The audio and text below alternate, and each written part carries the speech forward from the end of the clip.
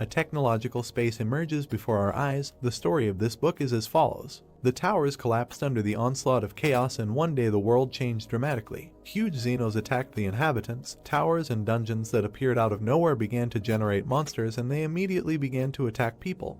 And the world plunged into chaos. The continents were shining with threat, and in particular the Korean peninsula, which became famous as a region where towers and dungeons appeared continuously. The subway stations were in ruins, and here the monsters were much more aggressive and stronger than in other countries. It was a real hell. The mother tried to protect her child from the monster. A huge wolf opened his mouth, preparing to attack. But then lightning pierced him, and yet even the pitch darkness can be dispelled by bright light. The mother and child looked at the savior with joy. He extended his hand to them, and in this novel, with such light. It was a man in a cloak and fingerless gloves. Heroes could destroy the darkness. The news was full of headlines, and thanks to the power of heroes, Korea began to fight monsters, and gradually people were able to take control of dungeons and towers into their own hands. The charts of countries jumped, and cataclysms were used as an engine of industry. Dawn came over the city, and gradually humanity began to emerge from the dire situation.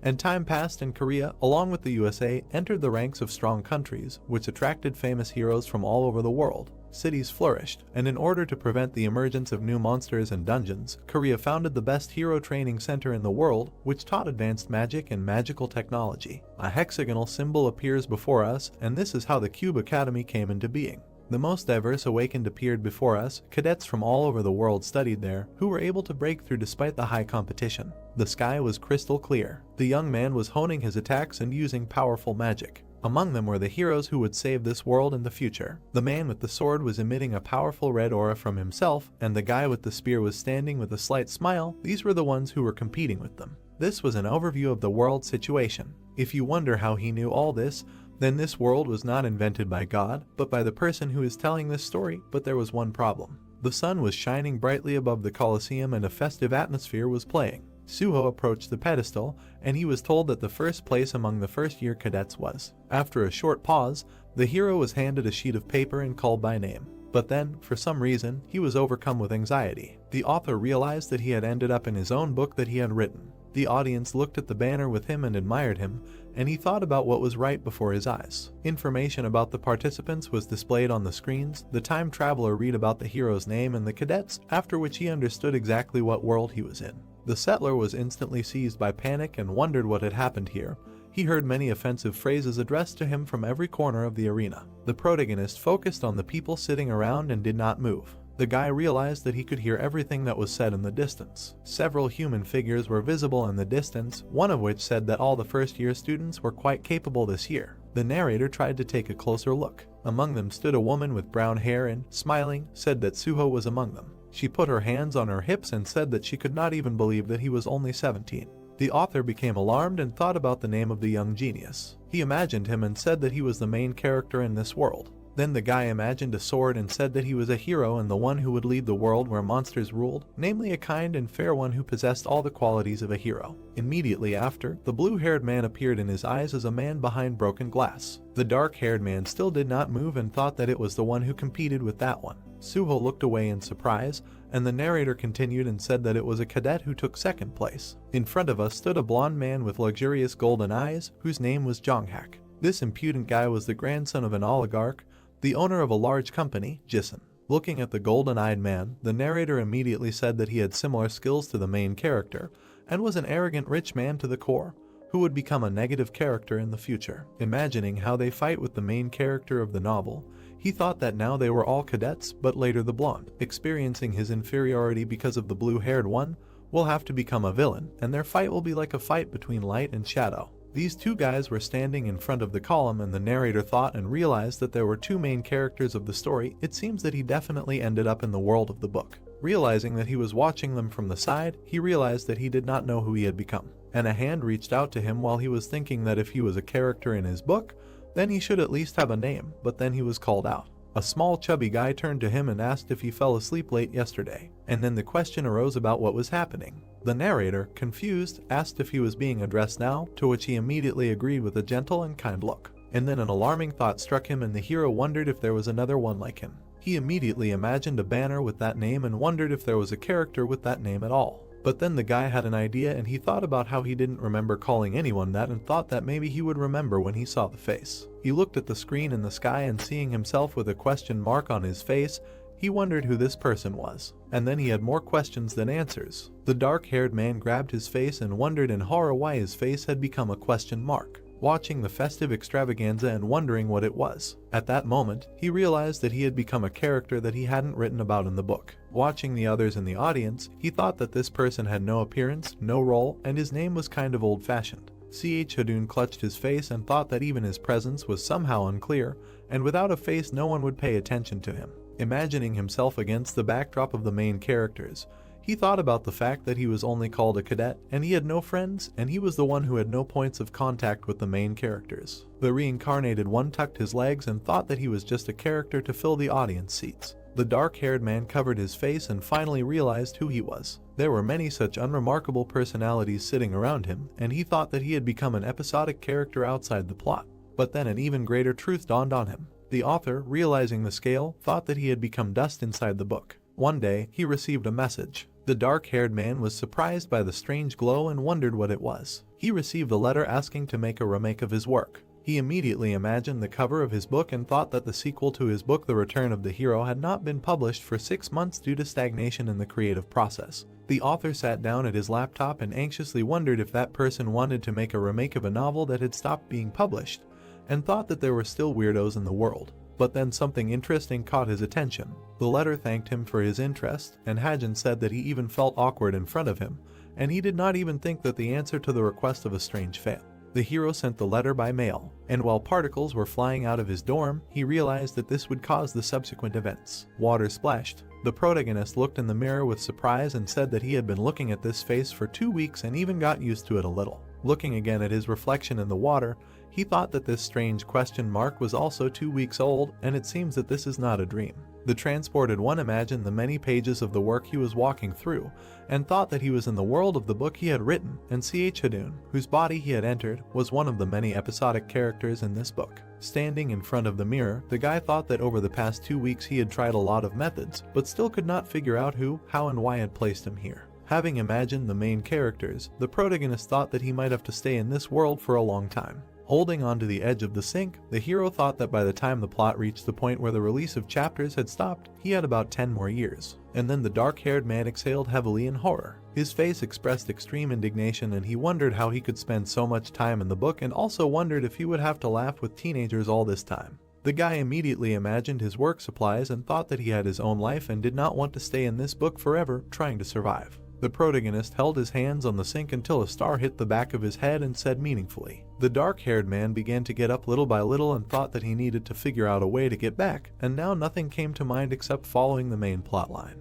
Remembering his book, the hero thought that if he reached the middle of the story, then the chapters would stop coming out anyway. The author took a towel and thought that he needed to try to hold on for a while. But then he remembered the cover of his book and said with anxiety that for this he would have to. Looking out the window and seeing a thriving city, the hero said that he needed to go to Cup School. Imagining that location, he thought that this place was located on an artificial island near the Eastern Sea, and about 5,000 cadets, including future heroes, were studying at the academy. It was a high-tech city where magic, advanced industry, and talented personnel from all over the world were concentrated, and thanks to the academy, Korea was called one of the most powerful and influential countries in the world. He stood holding his backpack with anxiety and thought that this was the center of the city and the main stage where the plot of his book unfolded. In front of him was the Hero Training Center. The guy imagined strong warriors surrounded by energy and said that among those who hoped to become a hero and had special skills, only a small part of the elite could study at this place. Looking at his hands, the hero thought that the owner of this body was also a cadet.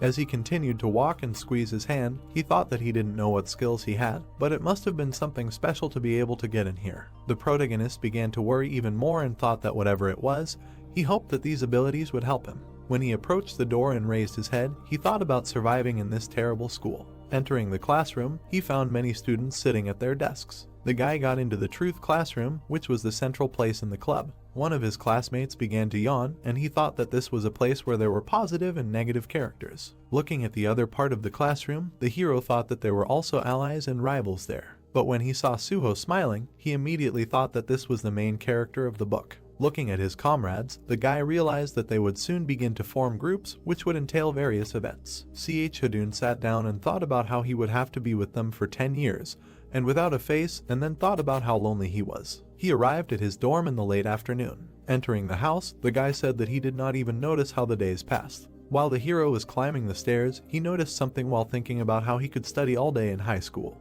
There was a huge box from the academy on his desk. The guy began to remove the tape, asking what kind of package it was, thinking that he was not told that something should arrive. Almost removing the tape, he thought that these were Hadun's personal belongings. But then something really surprised him. His laptop from the real world was there. The hero hurried to open it and wondered what he was doing here. The system began to slowly load. Synchronization began. He covered his hands with bright light, not understanding what was happening. The system showed 2 images with the transition from Hadun to Hajin. The settings began loading, and immediately after that, a lot of status windows flew out. The protagonist immediately remembered how he worked behind him in Earl and thought that this was the same settings log that he himself created. The guy extended his hand a little forward and wondered who could have sent him such a thing. But then something suddenly stopped him. The core began to crack and emit energy after the synchronization was 99% complete. And then the laptop unexpectedly turned off. A notification appeared about receiving a unique right to change the settings. The crack went through the space itself. Suddenly, the hero took his image from the real world. He was wildly surprised, and then a notification appeared about resetting all indicators for the purpose of synchronization, and while he was trying to come to his senses, a notification appeared about the completion of synchronization. He immediately grabbed the lid of the laptop. There was a reflection, and the guy immediately said that this was his real face. The dark-haired man looked around and wondered what had happened and where it all came from. Looking at the notification, the guy began to gradually guess what was happening and suggested that it could be an epiphany. Hajin imagined a person with an aura and said that this is an awakening phenomenon that occurs when one overcomes one's own boundaries, and in this world such a phenomenon is called an epiphany. He imagined his body with statistics and said that after it, one can see one's abilities, techniques and skills in numbers, and also become stronger in a much more effective way than before. His report card appeared in front of him, and the reincarnated man thought that, to put it simply, he now sees a status window. A window about the observation and viewing skill appeared, and then information about variables and static indicators appeared. The dark-haired man swiped his finger across the screen and said that first you need to look at each indicator. Synchronization and reset immediately caught his eye. The newly minted member of the story became more serious and thought that he did not know what it was.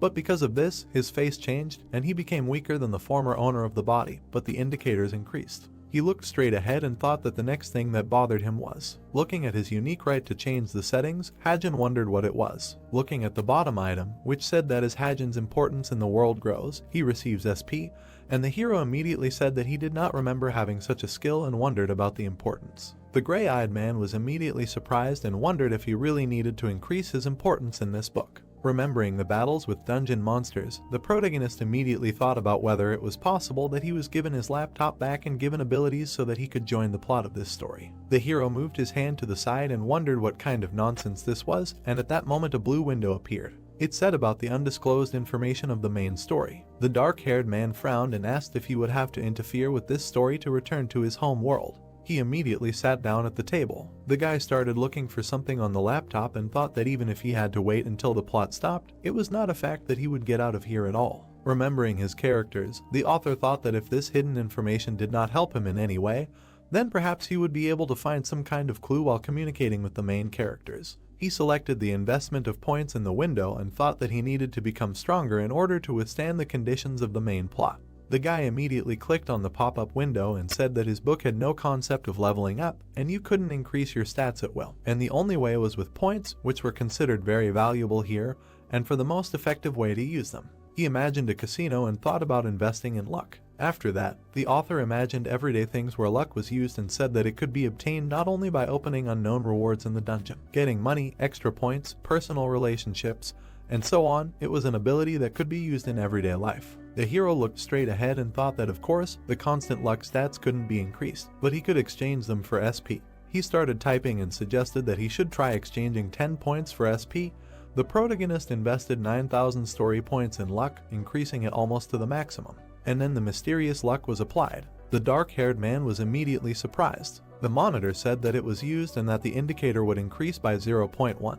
And the reincarnated man was immediately surprised that it affected this too. He leaned back in his chair and put his finger to his nose and thought that the main character's magical powers were about 9, which meant that he was very lucky. Gray-eyed began to enter new values and thought that he needed to invest the remaining SP in patience because he had to endure training in Cub. And when the hero invested points, then a huge luck was applied and patience increased from 6.6 to 7.207, to which he said that he had become lucky after all. But suddenly artifacts began to appear on the matrix. A warning popped up that an error was detected that could affect the probability of increasing the indicators, which made Hajin furious. The next inscription said that he could no longer change SP using unchangeable points. The hero immediately became disappointed, asking what kind of mockery this was. He again sat back in his chair, upset, and said that there were restrictions on tricks, but he still managed to increase luck and patience, and this was already a lot. But then something caught his attention. Looking at the window of the special right, he said that he had another 10,000 points. The dark-haired man leaned back once more and fell silent. It was clear outside, and the guy said that he needed to think about how to use them. The doors to his class were open and someone was saying that they all tried hard at the morning training. Hajin was listening attentively to the lectures, and their teacher decided to introduce himself. The man in glasses put his hands on his hips and said his name, saying that he would be their instructor for the whole year. The cadets talked among themselves, discussing their places in the world rankings, while the hero sat silently. Suhaik calmly looked at them and said that it was time to stop talking about him and get down to business. He imagined a pyramid and said that Cub is not a place for entertainment, and if they do not achieve the main goal, high grades, they will begin to lag behind. According to statistics, less than half of the cadets graduate from the academy without ever repeating a year. The white-haired girl looked without emotion, and he continued and said that heroes are raised here, which means they will be assessed according to strict criteria. The brutal man nodded sternly and told everyone to stand up and follow him, because the first thing they will do is determine the main weapon. The teacher put his hand to the sensor. A heavy door began to open in front of the protagonist's face, and the contents surprised him. It was the armory, which was all glowing with neon and shining. There was a wide variety of choices, for example, katanas. In another row, axes and spears lay nearby. But then the instructor put his hand behind his back and began to shout that he did not give them time to admire and told them to choose faster. When Suho grabbed the katana, the brutal man with glasses mentioned that the chosen weapon cannot be changed for 6 months, so he should think carefully. The blue-haired man looked at his blade with a soft smile.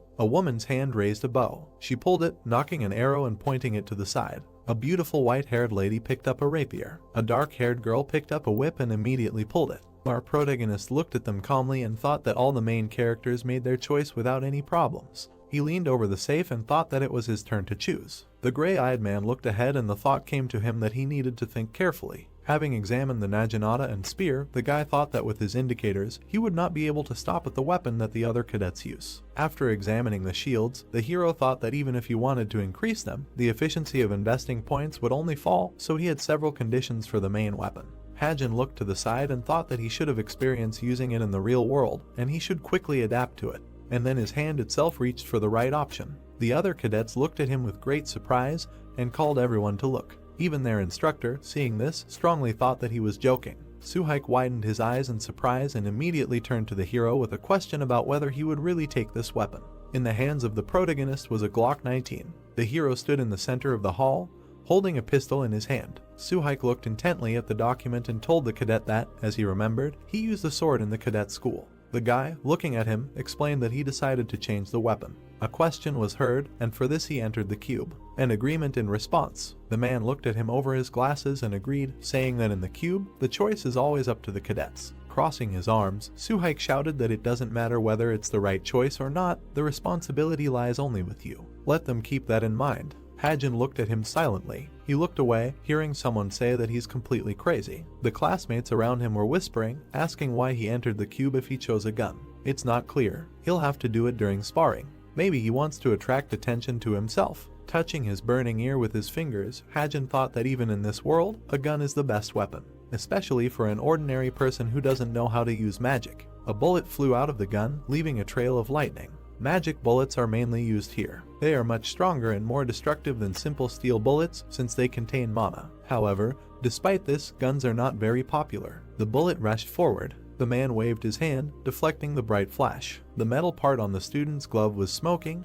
The instructor behind him was calling the next cadet. No matter how strong the owner, the gun already has a certain destructive power. This is the first reason. Ancient symbols were painted on the wall, And the second reason is that the gun does not have any deep and significant history of origin. Imagining a fresco with a man watching a dragon, the hero thought that in this world there are myths and legends, as well as artifacts from these legends. The warrior on horseback raised his sword. The longer and deeper the history of a weapon, the higher its rank. The blade glowed next to the outstretched palm. Therefore, the cadets of the Cuba generally preferred not modern weapons, but those with their own history. They believed in their strength and did not rely only on magic bullets, all for the sake of becoming at least one step higher, even if they reached the limit of their capabilities.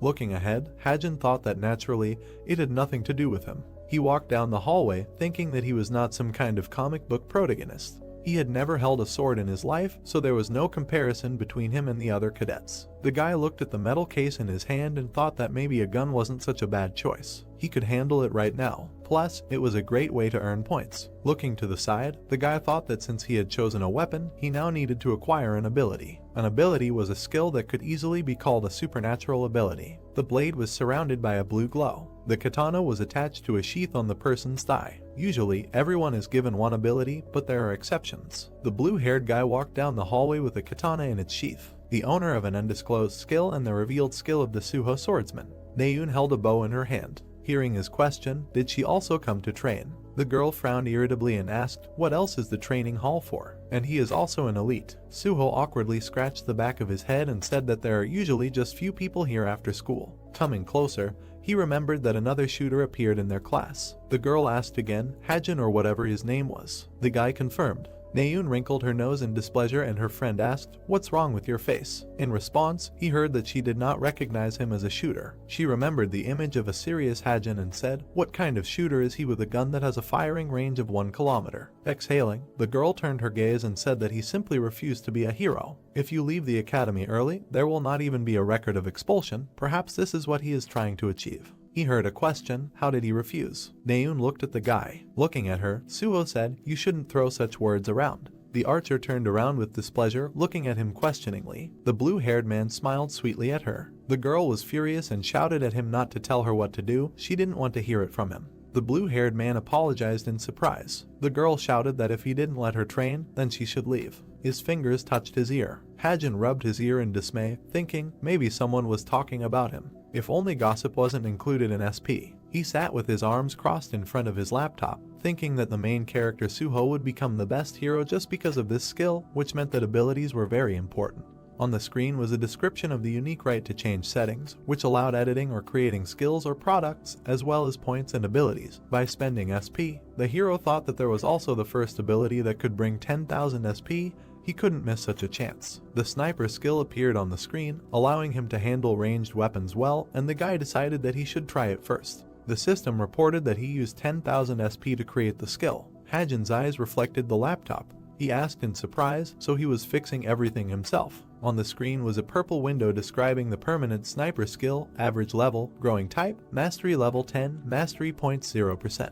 The skills were listed. Bullet time, every 4 hours, 3 seconds are allocated to use bullet time in real combat. Marksmanship, wields any ranged weapon. Foresight, the ability to see far and predict the route of the object. He imagined a bow with several arrows and thought that any ranged weapon was not bad. He would be able to use not only a pistol, but also a bow. The guy thoughtfully touched his face, thinking that on top of everything, the growing skill. Now the level is not too high, but he will be able to develop it, and that's a plus. In the long run, it was even better. He reached his hand towards the keyboard, saying that great, he would choose this. Stretching, Hajin said that he seemed to be ready now. Blooming, he thought that he had only to hold on to his abilities, until the main plot of the book ended. The cadets walked along the paths near the tall buildings. A woman stood at the lectern in the classroom, saying that there weren't many small problems, but they needed to pay attention to the examples of clearing the tower and the dungeon. Hajin ran his finger across the screen of the tablet, thinking that just a few illegible lines, but it turned out to be a whole textbook. The woman pointed to the question on the screen, what is the reward for clearing the tower by the Holy Apostle Guild? The answer appeared, that the Holy Apostle Guild cleared the sea tower and received the sea stone. The guy thought that if the main characters found out about this, they would cry tears of blood. Thanks to his skill of observation and viewing, he listened to this lesson in its entirety. He imagined the silhouettes of people in the room and thought that he was literally watching and watching. He could hear their words, what they were saying. He was just amazing. He was just lucky. And this Kim Suho was a handsome man, didn't she think so? Hajin thought that he could watch those in his field of vision, and even look through smart watches. He remembered the image of the article with the description window and the planet and thought that he could open the settings tables without any means at any time. The teacher's voice was heard that they should review what they studied today. After all, they know that there is very little time left before the exam. Naeun sat with her chin resting on her hand. Finally, she lost her patience and clasped her hands and shouted, "Why should they study this nonsense? After all, it is enough to demonstrate the abilities in a real battle." At this moment, the door to the office opened. The man who entered shouted to the students of the truth class to go to the square in 20 minutes. Naeun froze with an enthusiastic wide smile. Yona and Jonghak turned their attention to the speaker. Words were heard that this was a real combat training. Hajin awkwardly leaned on his hand and thought that this moment had come. The silhouettes of the cadets were standing on a round platform. Words were heard that they hoped that they all knew what kind of lesson this was. Accordingly, they would skip the introduction and immediately proceed to the formation of teams. Introducing the figures of the participants with weapons, the teacher said that each team would have 4 people, 2 warriors, 1 shooter and 1 assistant. The blonde girl listened along with the others that if nothing happened, the teams would be in this composition until the midterm exam. Each team would include both low-level and high-level cadets so that it would be fair. Suhaik, with a tablet in his hand, announced that in order to avoid unrest, he would immediately say that they should get used to their team. So now they will check who got where. Hajin's eyes widened in surprise. He looked at the written names and thought that it couldn't be. Gritting his teeth in displeasure, the boy thought that he was on the same team as her. On the screen, there was a list of the team members, which included Hajin and Yonha. Staring at the screen, the boy smiled wryly and thought that he was on the same team as Yonha. It was always like this in books. He imagined the figure of the boy surrounded by many silhouettes, and thought that the main character was surrounded by numerous characters who encountered him, talked to him, and got into the same stories. And among all these characters, strands of dark long hair flew up. The girl looked forward confidently. Yona was special. The hero imagined the guild logo and thought that she was the successor to the #1 best Korean guild, the Strait of Essence, as well as the heir to a famous clan. At the beginning of the book, she was at odds with Suho. The hero imagined their hands holding each other and thought that she then fell under his influence and became a reliable ally. Looking at the long-haired girl's back, Hajin thought that this is why Yona is a very important character. The more often he is involved in the story of the book, the more points he can earn. Resolutely clenching his fist, the brunette thought that today during training he must definitely find a way to get her attention. Yona turned around when she heard someone greet her. She saw a guy in a hood who said that they were on the same team. It was Hosung, next to whom stood a green-haired girl with pigtails, Heizuki. The girl looked at them indifferently, and a pattern appeared in her head. This is a team member, yes, so it cannot be ignored. Smiling sweetly, Yona said, "Very nice, Mr. Hosung, Miss Heizuki." The guy thought, they are the same age, why is she so formal? Turning around, the long-haired girl asked, "Where is the other one?" Words were heard that it was him. Hajin confidently walked towards his teammates. Yona said with an inscrutable face, "He." Looking at her, the hero thought that he should not mumble. She dislikes insecure people the most. Hosung looked at him with admiration and exclaimed that he was the one who chose a gun for himself. With a wide smile, he said that he had managed to become famous among the freshmen. A gloomy man appeared behind him and asked in a frightening voice, "Do they have time to chat?" The frightened cadets turned to the stern Suhaik. Near the light building, his cry was heard that he had sent the location of the monsters that the teams would have to fight to the smartwatch. Let them begin. The bright sun illuminated the grass by the seashore. The sun's rays flickered between the yellowish blades of grass. The 3 heroes quickly ran across the field. A map with an arrow appeared above the smartwatch on the wrist. Turning around, Yona said that they would soon be there, let them get ready. Looking at Heizuki, she said that they could look up the information about the monsters when they got there. Hajin bent down, thinking that it was possible to die. He was exhausted and sweaty from running, thinking that his physical abilities were above the level of an ordinary person, and he was just dragging himself behind them. Hosung with an axe confidently ran forward. Heizuki, focused, did not look tired. The hero thought, is this the average level of the cube cadets? Stopping, Yona looked ahead and said that they were there. This is the training ground, beach number 8. A small boat was floating in the sea ahead. A purple tentacle appeared. A ghost monster. The monster struck the water with its large tentacle. A black humpbacked octopus. The heroes watched as the octopus splashed in the water, approaching them. Standing on the shore, Yona suggested that they start discussing their plan.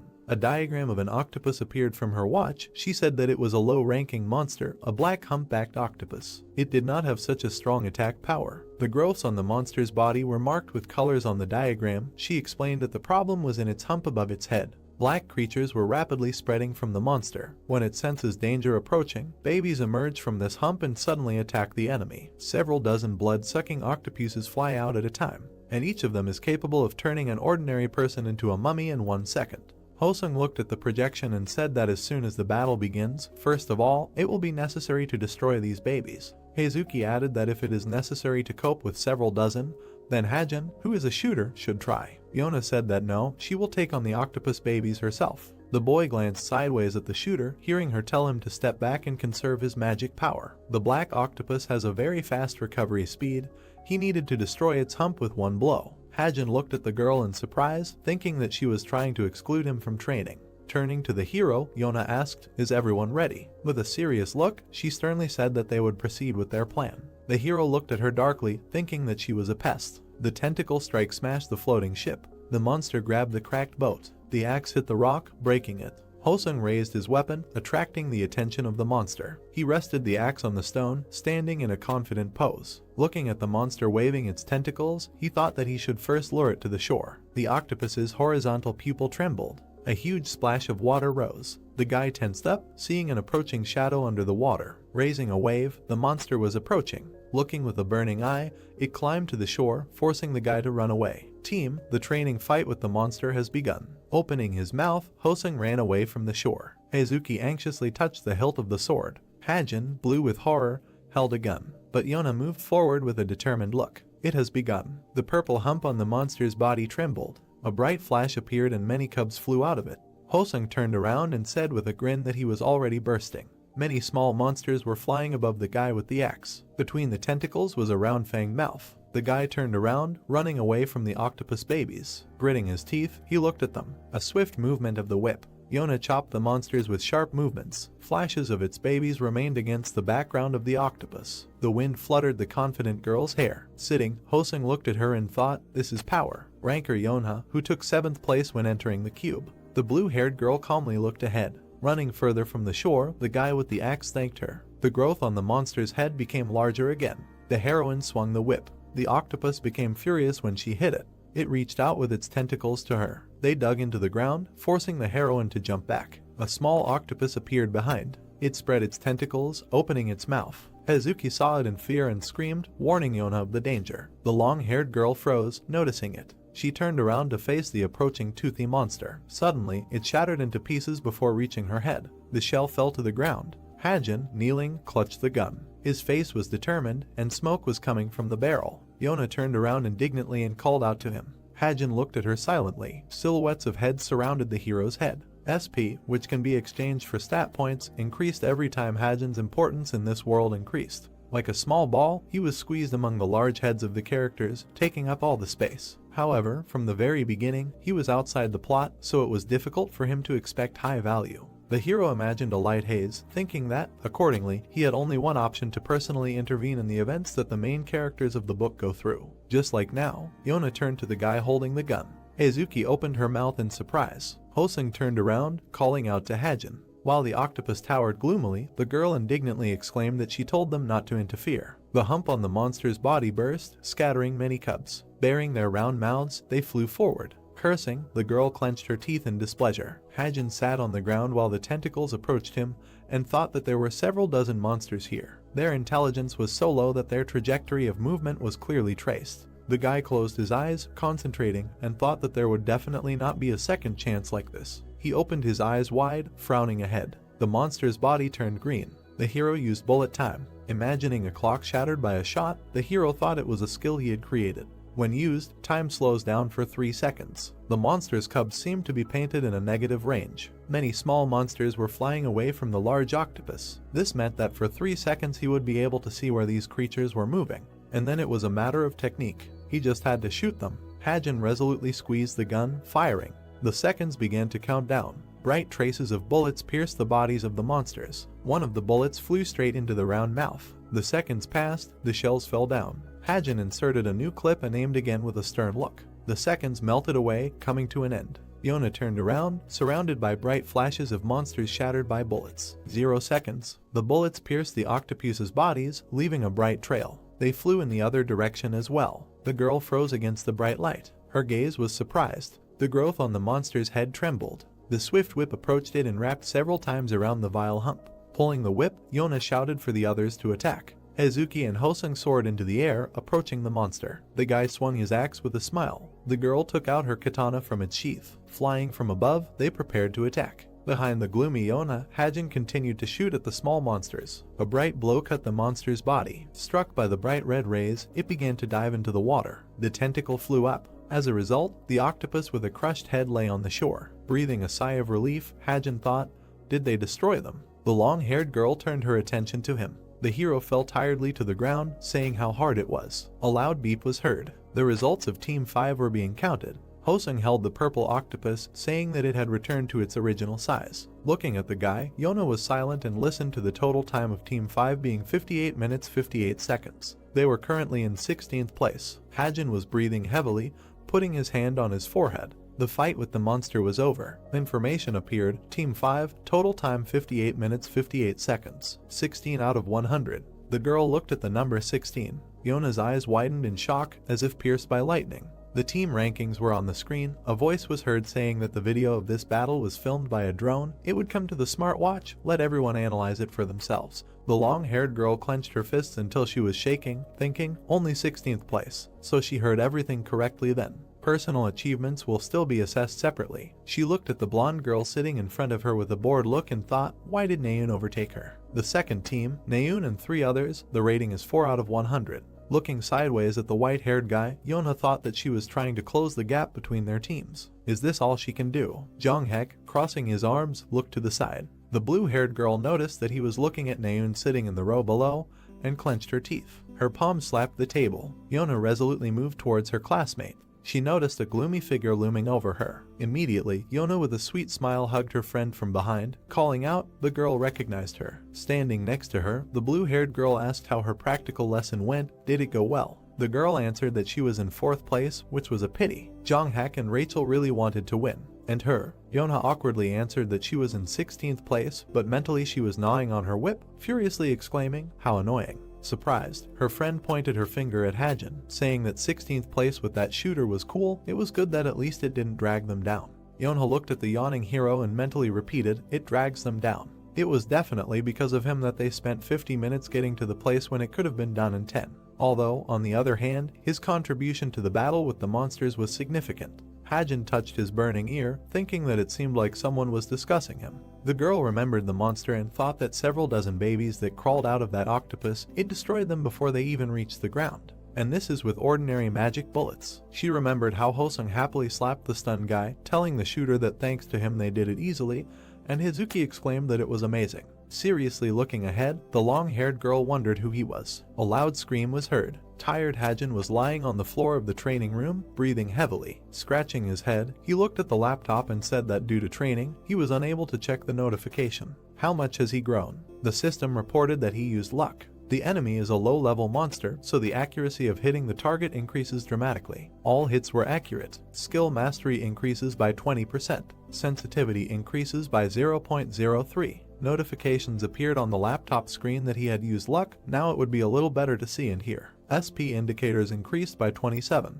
Hajin remembered how the girl turned to him in surprise and thought that today during training he had used luck as he expected. And he had also increased the indicators. It was not for nothing that he had interfered with Yona's plan. Thanks to exercise, he had also increased other indicators quite well. The system reported that thanks to exercise, muscle strength, endurance, and health increased by 0.02. Mana is miraculously absorbed into muscle fibers. Muscle strength, endurance, and health increased by 0.03. The guy touched his fingers to the keyboard and thought that all this was due to inspiration and luck. Standing up, he took a bottle and thought that since the indicators had increased so much, he had enough of training for today. He looked at the exercise machines, thinking maybe he should go back. The light was on in the house with the traditional roof. On the door was a sign with the name Yonha. The girl sat at the table with her arms crossed, using a laptop. On the screen were shots of a guy shooting. The bullet quickly pierced the monster. The finger abruptly pressed the space bar, stopping the recording. Looking at the monitor in surprise, Yona thought that it was 2.76 seconds until this moment. Here he fired 60 times from this gun.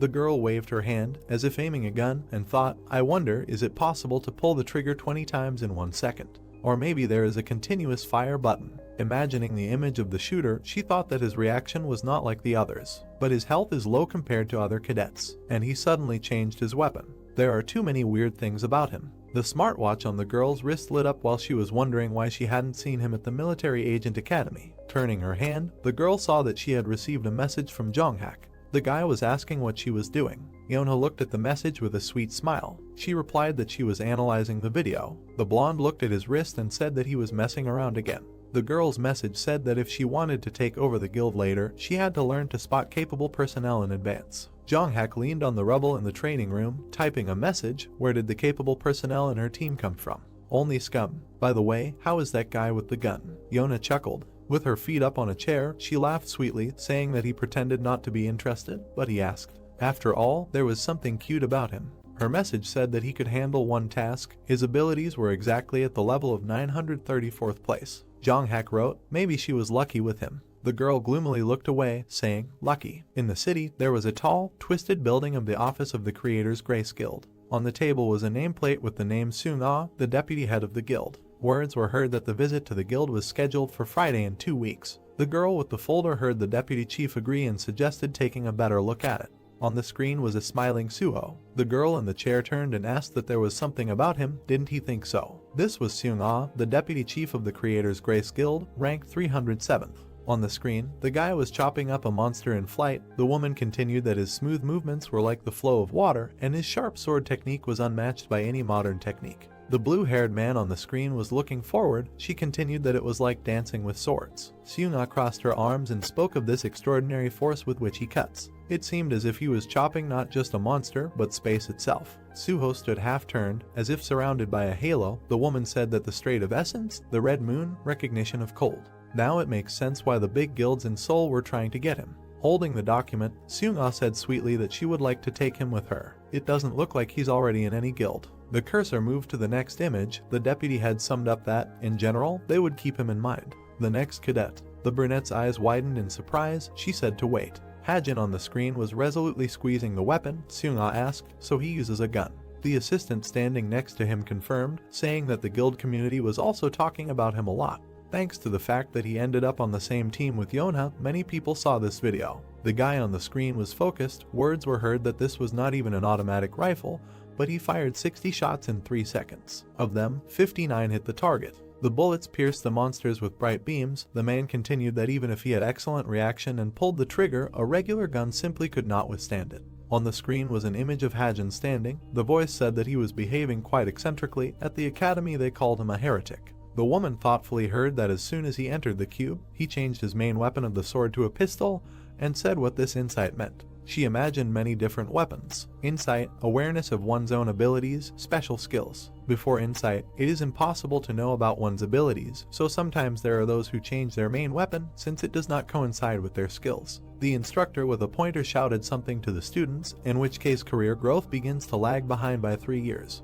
At the academy, cadets were advised to use different weapons. Crossing her arms, Seung-ah said that inside at 17, he develops quite quickly. But if he is limited to one pistol, then there is nothing unusual about him. Sitting in the chair, she said, be that as it may, we should take a closer look at him too. Are there any free scouts now? The assistant answered that of course not. This time there are many outstanding individuals. Everyone is very busy now. The deputy head nodded, saying that then they will leave him for now. If he is a diamond in the dirt, he will start to sparkle on his own. The light of the screen reflected in her eyes. She said that it will soon be clear whether he is a heretic or not. At this time, Hajin was sleeping, hugging the pillow sweetly. Wednesday, Suho was clutching a sword in his hand. The guy swung his fist with a grin. The opponents clashed in the attack. The day of one-on-one training fights. The instructor watched with a whistle as 2 students fought. One-on-one fights were held in teams, each of which consisted of 2 cadets. Rachel thrust her blade forward.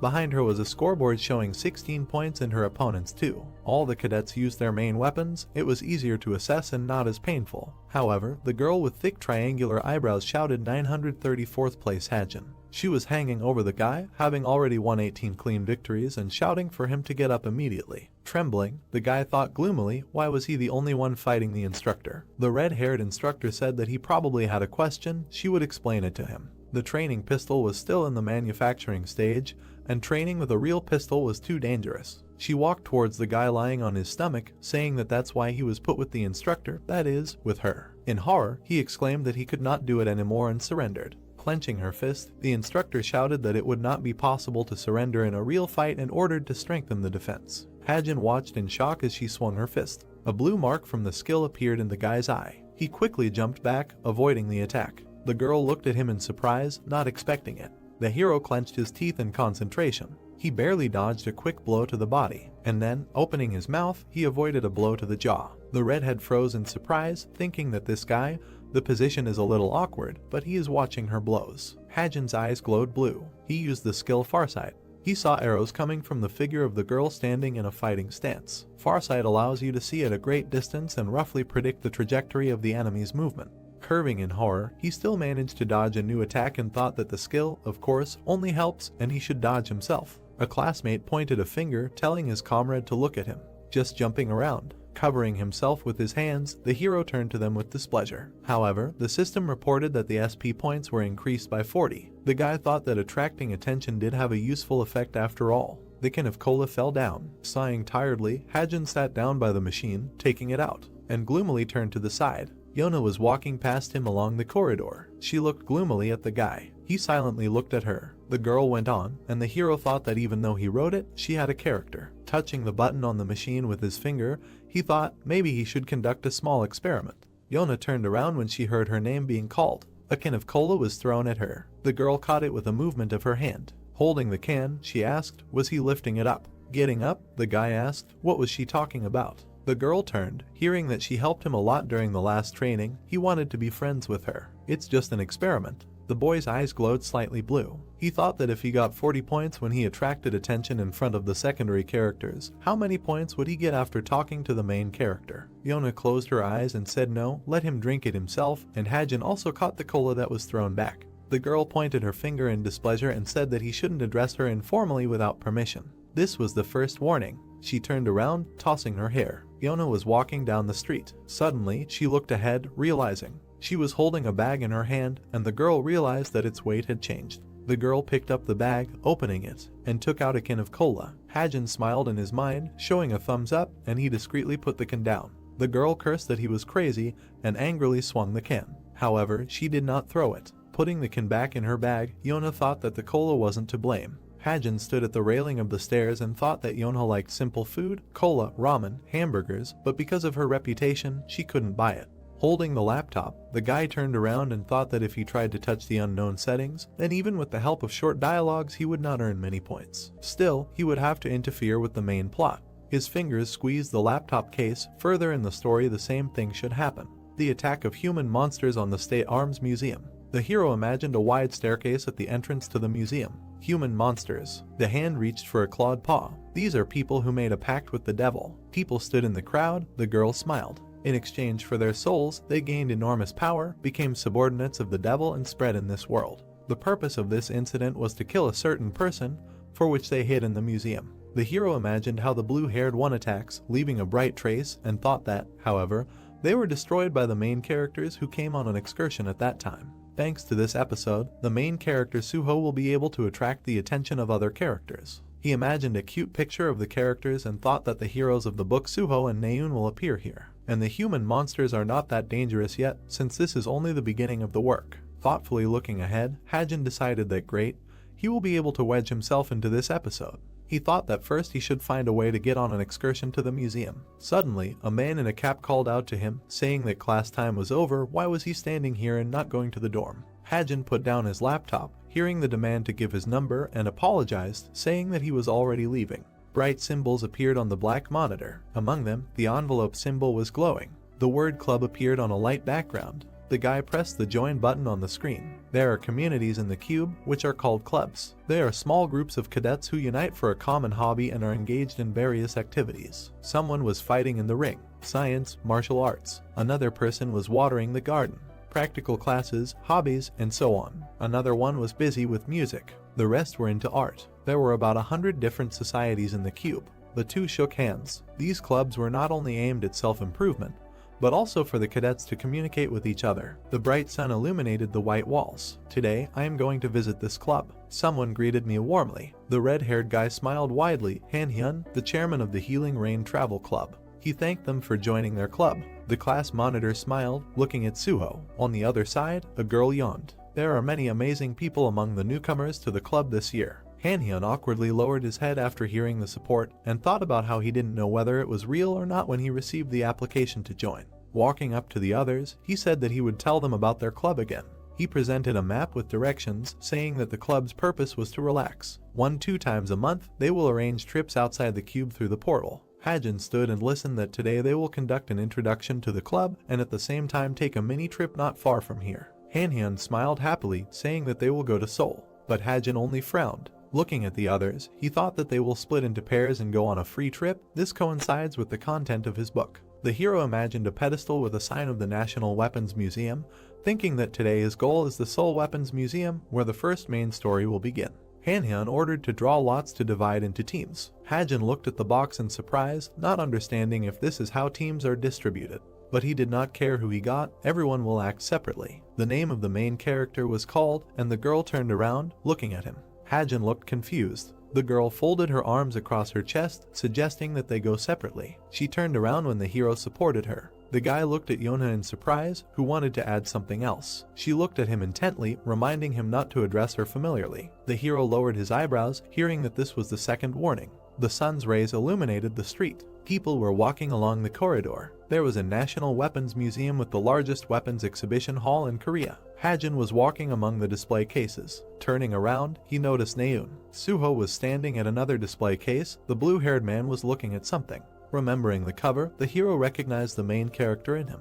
Hajin approached him. There were bladed weapons on display behind the glass. He asked the blue-haired man if he was looking at the 7 knives and introduced himself. Suho apologized, putting his hand on his neck, saying that he forgot for a second. Looking at the interlocutor, he asked if he was the shooter who chose the gun and if he joined the club. Hajin thought that Suho was strong, cute, fair, but because of him, the readers had many complaints that he did not look like a normal person. Suho offered to look at the hall with firearms, but the hero refused. Shards fell from the ceiling when Hajin said that there was not enough time. People looked up. The loudspeaker announced that monsters had appeared near the museum. Panic began. Everyone rushed to the exit. Someone pushed the child. Someone's fist hit the glass. Everyone turned towards the sound. Suho was holding the girl in his arms. Naeun urged everyone to calm down, saying that the hero would come soon. She took the bow. The system notified about the theft of an exhibit. The girl warned that if they ran outside, they would be eaten by monsters. A new message announced the activation of the barrier. The hall turned red.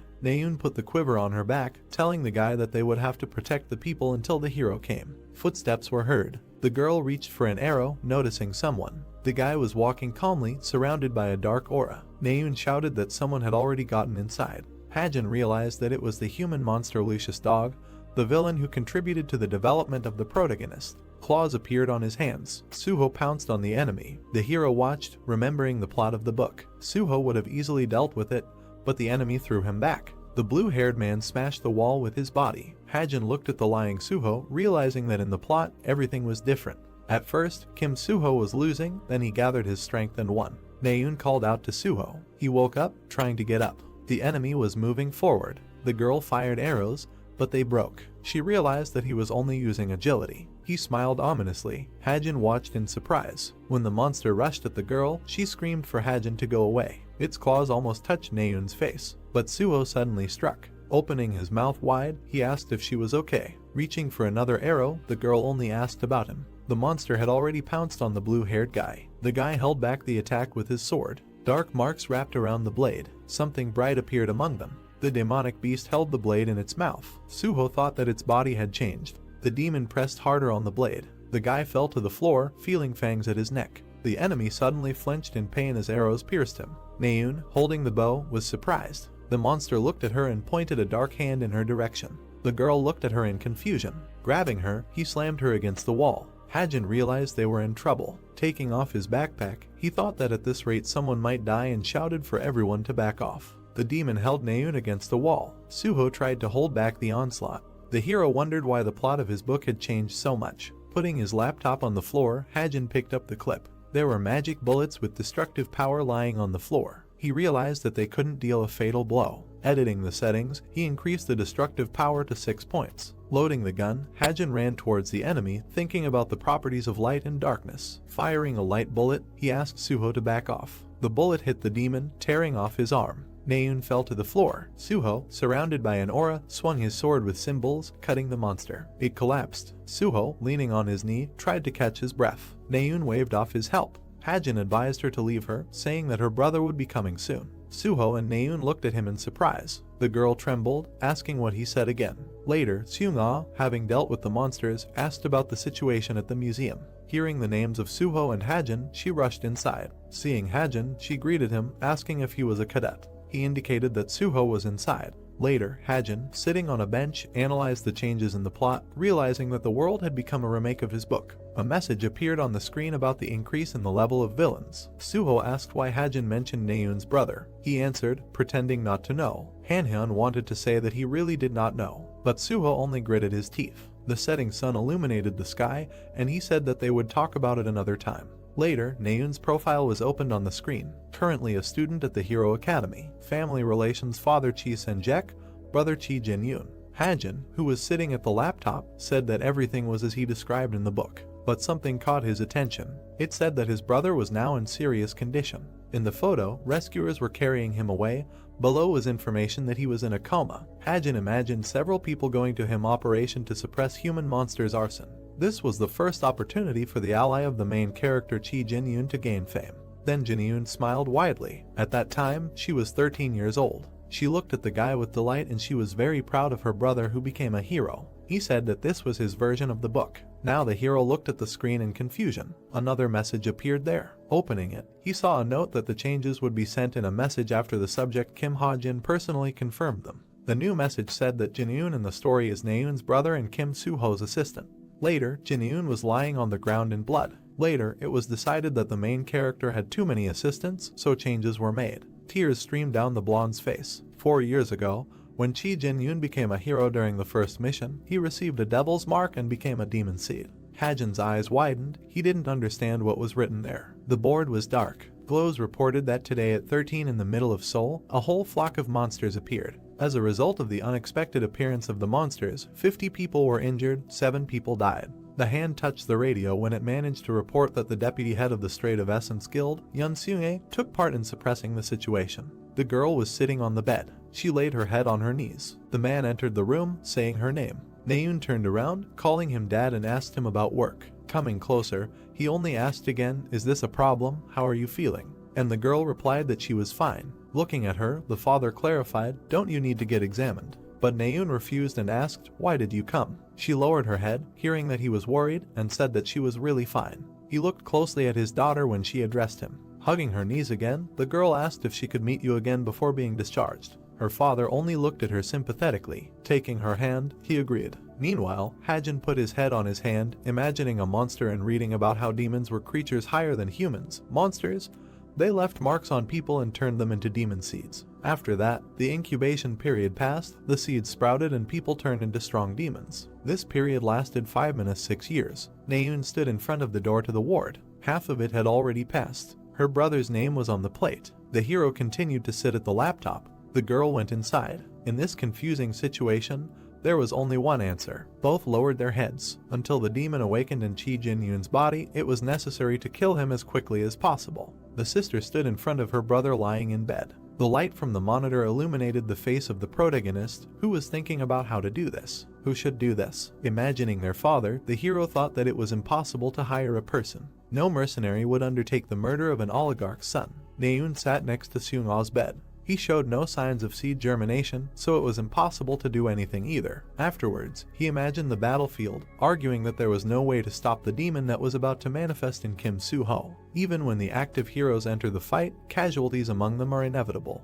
Therefore, now is not the time to do anything, because these heroes play a big role in the second part of the book. The sister looked at her brother in a coma. Our hero began to tremble. Smiling, the girl said that it was her. And Hajin, sitting at the table, said that he should kill her brother. Naeun crossed her legs and said that she saw such a human monster for the first time. She almost died. No, but how could an ordinary cadet inflict a fatal blow on him? Then she frowned, talking about the shooter, but she suddenly fell silent. She only said that it was not worth talking about it. Turning around, she heard the word that visiting time was over. Putting her hand on her brother, the girl said that she would look in on him again, and headed for the exit. She lowered her head, and took a step forward, then she stopped. She again remembered Hajin and his words. She remembered his look and words that her brother would come soon and calm her down. Then Naeun pursed her lip. Frowning, she looked forward, repeating his name. Several tall buildings rose to the sky. The Tower of Heroes. At the entrance, it was written that this was an archive and someone addressed the deputy leader. Seung-ah was throwing out documents when a person behind her said that viewing materials from a state organization was illegal. What to do if someone noticed her? But sitting down at the table, she answered nothing. She was going to take a second to look at the records of today's incident at the museum, and the guy thought that this was the whole problem.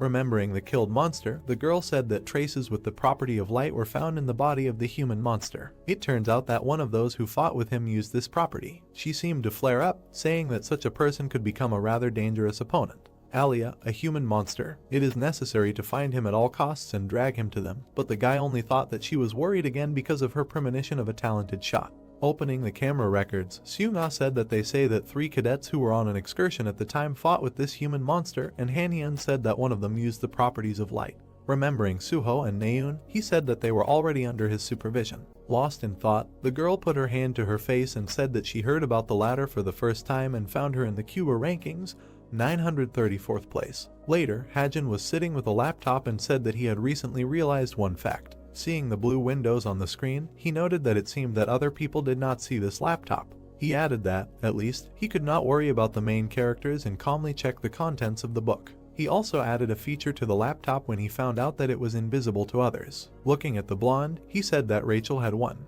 Then a notification about a change in the settings appeared. Watching his comrades, the hero saw that Demayan's self-confidence was lower than usual and noted that this was such a function. He assumed that being among many people and continuing to talk about if settings that differ from the plot of the book appear within a radius of 30 meters from him, he should immediately receive notifications. Someone stamped their foot behind their back when he thought that this was much more effective than messages from the co-author after his confirmation. Naeun clenched her fists and offered to fight again. Turning around, he silently looked and the others noticed them when the hero said that he did not want to, but the girl asked why and added that he was talking about other people's families. But looking at the interlocutor, the hero said that these were real bullets and he had to be careful and added that he did not want to be scolded for wounding a classmate.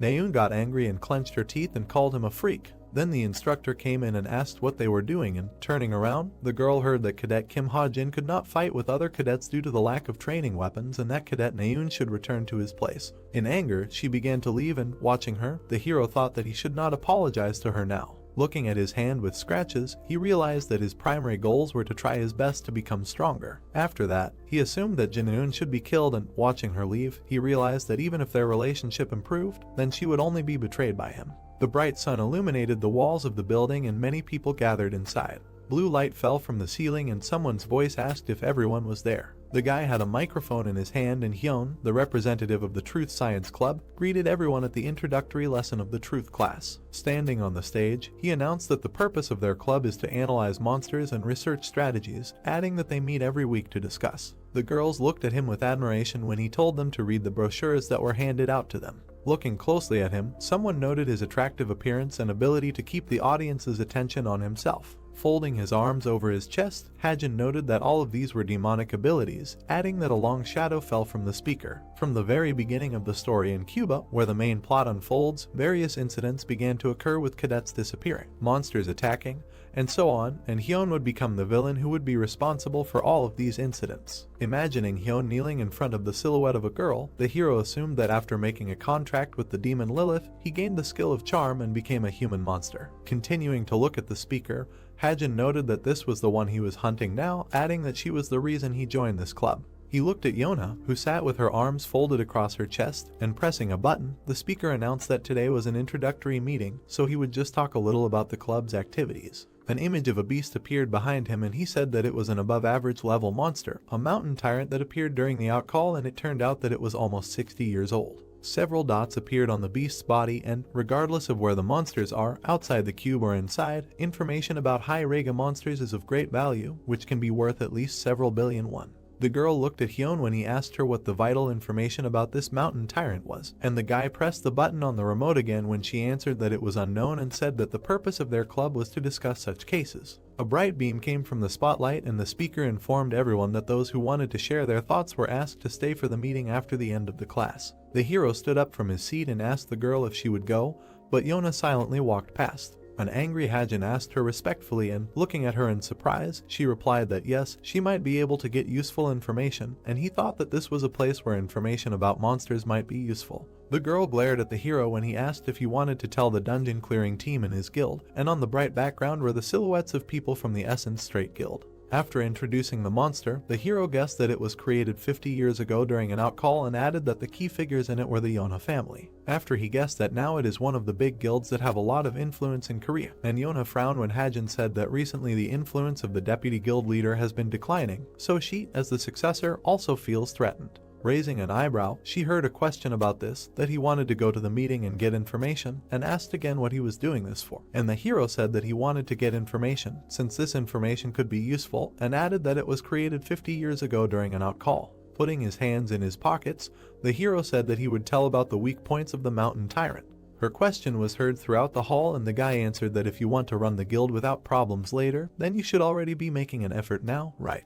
Imagining the beast's leg, the hero said that there is a small blue pattern on its heel, and if you hit it right there, it will not be able to move. Now calmly looking at the interlocutor, she heard words about the fact that naturally this information is not free and your guild has an arsenal, right? Imagining a gun, the hero said that he would like you to get the Desert Eagle for him there. The girl just looked at him thoughtfully, and still looking at him, she asked what is the basis for such a statement, do you have evidence? Then Hajin smiled and a strange feeling appeared between them when he answered that he did not. Yonha looked closely at the interlocutor and, turning away, she got angry saying that she just wasted her time, but the guy said that it would be beneficial for you to believe him. Looking at her, he thought that if she ignored his words, then information worth several billion won would turn into an ordinary piece of paper. The bright sun illuminated the leaves of the trees, but if she believed him, then he would have an army of allies. Someone's voice asked the secretary if she could pass on something to the team that was dealing with the mountain tyrant. Yona opened her mouth wide and said that it was about the next raid. The girl held the bracelet to her mouth saying that the vital place of the monster is the blue pattern on the heel, let them check. Hajin understood that this army would later be called the Kings of Seoul. On the piece of paper it was written that it was a bill for a loan, and below was the amount to be paid 300 million won.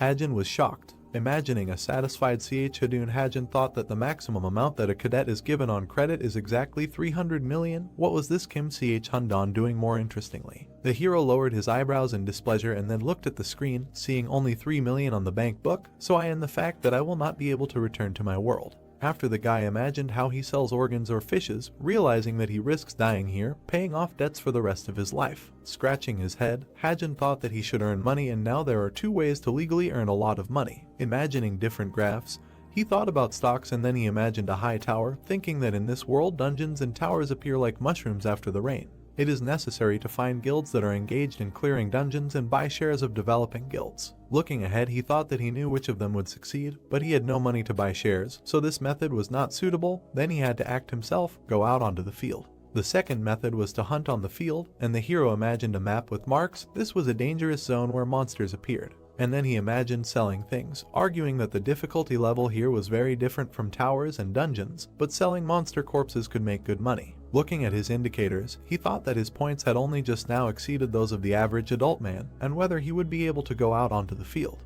He thought about it, putting his hand to his face, and even if he enhanced the effect of the gun with an additional device, it would be a waste of energy. Was there no other way? Suddenly he heard a sound behind him, and someone was knocking on the door, saying that he had a parcel from Yonha. He looked questioningly, and, opening the door, the hero saw a suitcase. The guy leaned over, opened it, and his mouth dropped open at what he saw. The bright sun illuminated the city, Gangwon Province, Wonju City, the field area. Smiling broadly, the man thanked the cadet for using the portal services, and, walking to the entrance, the hero noted that it was worth saying that he was a cadet, and she became so polite. There were many people at the entrance, and the hero stepped onto the step. In front of him, a view of the street opened up, and everyone was doing their own thing. The Gangwon area is considered to be quite low in terms of field danger. There are many foreigners all year round who come to hunt, so the city is called an international metropolis. Someone shouted that he was looking for a team, and the guy put his hand to his face, saying that a recruitment of magicians ready to go together to the Chayak Mountains was underway. Looking around, he heard that they were talking in these areas about some crazy person who hunts monsters with his bare hands. Walking further, he noticed a girl who said that everything together would cost 600,000 won, and he noticed how someone was bargaining for trolls and thought that it would be much more profitable for them to sell monsters to an agent.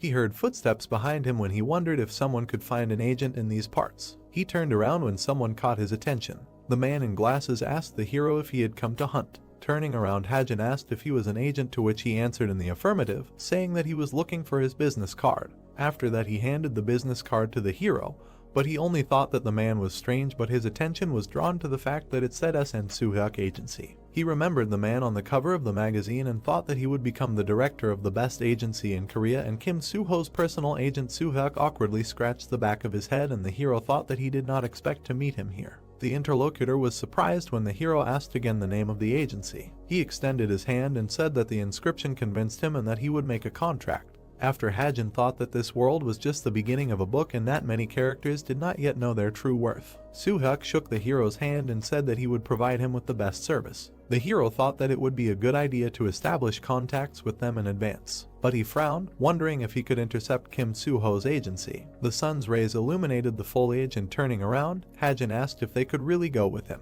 Suhyuk, breathing heavily, asked not to worry and said that if it became dangerous, they could drop their weapons and run. But the hero thought that agents usually wait outside the field. The man noticed traces on the ground and said that there were traces of hobgoblins. He noted that the difficulty level was low and that one could get about 300 to 400,000 won. He asked how they liked it. Turning around again, the hero expressed doubts, thinking that for one destroyed tower they give about 200,000 won. He suggested that if you think about the price, the monster is more profitable. Then he pointed his finger in the other direction. Standing at the edge, they saw a boar below. Adjusting his glasses, Suhyuk said that it was a steel boar. With a slight smile, he noted that such a boar could not be defeated with a pistol. He added that the bullets would not penetrate his skin, but the hero said that they would not know until they tried. The man looked at the hero in surprise, and he said that he had a very good gun. Remembering the conversation with Yonha, the hero said that he received this weapon in exchange for information about the mountain tyrant. Hajin pointed the gun at the target and a description appeared that it was a desert eagle. The agent looked at the weapon in amazement, and the hero thought that he had used SP and added some settings. When the hero aimed, the man expressed concern that the beast would only get angry. Frowning, the hero aimed the weapon.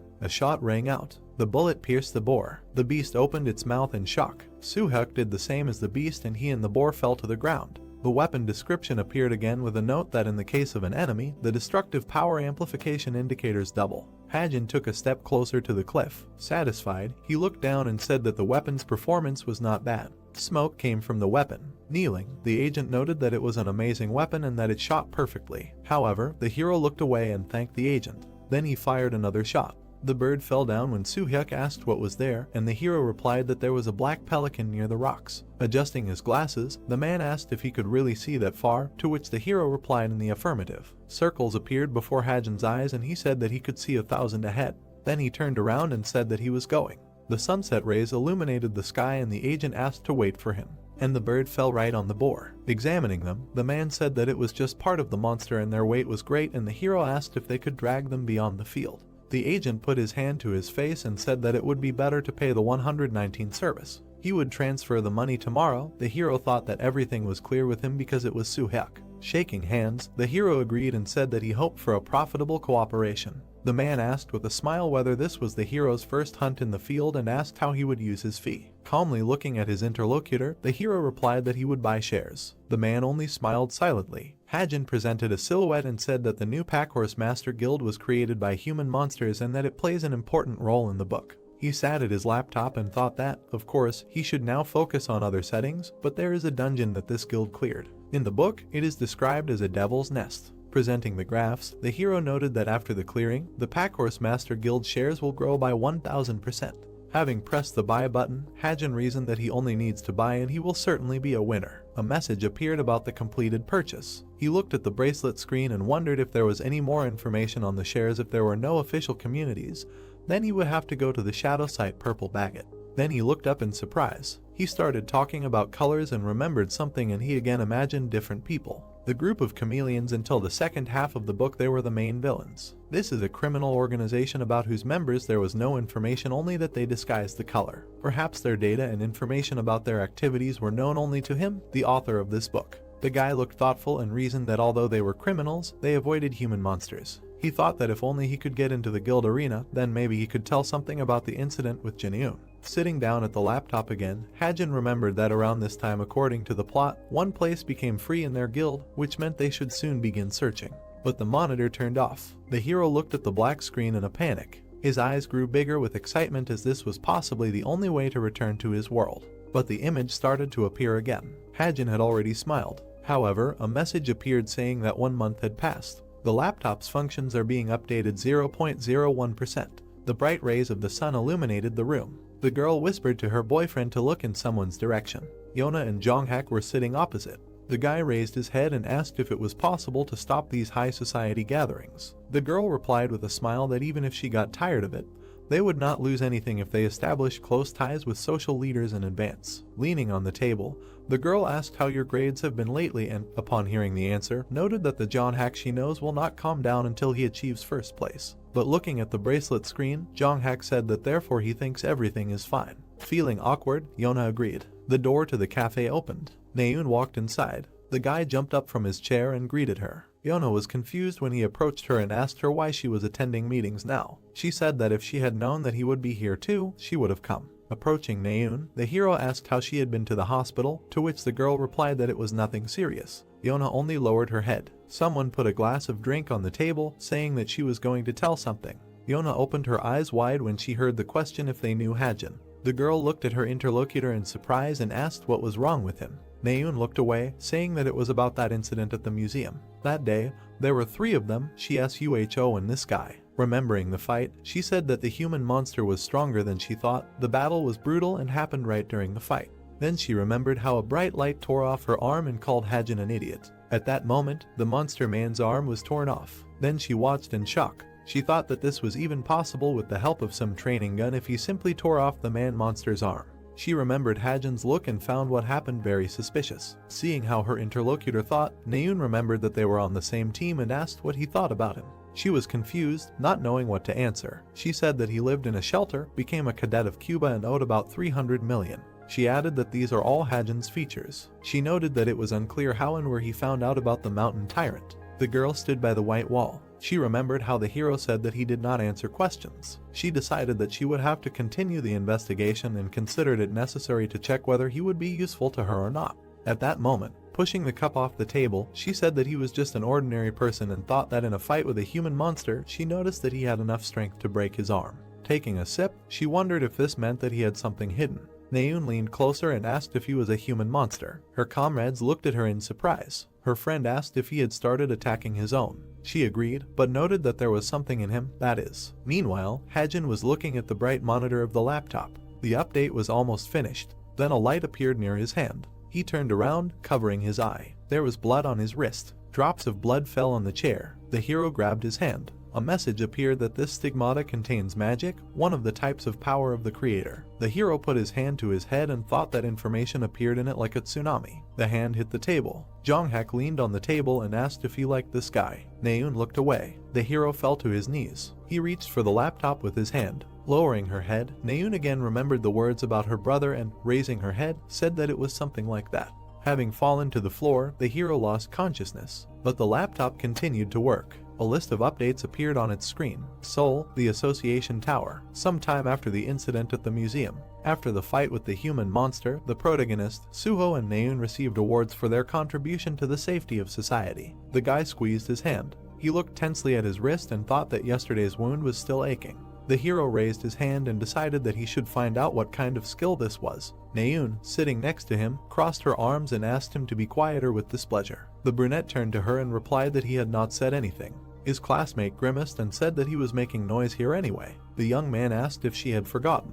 The archer frowned and asked what he was talking about. When Hajin reminded her that he had saved her, the girl's face distorted with disdain. She flared up and exclaimed, "What does this have to do with it?" Suho stood up from his seat and asked them to stop. He offered Naeun to change places with him, but she refused. The hero looked at her absent-mindedly, not understanding what the girl had done here. Suho sat down next to the young man. The guy coughed in embarrassment and thanked the archer for that time. Hajin turned pale and sighed, thinking that it had started again. The swordsman smiled and said that they would not have been able to win if the main character had not helped. The brunette looked away and replied that they would have managed without him. If he had not been there then, perhaps a higher level of power would have awakened in them. After all, the main character always becomes stronger in the face of danger. Suho looked at the young man in surprise. The cameraman in the headphones turned to his colleague and nervously shouted that he was here and everyone should get ready. A man with long hair came out of the portal. He scratched the back of his head and frowned. Yu Shihyuk, a high-ranking hero ranked 37th, frowned and muttered in displeasure that he was being forced to walk back and forth. The man extended his hands to the man standing on the stage with the documents. Everyone whispered that this man was the Wolf of Valhalla, who possessed enormous magical power. The announcement of the beginning of the award ceremony was made. Hajin, Suho and Naeun became serious when all the winners were asked to come up on stage. A voice announced that the hero Shihyuk would be hosting the ceremony. The man stood in front of 3 cadets. The host said that these people were able to destroy the human monster in a dangerous situation and became model citizens of society. The hero handed the letter to the swordsman and asked if he was Suho. The boy confirmed with a smile. Shihyuk said that it was not surprising that everyone wanted to get him. The cadet looked at his interlocutor and muttered that he was exaggerating.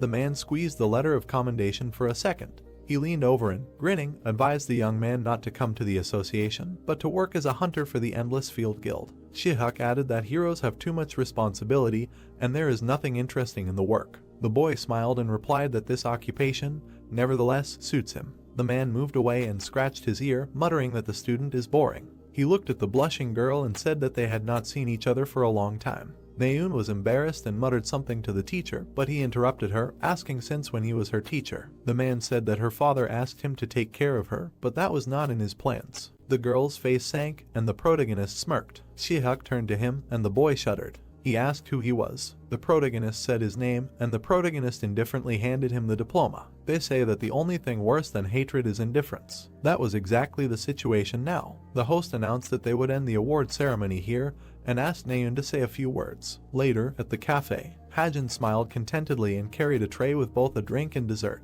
The reward for destroying the human monster was impressive. The young man sat down at the table and muttered that he decided to buy more shares of the Packhorse Master Guild with this money. He opened his laptop, deciding to check the updated functions. Information about the updated functions, stigmata, internet activation, a low-level skill, Book of Truth, was added to the observation and viewing skill. The protagonist remembered the mark that appeared and thought that the wound on his wrist was now called a stigmata. He looked at his hand and noted that the usage method was rather imprecise. It was said that the guy could use it according to his wishes. Hajin thought about his wish, and at that moment the mark lit up. The cadet hurried to hide his hand under the table. He was sweating and decided to check later in the dorm. The guy pressed the internet activation function. The brunette's eyes widened in surprise. In front of him was a list of available sites: Law Abiding Spirit, Purple Banquet, Jeremy Sword, Messenger, Covenant, and Weaponry. The hero thoughtfully touched his chin and noted that in addition to regular websites, there were also those that could be accessed for a fee. An important site is Purple Banquet. This is the most famous site among the underground ones. Here you can trade information, weapons, awards, place orders, and so on. There are almost no heroes who have never used this site. Therefore, even the government turns a blind eye, although it knows about this shadow industry. To register for the Purple Banquet, you need to pay a decent amount. The screen said that 200 SP is required to register. The young man thought that if he had 200 points, he could easily make an account. The guy looked at his laptop and decided to give it a try, but at that moment someone touched the chair opposite him. Seung-ah looked at him with a smile and asked if the cadet knew her. The hero looked at the woman in surprise. She put her hand in her coat pocket and said that she was very surprised when Hajin suddenly disappeared from the awards ceremony. The guild deputy put a business card on the table. The brunette looked at it and thought that if Seung-ah was giving her business card, it meant a lot. The woman leaned on her hand and said that she was curious about something. She smiled and asked if she could ask a question. Most likely, this is the first stage of Seung-ah's recruitment method. The guy looked at her intently. In the media, the woman looks quite friendly, but inside she is completely different. If the person she brought does not meet her expectations, the deputy simply gets rid of them. Takes what she wants, throws out who she wants. The principle of natural selection. This is Seung-ah, the deputy leader of the best guild in Korea. Connections with her will be useful for further developments. She smiled and began to say that she was curious, but the hero abruptly refused. The woman looked questioningly at the interlocutor, but he said that he had nothing to tell her. Seung-ah smiled tensely and said that the young man did not seem to understand, because she was now showing great interest in him as the deputy leader of the #1 guild in the country. The brunette put the laptop in his backpack and thanked him for his interest, if it was sincere. The woman looked at him in shock. The hero thought that the deputy most likely saw that the cadet used an attack with the property of light. Now Suna is experiencing ordinary curiosity. The guy stood up and decided that he needed to leave here so that her curiosity could grow into something more. The young man said that it was time for him to go. The interlocutor opened her mouth in surprise and asked again. Description: Stigmata. Stigmata contain magic, one of the types of power of the creator. Every time the amount of SP exceeds a certain value, and the level of attention rises by one level, one stigmata appears. The magic contained in the stigmata can be used according to Hajin's wishes. When using all magical powers, they are restored within 24 hours. The mark on his hand began to shine, and the young man decided to transform the magic of the stigmata into the form of a sword. A blade appeared above his hand. The brunette waved the weapon and muttered that one has only to think about what he wants to use, as it appears by itself. Magic is an ability that is greatly influenced by abilities and training. The hero looked at his hand and said that he did not even imagine that he would be able to use magic when he came to this world. It was good that such a method had appeared. Then he decided to test the Book of Truth skill. Hajin thoughtfully rubbed his chin. The mark on his hand began to glow again. A shining book appeared in the air. The hero looked at the object in shock. This book contains the truth. It can answer any question if magic allows it. The young man's eyes widened in surprise. The cadet looked at the book and asked how tall he was. The artifact answered that he was 174 centimeters. Notification: you spent 1 SP? That's how the guy found out how they were spent. The bracelet on his hand lit up and started beeping. The hero looked at his hand and read that an emergency notification had arrived. General message: we are looking for the last person to see Cadet Jinha Jiang from the world class. Hajin looked tensely at the notification and muttered that it seemed like the second main story had begun. The incident with the disappearance of people in Cuba. As you can tell from the title, 6 cadets will disappear during the month that this episode lasted. The criminals' tracks will not be found. The investigation will reach a dead end. The number of missing people will only increase, as if someone was deliberately mocking them. This episode is of great importance because the criminal's target is Yonha. If the protagonist's assistant dies due to the co-author's interference, it will be a big problem. Hajin touched his chin and thought that it would be better to find the culprit himself. He lowered his hand and remembered that history could be distorted if he made a hasty decision. In the end, the young man decided to watch from the side for now. The next day, the sun's rays penetrated the training hall. Suho took a few sips of water. A classmate approached him and pointed to the side, offering to look at him. Someone kicked the disc on the barbell. 2 people approached the protagonist and asked what this loser was doing. They looked at the young man crouched near the barbell. The red-haired guy was bullying, saying that he was crying, that he was having a hard time and wanted to completely disgrace their academy. He said that the guy got in here for a bribe. Suho jerked to intervene, but the guy stopped him by the shoulder. The swordsman turned to the village headman with displeasure, but the latter said that it was immediately obvious that the hero was being deliberately angered, and if he intervened, it would be worse. He smirked and suggested that the young man was repeating himself. The interlocutor frowned and asked again. The village headman clenched his fist and reminded him that Suho himself said that Hajin cut off the hand of the human monster, and now he can't answer these guys. At this time, the protagonist tried to lift the barbell, but without success, so the offenders decided that he was joking. The headman scratched the back of his head and muttered that the brunette was just lucky that he was able to destroy that monster. Suho walked towards them, demanding that they stop. The other cadets turned around, interested in what was happening. The teacher burst into the hall and shouted at them what they were doing during training. He raised his hand with a Wutman paper and ordered everyone to gather to find out the results of the exam. The man said that he would hang up a poster and the students would check it themselves. Suho turned around. The cadets were studying the results with interest, checking whether they passed or not. The protagonist was in first place, and after him Rachel. The brunette looked at the poster indifferently and was not surprised because he copied everything. Behind him, a rapier fell to the floor with a clang. The blonde looked at the results in shock. The hero turned around at her in surprise. Rachel Elizabeth Louise, the English princess, ranked 3rd in the Cube entrance exams. In addition, she has never been inferior to others. Always ranked 1st in written exams, no matter how difficult they were. The girl turned to Hajin. The young man sweated and knitted his brows. The palace, Rachel's memories. The subjects congratulated her on entering the cube. The butler and the female knight looked at the girl with concern.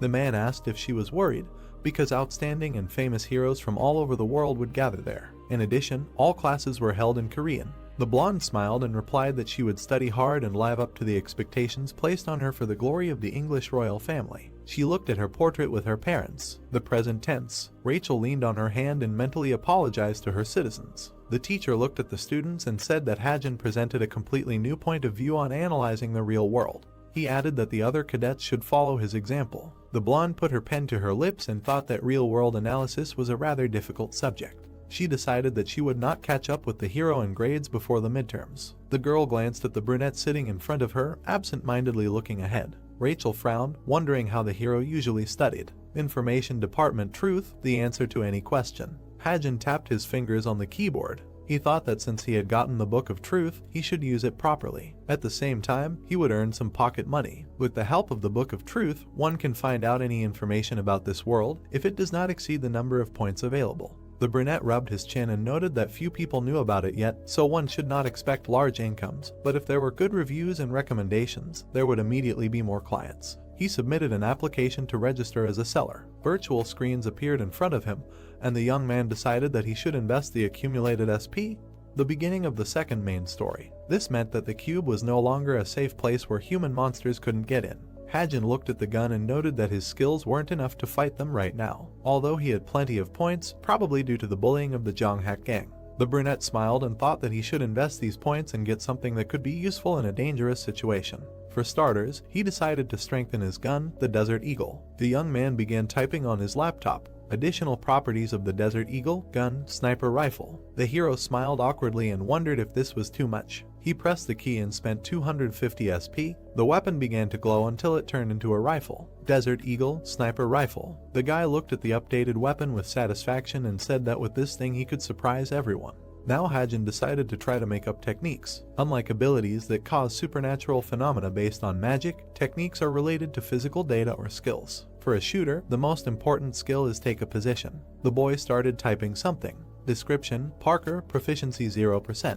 Flexibility and agility of movements. Can be used to move around the terrain, regardless of its relief. The speed and use of the skill depend on intelligence and muscle strength. Notification: You have spent 350 SP. The hero looked at his hand and muttered that he could not feel it now, but the skill was probably used. The bracelet screen began to glow. General message: Has anyone seen Cadet Sunjeon from the world class, who has not been contacted since yesterday? Second victim. The boy looked at the pop-up message. All the cadets who disappeared before Yona was kidnapped were killed by the criminal. The hero knew who was behind it and who would be next. He wondered if he should continue to watch people disappear without a trace. The boy turned pale and started sweating. The sun was shining brightly in the sky. The open-air Cuba training ground. The coach frowned and announced that there would be a special practical training session today. The cave behind him was an artificial dungeon created using magical engineering technology. Inside were imitations of real monsters. The man announced that today they would have dungeon clearing practice. He frowned and shouted for everyone not to relax, thinking that this was just a lesson.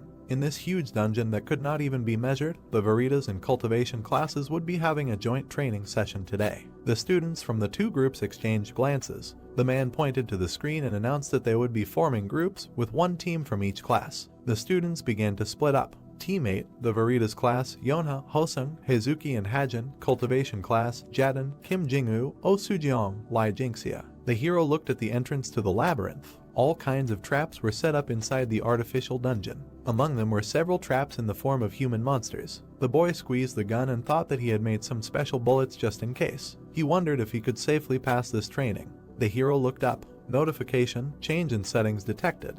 Hajin frowned and sweated when he saw that there were as many as 3 new changes. The boy began to get nervous, not understanding how exactly they had changed. The students around him gradually gathered into teams. Someone shouted, "Did some idiot not hear that they were told to quickly gather in teams?" The girl with a bandage on her face looked at Suho with displeasure and said that he looked stupid. Team 1, the Veritas class, Suho, cultivation class, Jo Yuna. Notice, Yuna's character personality has become even more mischievous than before. The guy shook her hand and said that it was nice to meet Yonha. Jadon from the cultivation class grabbed the brunette's hand and exclaimed that he hoped to work with her after training too. Notice, Jadon's character growth potential has increased by 0.5. Naeun pointed to the guy standing next to her and clarified that he was on her team and had also appeared in the Hunters Club earlier. The blonde smiled and replied that his name was Sven. Notice, Sven's psychological weakness has increased. There is a high probability of devil servants infiltrating during the dungeon clearing. The protagonist looked back at these two in shock and thought that this was already a disaster. He narrowed his eyes and noted that there were 2 interested parties. First, Jadon from Teammate. Arrogant, a weakling in front of the strong and a strongman in front of the weak. He is strong enough to be invited to Essence of the Strait. Notice, Jadon's character growth potential has increased by 0.5. The hero was curious about this growth potential. The brown-haired man pointed to the guys next to him and introduced his team, Kim Jingwoo, Oh Sujiang, Lai Jingxia. Yona stood next to her group and introduced them, mangling the protagonist's last name. The young man frowned and thought that this was okay. Next was Sven from Team 3. The blonde stood nearby and talked to Naeun. He was a German state-funded student, a hero and a promising player who had completed an elite training course. His special feature was his sympathy for Naeun. The guy blushed slightly while talking to her. There were many foreigners studying in Cuba who dreamed of roughly the same thing. Sven was no exception. He entered the academy in the hopes of reaching the very top. However, the reality was not so simple, and due to the skills of the strong cadets, he became one of the ordinary average students. Sven felt his inferiority and defeat for the first time, as well as personal instability due to adolescence. In the end, the blonde sold his soul to the devil to gain power. The guy noted that this content matched what he wrote. The problem was the expression while clearing the dungeon in the notice. The hero rubbed his chin and thought that awakening came prematurely. He hoped that this would not significantly affect the plot. Someone suddenly put a hand on his shoulder and called him. Jaden looked at Hajin with a smile, asking if he was a shooter, and asked him not to hang around like that in the dungeon. The young man shook his hand off and asked him to move away. The interlocutor chuckled and noted that it was not for nothing that all sorts of rumors were circulating about him. The hero clenched his fist and thought that his reputation had been terrible lately. It was all because of the rumors that had spread in the world class. Allegedly, he was using his status as a Cuba cadet to intimidate everyone, and also going to Seoul every weekend and having fun there. It was clear who the source of these rumors was. Thanks to this Jonghak gang, the guy was able to raise his SP quite well. The young man sighed and thought irritably why no one from the team would even stand up for him. The teacher shouted that they would enter one by one, starting with the first team. Jaden approached Yona and said that there were rumors that she was the first among the cadets receiving support. The girl replied that she had heard a lot about him too and suggested that the teams were improperly composed because it was very profitable for them. The guy said that this is usually how it happens. There is always one outstanding player and one who comes in addition. The hero crossed his arms irritably. The coach ordered teammate to enter. The guys went inside. They walked through the cave and drops of water were dripping down from above. Jaden, who was walking in front, suddenly stopped. The team stood at a crossroads and there were many passages in front of them. Yona thoughtfully touched her chin and asked where it would be better to go. The brown-haired man said that the shooter in their team is Jingyu. Suddenly, the main character looked at them and suggested going to room 6. Jaden looked at him irritably and asked why. The brunette suddenly agreed and asked to follow. She pointed at Hajin and said that he did not look very good, but he had a good eye. The young man grinned and thought that she would definitely hurt him somehow. However, they would be able to go the way Naeun chose. If Sven really made a contract with the human monster here today, the archer would have a hard time handling it alone. If something bad happened to her, the whole story would get confused. They couldn't lose her. The team went through entrance 6. Jaden muttered in displeasure that this idiot wanted to attract attention. The protagonist raised an eyebrow and advised him to keep a closer eye on the monsters ahead. The interlocutor asked irritably where he saw them. It was dark. The youth said that there was a salamander ahead. It seemed to be a dungeon switch. Jingyu asked if he should shoot a light arrow. Yona asked him to do so. The boy pulled his bow and launched a shining arrow, illuminating the tunnel. The girl frowned in shock. A salamander, a class 6 monster above average, turned towards them. The team perked up, and the leaders shouted for everyone to prepare for battle, asking if anyone could attack with water attributes. The hero frowned, taking out his gun, and thought that it was not yet time to use it. Yona swung her whip and said that they would attack the center. The girl swung and launched the weapon forward. The salamander opened its mouth, accumulating energy. Suddenly, a whip tied her muzzle, covering her mouth. Sujiang and Heizuki had already jumped on the monster from above. They took turns striking the enemy. The salamander's body glowed and began to disappear. The brunette frowned and noted that the dungeon was changing. Sparks were coming from her weapon. The hero noticed this and thought that Yona had already managed to reach the level of enlightenment. The girl turned around and suggested that they move on. Hajin nodded and thought that she was really amazing. The young man tripped over a stone and fell, leaning on his commander. At that moment, something flashed next to them. They landed on the ground. The hero was sweating, awaiting his fate. The girl demanded to let go, and he instantly jumped away from her. While the brunette was about to end the guy's existence, the others looked away, asking what it was. Hajin and Yona looked at them questioningly. Jinxia and Heizuki looked at the arrow in the wall, not understanding where it came from. The hero thought that the threat of the human monster was probably much stronger than he thought. The boy's eyes widened in realization, which he noticed when they were falling. Description: poisoned arrow. Lethality 4/10. Effect: silent attack. The tip of the arrow is smeared with poison. Someone was walking along the tunnel and breathing heavily. Sven was lying on someone's back with a pierced shoulder. He was sweating and apologized, asking to leave him. Naeun closed her eyes and demanded that her companion shut up, and if he had the strength to talk, then let him get up and run. She did not understand what was happening, because during training sessions there can't be a poisoned arrow that flew out of nowhere. The girl ran forward with the guy behind her. A large monster, leaking lava, followed him. Naeun exclaimed, "Where did such a monster come from in an artificial dungeon?" An artificial dungeon, a training session. Explosions were heard in the corridor. Jinxia put up a shield, reflecting the fire attacks, and the rest of the team fought off the monsters from behind. The small lizards attacked them with powerful force. The sparse-haired girl stuck her shield into the ground, holding it tightly. Jingyu stood next to her and attacked with arrows. He released the bowstring and shot at the monsters. A little further away, Yona and Hajin were fighting. Jaden, with a smug smile, struck with his sword. Another bright flash appeared. Someone brushed the monster's blood off the blade. Jaden threw his sword over his shoulder and asked with a sigh, "It seemed like they almost did it." Most of them were either peanut flame or salamanders, so it was easy. The boys decided that they could move on, since there were no other traps in sight except for that arrow. The protagonist looked ahead carefully. He frowned and thought that even the cadets did not understand what was going on with that arrow. The young man assumed that it was a trap for a training session. He stood among the team and tried to understand what it was. Flames appeared. Hajin's eyes widened. He looked back, noticing a fiery silhouette behind him. The monster opened its mouth, preparing to attack. The young man frowned, seeing the salamander, which turned out to be alive. A powerful pillar of fire was approaching the cadets. Yona turned towards the light. Jaden's eyes widened. Hajin extended his hand and used stigmata magic change. The mark on his hand began to glow. The protagonist gritted his teeth and transformed the power into a water barrier. The fire attack crashed into the shield.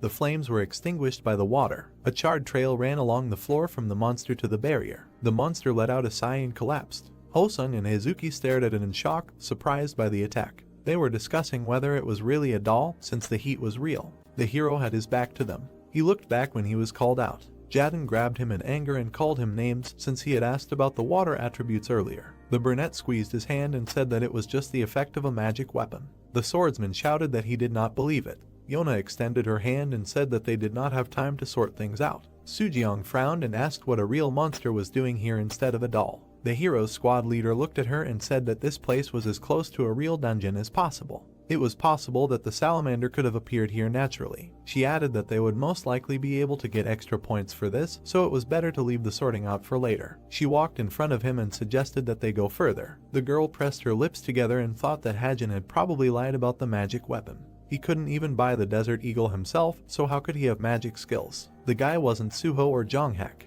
The brunette thought that the young man knew important details about the mountain tyrant and had magic skills, but for some reason he was hiding everything so carefully. She remembered Naeun asking if the shooter was a human monster. The brunette glanced sideways at her companion. Lava was bubbling below. A large stone fire monster stood there. The cadets determined that it was a class 5 mid-level magma monster. Most likely, this was the main monster of the dungeon. The swordsman and Naeun looked down. He asked if they could handle it. The girl said that it would be difficult with their forces. She suggested hiding until another team arrived to join forces. The interlocutor noted that Sven needed treatment. The archer wondered where the arrow had come from. She thought the training was too difficult. Behind them lay a blond man. He clenched his hand. The pale boy mentally apologized to the team for getting hit by an arrow. Sven thought he was always in situations like this after coming to the cube. Tears were streaming from his eyes. It was very hard for him. Suddenly a voice was heard, a child. The young man asked who it was. The voice asked if he wanted to become stronger since he had had a hard time.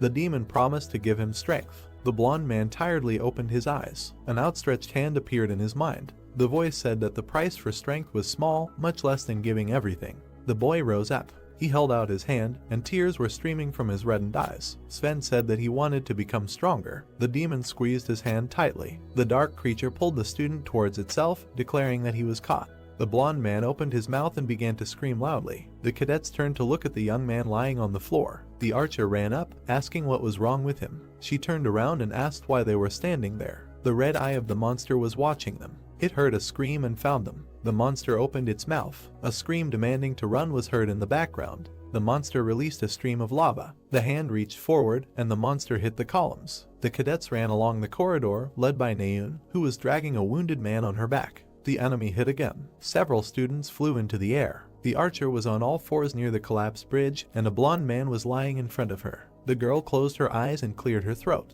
The head of the monster appeared in front of Naeun. She widened her eyes and thought that this could not be an ordinary doll. The archer sat up and was afraid that this was the end for her, and would she really die here? The monster opened its mouth, from which a glow burst out. A blue bullet cut through the air and hit the monster. Water flowed off him, and he turned his head. Naeun looked inquiringly in that direction. The main character stood opposite. He frowned, clutching a gun in his hand. A few minutes ago, the group stopped in front of a blockage blocking the way. Jaden looked at Hajin with displeasure and said that the main monster's zone was visible here. The young man frowned and replied that this was the right way. He thought that this wall had not been there just now, but that was not important now. The hero turned to the swordsman and said that the main monster's zone was behind this wall, so let him try to break it. The interlocutor took the blade and was indignant. Did the brunette imagine himself a master? He frowned and swung the weapon. Sparks flew from the stone. A shudder ran through his body. Jaden shouted irritably, "Was that enough?" The hero's eyes widened, surprised that even a blow with magic did not work. Heizuki pointed her finger up. The young man noticed that there was a gap at the top of the arch. Hajin came closer and said that then it would be possible to get through it. The swordsman asked what nonsense he was talking about. Because this wall was at least 10 meters high, he couldn't climb it. Hajin raised his hand and said that he would be the first then. A glow began to emanate from him. The young man used a technique. In a few jumps, he reached the top and grabbed the stone. The cadet climbed into the crack and darted to the other side. His teammates assumed that he had cats in his family. Suddenly, the ground shook and they looked ahead in alarm. Small stones fell from the ceiling. Jaden frowned and cursed, asking what was going on. The monster froze in front of the archer, water running down its body. The hero shuddered and asked how the enemy thawed so quickly. The monster was shaking. Hajin shouted for Naeun to pull herself together and move. The girl shuddered, coming out of her stupor. A shadow was approaching the young man. He turned pale and muttered that she would save him later. A cry was heard, battle position. They began to shoot at the monster from different sides. Fire beams flew through, breaking stones. The cadets attacked, but saw that the enemy did not even move. The archer looked at them happily and smiled. She pulled the bowstring. Naeun stood up and aimed at the monster. The girl frowned and asked to take a little time. The other students continued to attack the enemy. One guy picked up Sven and ran with the main character. Someone pushed off the ground. The monster's eye widened. A quick blow knocked out several stones on its mouth. The blonde said words of apology. He landed on the monster, clutching a katana, and said that he was too late. The young man gracefully jumped, attracting the enemy's attention. At that moment, the archer held him at gunpoint. She remembered the time she had been helpless in front of the human monster. Naeun frowned and said that this time it would be different. She released the bowstring and a powerful projectile pierced the monster. The smoke gradually dissipated. The extinguished fragments of the monster lay on the ground, and lava flowed out from under them. The cadets looked at him and muttered that they really destroyed the magma monster. They hoped that they would at least get points for this. Naeun and Sven approached them. The girl asked if everything was okay. The protagonist watched as the archer was asked how she did it. Hajin noted that the blonde had not yet completely become a human monster. The plot was slightly different from the original book. He stood and looked at the archer with a smile. The hero frowned and thought that the process was just slower because Sven had already made a contract with the devil. The situation had become more serious because it was unknown when he would break through. Naeun looked towards the archer. He was sitting on a rock. The girl frowned but called out to him. The young man looked at her. They exchanged glances, but neither of them said anything. The hero looked at her in shock. The girl said that she had to tell him that. She blushed and looked away, but thanked him. Hajin's eyes widened in surprise. He got goosebumps and asked again. The girl kicked the floor and shouted that she had simply said that. The young man looked at her in confusion, not believing that she had thanked him. Naeun's life had been nothing but tragedy. The first tragedy happened on her 6th birthday. She lost her mother to human monsters and then decided to become a hero. At that age, other ordinary children laugh and misbehave, but the archer trained herself to exhaustion. She couldn't make close friends with anyone, because to extend a hand to someone meant to show one's weakness. Therefore, few heard words of gratitude from Naeun. The girl turned away in embarrassment, putting her hand on her hip. The real friends who stayed by her side could be counted on the fingers, and even more rarely could one hear gratitude and apologies, as well as from the hero himself, the author of the book. He stared ahead in confusion. The archer raised an eyebrow and asked why he tolerated Jonghak's bullying if he was so strong. She added that the brunette stopped that magma monster, and with such abilities he could have simply fought back. The guy looked at her and replied that even if he got into a fight, he would not be able to win, so he tolerated it.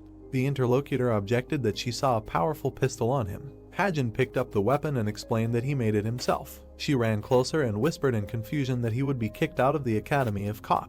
The interlocutor replied that this was why he only used it when necessary. He put his hand on his knee and thought that he now understood how to hide weapons in the stigmata, so now no one would catch him and kick him out. The girl frowned and said that he was still too strong. She enthusiastically raised her finger and asked if he by any chance had a weapon enhancement skill. The hero said that she could think as she wanted. The archer turned around and waved her hand, saying that she knew it and would not tell anyone. Naeun stopped and asked if he wanted to tell her something. The brunette looked at her back, then turned away and said no. If the guy apologized now for speaking ill of her brother, then she would surely forgive him. However, he could not do that. It would be better for him to remain a simple acquaintance at a distance. Naeun returned to her teammates. The protagonist reminded himself that he had to kill her brother, Jinyun. The other girl looked at the archer with a smile and asked if she was friends with Hajin. She frowned and said no. Sven looked at her with crazy eyes, but said nothing. There was a sound. The girl raised her head. An announcement was heard addressed to all the cadets. The voice ordered them to stop clearing the dungeon immediately and leave the dungeon.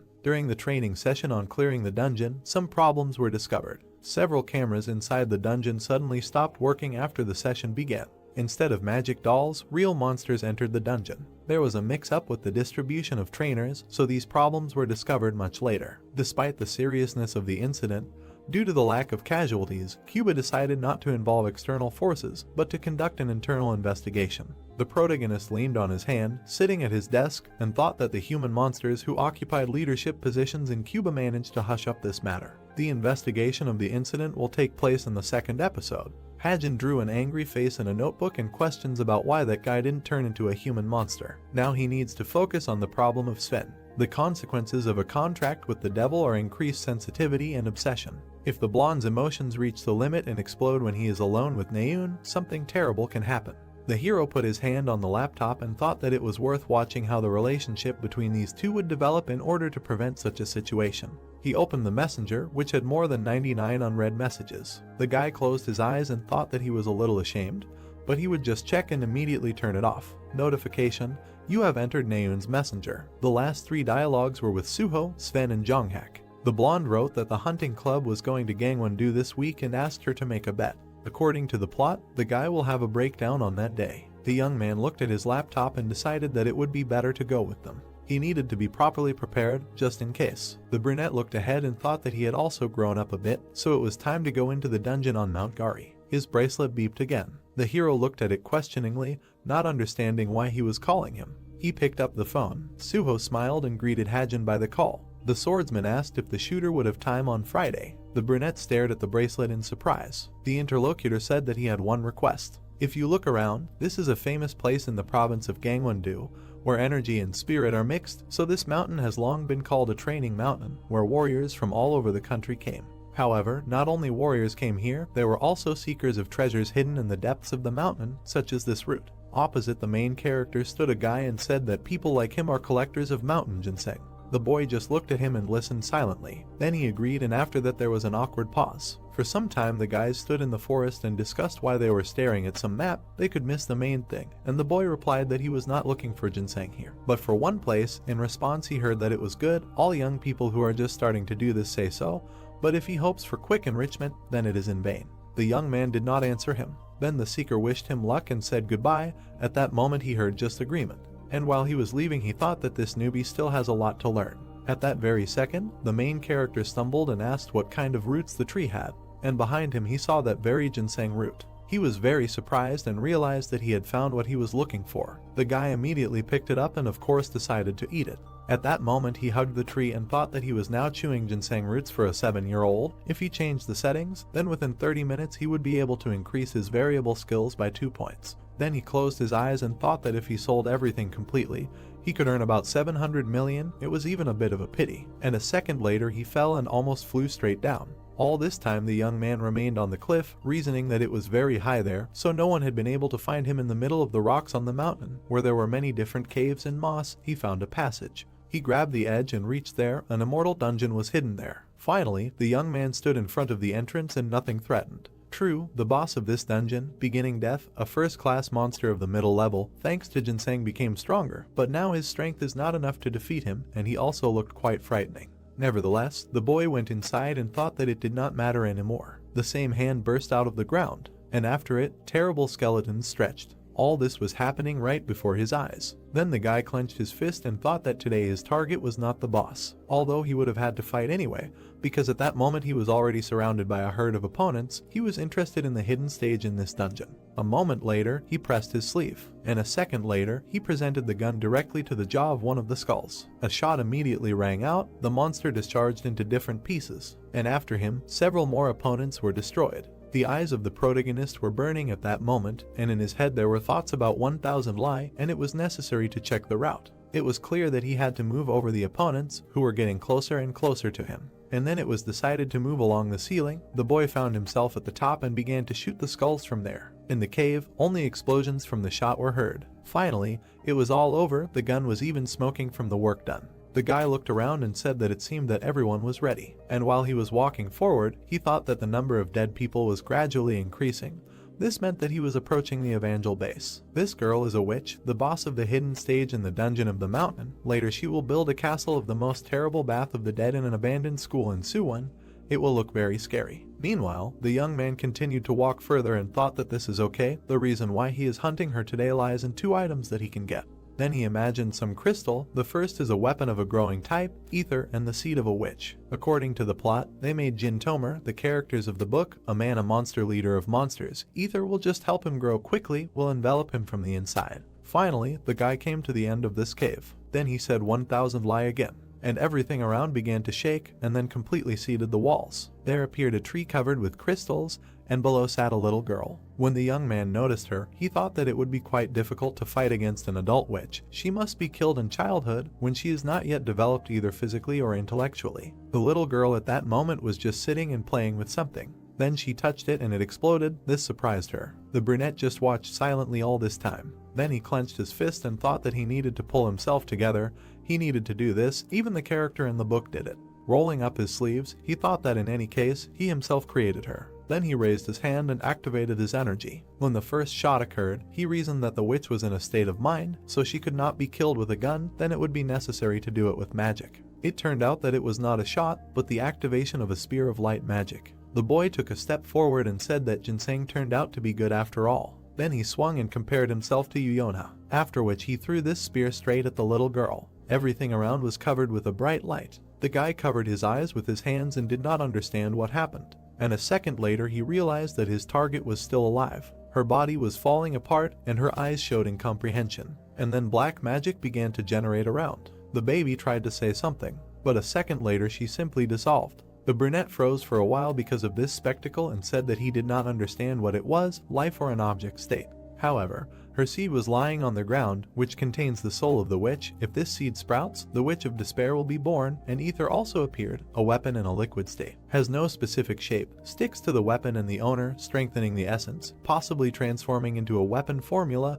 This is a growing type of weapon, grows with the owner. Information also appeared that all these items were collected. Night fell. The status of the new book was landed with information that due to the effect of the ether, all indicators increased by 0.6 points, and at the same time it cannot change the user. The indicators were as follows: muscle strength 2.455, endurance 2.545, intelligence 2.85, sensitivity 3.705, health 2.465, magic power 1.925. He was surprised and said that this effect is quite good. Then he tried to use the ether, said that if it grows, it will only get better. Now he even likes being a cadet of Cuba. Then he smiled and added that he received about 47 points. The rest of the ginseng invested in the purple banquet. It will be bought soon, but the most important thing is that this baby is profitable. In front of him lay the seed of Evangel. Characteristics: a seed containing the soul of a witch. If this seed sprouts, the witch of despair will be born. The young man leaned over and said that this is a terrible name, but if she is raised correctly, she can become a good ally. Then he dripped blood on this seed and thought that it would be very easy to grow. You need to give it a little blood instead of water. But the growth and character of the witch will depend on whose blood the seed feeds on. You should approach this issue seriously. The contenders for this role were his friends, to whom he offered to give him a little blood. They asked in surprise if this was a joke. Then they got angry and expelled him, and also called him a pervert. It is for this reason that the guy now raised 7 and said that it is better to put it off for now, because he did not know how to find blood. Then he went to the laptop, said that today he needs to go to bed early. On the screen it was written about the hunting club, regular hunting on Thursdays, said that tomorrow would be a difficult day. The next day has come, you can move to the province, Mountain Spring. There the girl shouted as everyone gathered. Then she spread her hands and said that she was pleased to see everyone collected and prepared because for the first time they see after the first meeting. The boys listened attentively, that for those who were not there last time, and once again will tell about the purpose of their club. In their hunting club are held regular meetings, where everyone hunts harmful animals, which allows them to do what they like and at the same time bring benefit to society. The young man at this moment thought about what today in the episode and he himself does not know, since he wrote only a short ending. And the ending was like this: as a result of the battle with the human monsters, the girl was seriously injured, and Sven died. This incident was only needed to make Suho pay attention to Nan when she was seriously injured. It is necessary to make everyone think that this girl was the target of these monsters, and while the search party will closely watch her, something incredible will happen.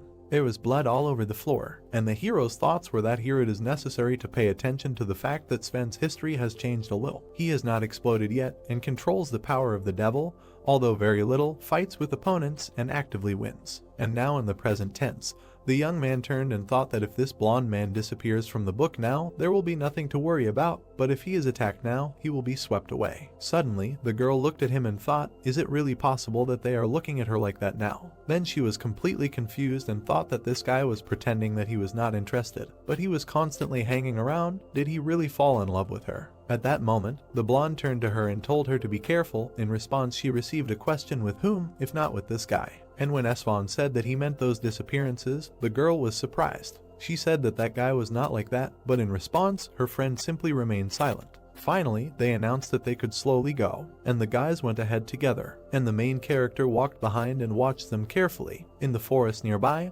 there was a deer, and then some black energy appeared next to it. Thanks to this energy, they pierced him in 2 places, poor animal. Then they wrapped their tentacles around his neck and began to strangle him. It turned out that it was Sven. While he was killing the poor deer, they began to look for him. So I had to withdraw my forces and look away. His girlfriend came out from behind the bushes and said that she had finally found him, offered to watch, said that she had won the bet today, but was suddenly very surprised. In front of her stood a friend with a whole mountain of deer, and immediately a question came up: how did he even manage to collect so many? The guy came closer and said that this time the victory was his. In response, he heard what it meant. She would have to fulfill his wishes. What does he want?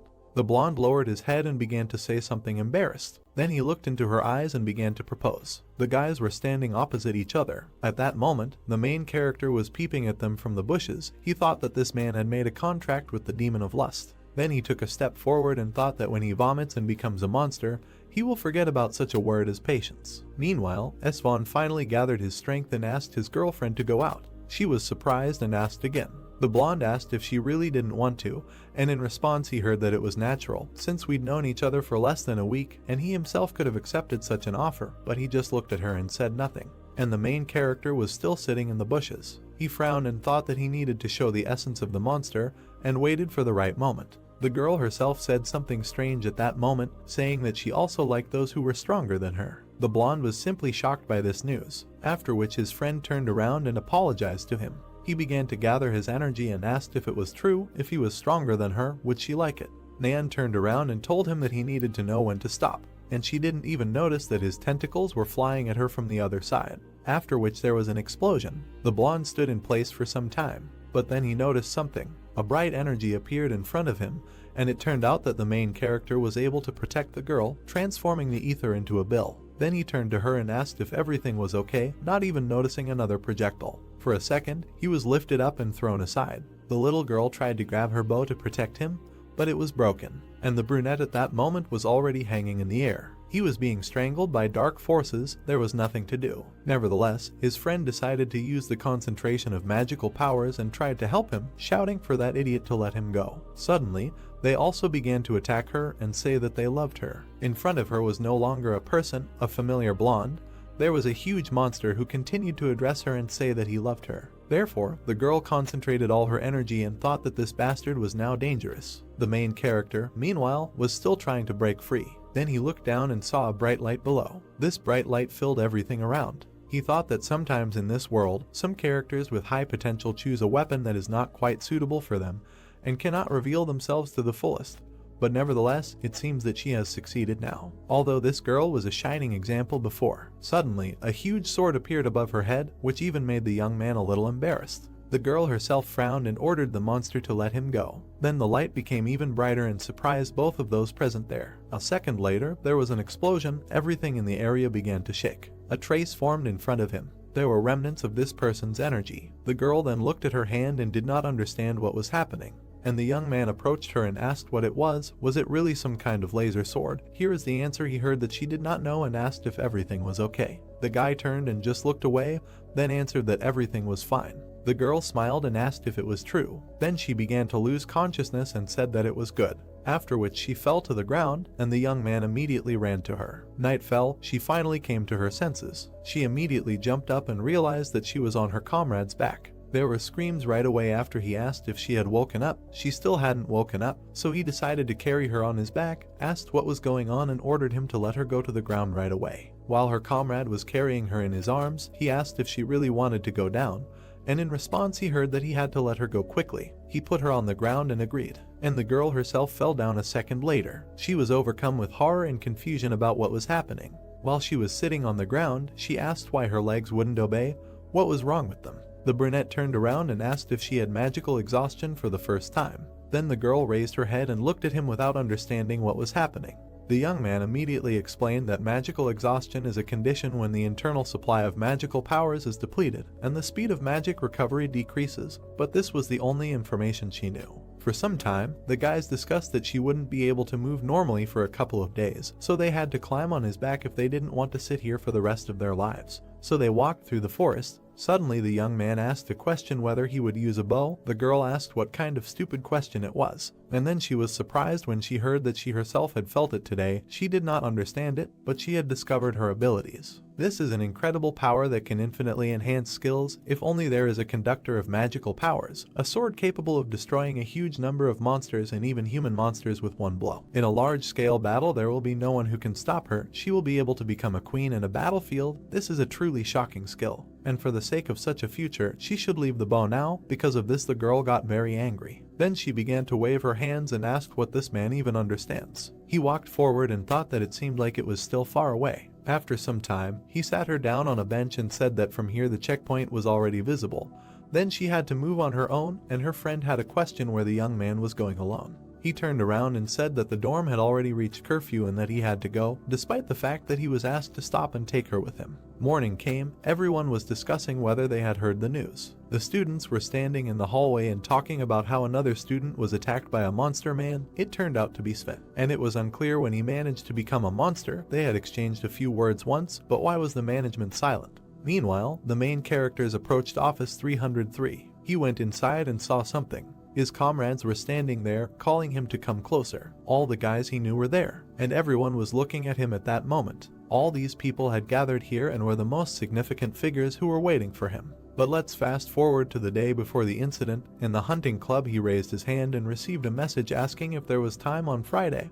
He had one request. Then the brunette was surprised and thought that this was a request. What exactly? And then he was surprised when he read that they were asking him if they knew about the disappearance of students. In connection with this, the cube entrusted them to conduct an investigation. Now it was clear what was happening. In order not to involve outside forces, the Cuba leadership chose several students from each year and entrusted them with the mission of catching the criminal, while marking them with certain bracelets. At that very moment, his girlfriend called out to him and asked if she was coming with them. He asked to wait a minute and thought that the representatives of this team were first-year students. After which he received another message that this was natural. The Cuba would also take measures. There was a high probability that the criminal could be cadets. These people believed that an internal investigation would be easier to conduct. And the young man was already sitting at the table, said that he understood what they meant, but why they called him. In response, he heard that he had good eyesight, heard that he could see 1,000 lie ahead. And then they said that he was recommended. The brunette was surprised by this news. The dialogue continued for some time. He was asked if he would help.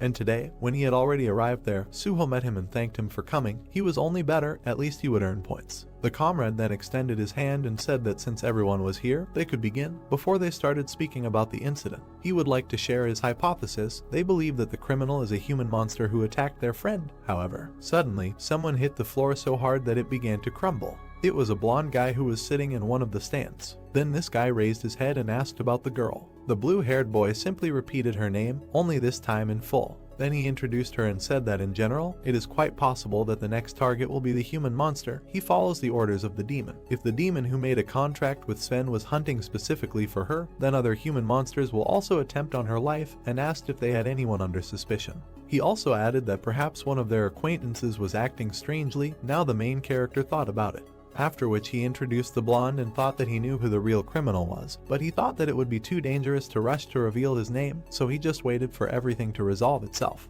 After which he thought that unlike the book, where 6 victims appeared in 2 months, here 3 people had already disappeared in 2 weeks. At this rate there could be many more victims, and it would turn into a bloody mess. He sat there squeezing his hand all this time. At that very second, the girl raised her head and thanked everyone around her. The guy thought that he did not want to stay on the sidelines and expose them to danger any longer. His eyes began to sparkle.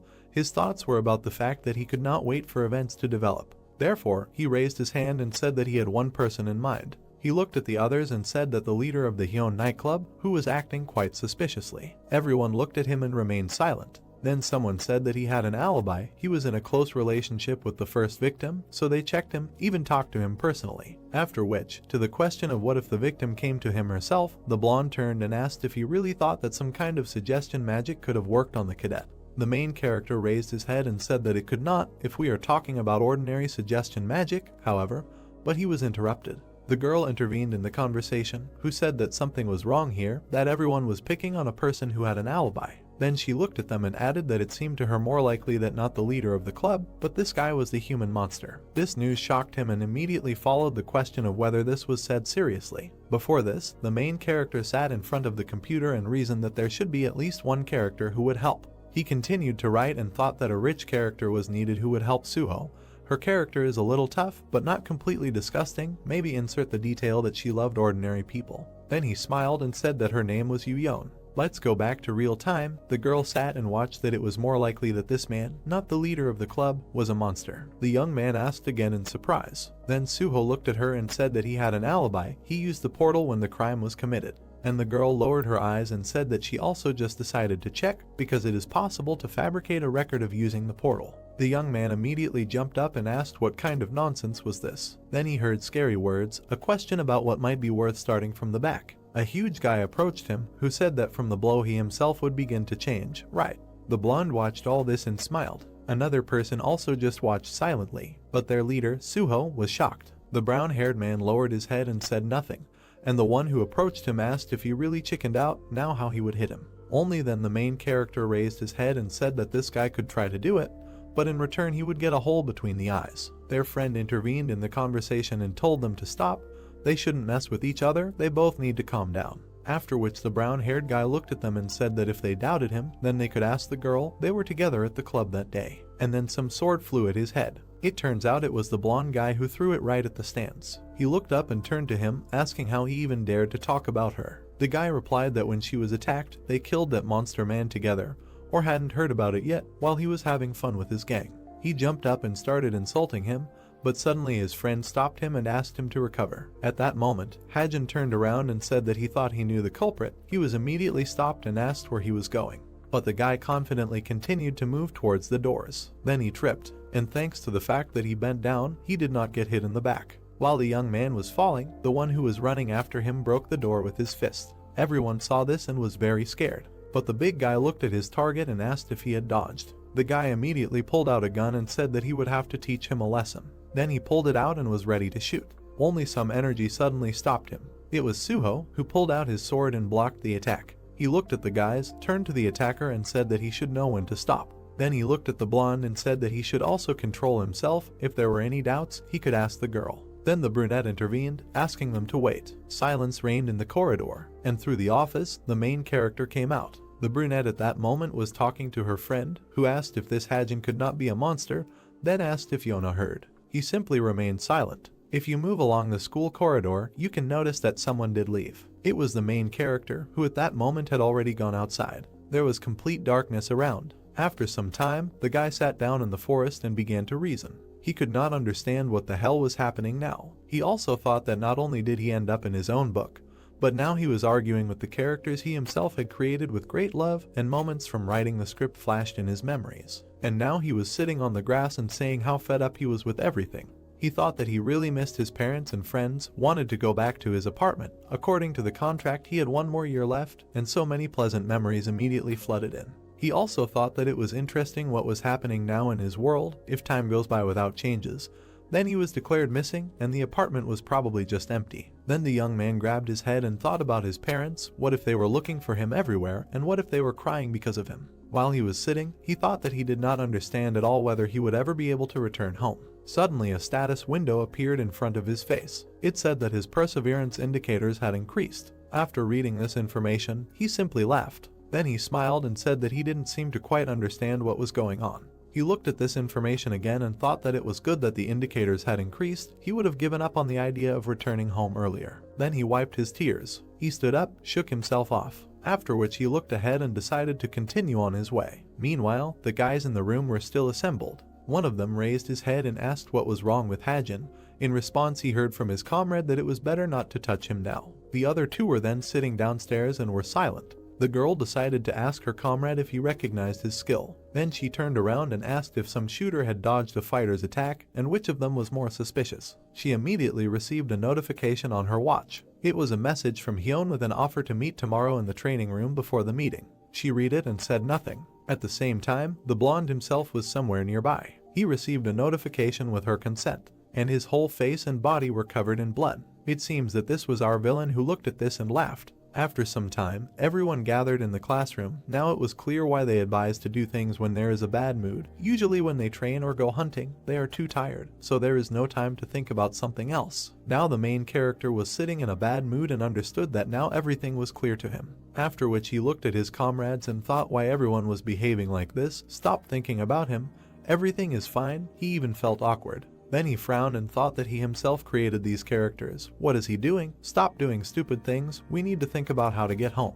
At the same moment, a girl entered the office. The blonde approached her and asked if she can already go to school. In response, he heard that there is nothing to do at home anyway. Then Suho approached her and extended his hand. She immediately asked what was wrong with him and said that she can get there herself. The blonde ordered him not to touch her. He began to get angry and told him to try. At that moment, the brunette was sitting at her desk and just watching them. Suddenly, someone shouted that the lesson had already started, to go to class, and everyone headed there. There was a teacher on the stage who said that everyone already knew that there was less than a week left until the midterm exams. Then he added that immediately after the written exam, practical testing would begin. It was divided into 2 parts, according to which they would be assessed. He imagined a battle between students and said that the first was a duel between cadets. He also imagined a battle with a monster and said that the second was a battle with a monster that a wizard would produce. Then he looked around and said that both tests would be held at a different level of difficulty, different from the ones they had mastered in class. This must be kept in mind and be prepared. At that moment, the main characters thought that passing the written exam was not that difficult. He was more worried about the duel. Then he presented the student cards and thought that each participant is given 3 cards from which he must choose an opponent. At first glance it may seem that high-ranking cadets will immediately choose weak opponents to earn points. In this way, they could easily win, but to prevent such situations, a bonus point system was developed in the cube. For example, even if a strong cadet wins a duel with a weak student, the winner can go into the minus, since the number of points depends on the difference in the level of the cadets, and this will be quite unpleasant. After which he looked at his new enemy and thought that naturally, there will be those who do not care about this system. They simply use the right to choose an opponent to defeat someone they do not like. In Moscow, this guy is all muscles, of course. Then he turned away and thought that he was worried about something else. Suddenly, his hand moved to the side. While the blonde was sitting next to him, his thoughts were about the fact that the distance between them had clearly decreased. Then he looked at her and thought that she was not saying anything, but continued to hang around him, before she always sat alone at the last desk and studied. Then the girl turned around and the thought occurred to her that she was probably copying. So the young man took out a pen, and he began to write names on the notebook. She saw this and was surprised. These were the names of his parents. After the lesson, the girl received a message from a friend that he had already arrived and was sitting in the classroom, so there was no need to hurry. She read this and went on. After some time, she finally reached her destination, and when she went inside, she looked around. There was a friend waiting for her, who smiled and embarrassedly asked if she had already arrived. The little girl closed the door behind her and replied that it looked like the others were not there yet. In response, she heard that they would be there soon. She could sit down. It seemed to embarrass her. and when she approached the table, she saw a lit candle. The young man said that they say this aroma helps to concentrate because now they will study. Then he turned to her and added that he heard that she had joined the team to search for human monsters and was also a member and represented the second year, which surprised her. After which the guy said sheepishly that they had no results so far, asked what their group was doing and if there were any suspects, and in response he heard that there weren't any yet, but there was one person who was talking nonsense. The guy came closer to her and asked again about the nonsense. Then he started snapping his fingers strangely and asked which ones exactly. The brunette didn't understand what was going on and said that she was saying that her friend was also a human monster, but at that moment her soul became calmer, after which she extended her hand to the side and added that he had said that her comrade was using magic that affected the mind, which was simply unheard of. The friend replied that he had no evidence. The brunette nodded her head and confirmed this. Then she opened her eyes and was very surprised. She looked at her comrade and asked again about the evidence. He got scared and said that he expressed himself incorrectly and meant, on what basis did he make such an assumption?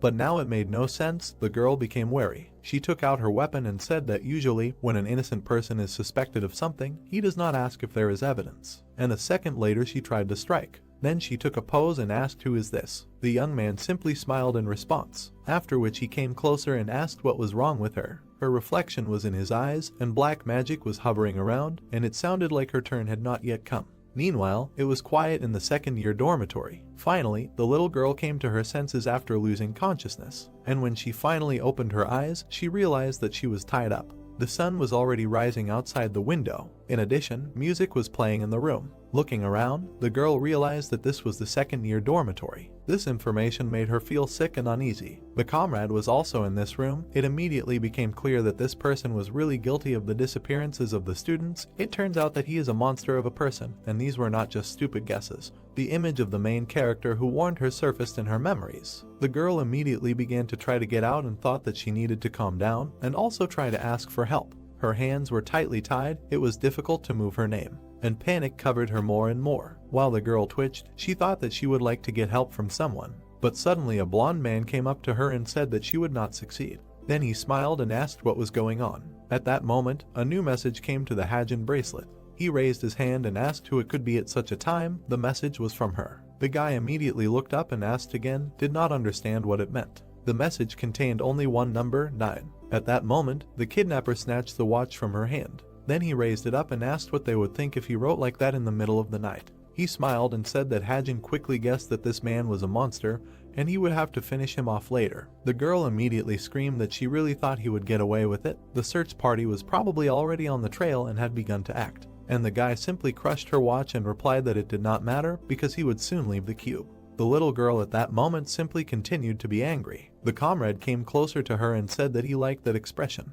Then he smiled and added that the lady told him that she would like to see horror on him as well. The protagonist in his room was still trying to understand what kind of message with the number 9 was. He looked at his watch, wondering if she had sent it by accident. The number 9 was spinning in his head, and suddenly it dawned on him that it was 911. He jumped up and shouted about the Book of Truth, asked where this girl was now. A book immediately appeared in his hands, and the information from there scared him a lot. It was not clear what it was. The brunette was almost infuriating, sitting in captivity. Something was asking her because she was lonely. This creature said that it knew what this feeling was, but the girl did not pay attention. The comrade influenced her with his power and was happy about it. But then he noticed something. In her eyes, only aggression was still visible. Then he came closer and said that she had a pretty strong will. He put in so much effort, but she still did not give in. She just needed to open her mind to him once. And then he reached out to her neck and added that she should not be afraid. Lilith herself allowed it. The guy touched her head and added that Lilith wanted to meet her. And the girl then pushed away and immediately heard that even if he untied himself, it would not save her. The guy's face changed dramatically and he said with a laugh that you can't hide from magic and you can't run away. But a moment later someone pierced his head. Glass and his blood flew around. The brunette watched this and did not understand what was happening. Her ex-friend fell to the floor and screamed in pain right before her eyes. Then she heard someone come and say that he doesn't trust people, he constantly doubts. What has he come to? The monster man turned around and asked what kind of bastard did this. And when he got up, he heard that there was no hope of recovery. This projectile was treated with a special solution. It can only be removed through surgery. After which he stretched out his hand and called his attacker a son of a bitch, asked where he was now, ordered him to come out. And then he waved his hand, activating his black magic. This magic destroyed even the remaining glass, and also flew towards the girl, and because of this, she fell to the ground and hit her head. But the kidnapper himself still had not found the attacker. He only heard that he should not strain himself so much and continued asking where he was. The main character, meanwhile, raised his gun again and said that he was now very far away, and a second later he shot him straight in the chest again. The blonde lost a lot of blood and began to scream in pain. The blow was so strong that he fell to the floor again. If you look closely, there was someone somewhere far away, behind the bushes. Right in the trees there was hiding the man who shot him. The brown-haired man who got a new rifle. He took aim, said that's why he likes shooting at long range. Then he smiled and added that it looked like he would use up all the bullets his girlfriend had given him earlier today. The brunette, fortunately, remained unharmed or was lying on the floor when the young man said that he hoped that they had prepared something good for him. The monster man was still trying to get up and find him, calling him a psycho, and the main character continued shooting. All those bullets were flying at him and causing incredible pain. Finally, the blonde man turned around and was able to look straight into the distance. Meanwhile, the young man was watching him through the sight. Then he got up and exhaled. He also turned to his girlfriend and said that she had to watch this, asked if she was wounded. In response, he heard that everything was fine and told her to get some sleep. A search party would arrive soon. The girl began to close her eyes and agreed, while somehow managing to thank him. Some more time passed, and finally they moved to another room.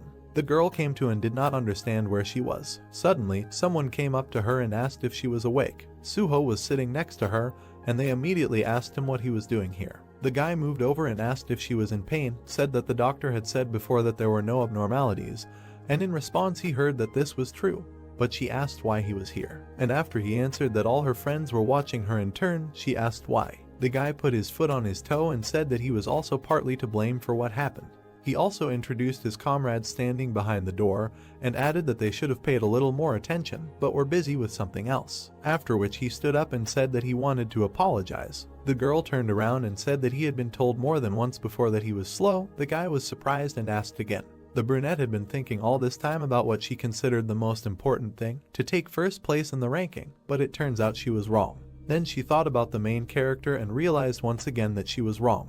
The guys talked for some time. She decided to ask if this guy had arrived. The comrade did not immediately understand who she was talking about, so his girlfriend turned away and said that she was not talking about anyone. Then she looked out the window and thought. The weather that day was surprisingly good. Hajin almost immediately after that received a message from her with gratitude and promises to thank him. He read it and smiled, and then he began to see that his points increased by 457, luck was activated. A bonus of 11% of the points received was provided. Now he was a successful long-range shooter. The sniper skill increased to the 7th level. He sat at the table and thought that he was able to earn so much for one action, which means that they give a good reward for solving one of the main episodes. Then he began to read carefully and thought that investing everything in the sniper skill is not particularly profitable, but he thinks it's not bad because he saved his girlfriend. Someone immediately came up to him and called him. It was Mr. Suhyuk, who said that he was so surprised when they called him and immediately asked what happened. After that, he fell to his knees and said that if he wanted to cancel the contract, he asked him to think about it again, but that was not the case. Then the man looked up and saw a strange suitcase. The young man looked at it and said that he would like to invest in the agency. He was surprised and asked again. The protagonist immediately imagined the ginseng that was at the purple banquet, thought that he earned about 400 million won on it. If 250 million of this was invested in the horse owner and the remaining 150 million in the agency, then it would be quite profitable. Then he thought that he was confident in the growth of both the owner and the agency, so he decided to invest all the money. And when the man heard this, he said that this was a very large amount. He did not even know if he could accept it. True, the guy handed over the suitcase, immediately said that they just need to take this money because he was investing for their overall growth.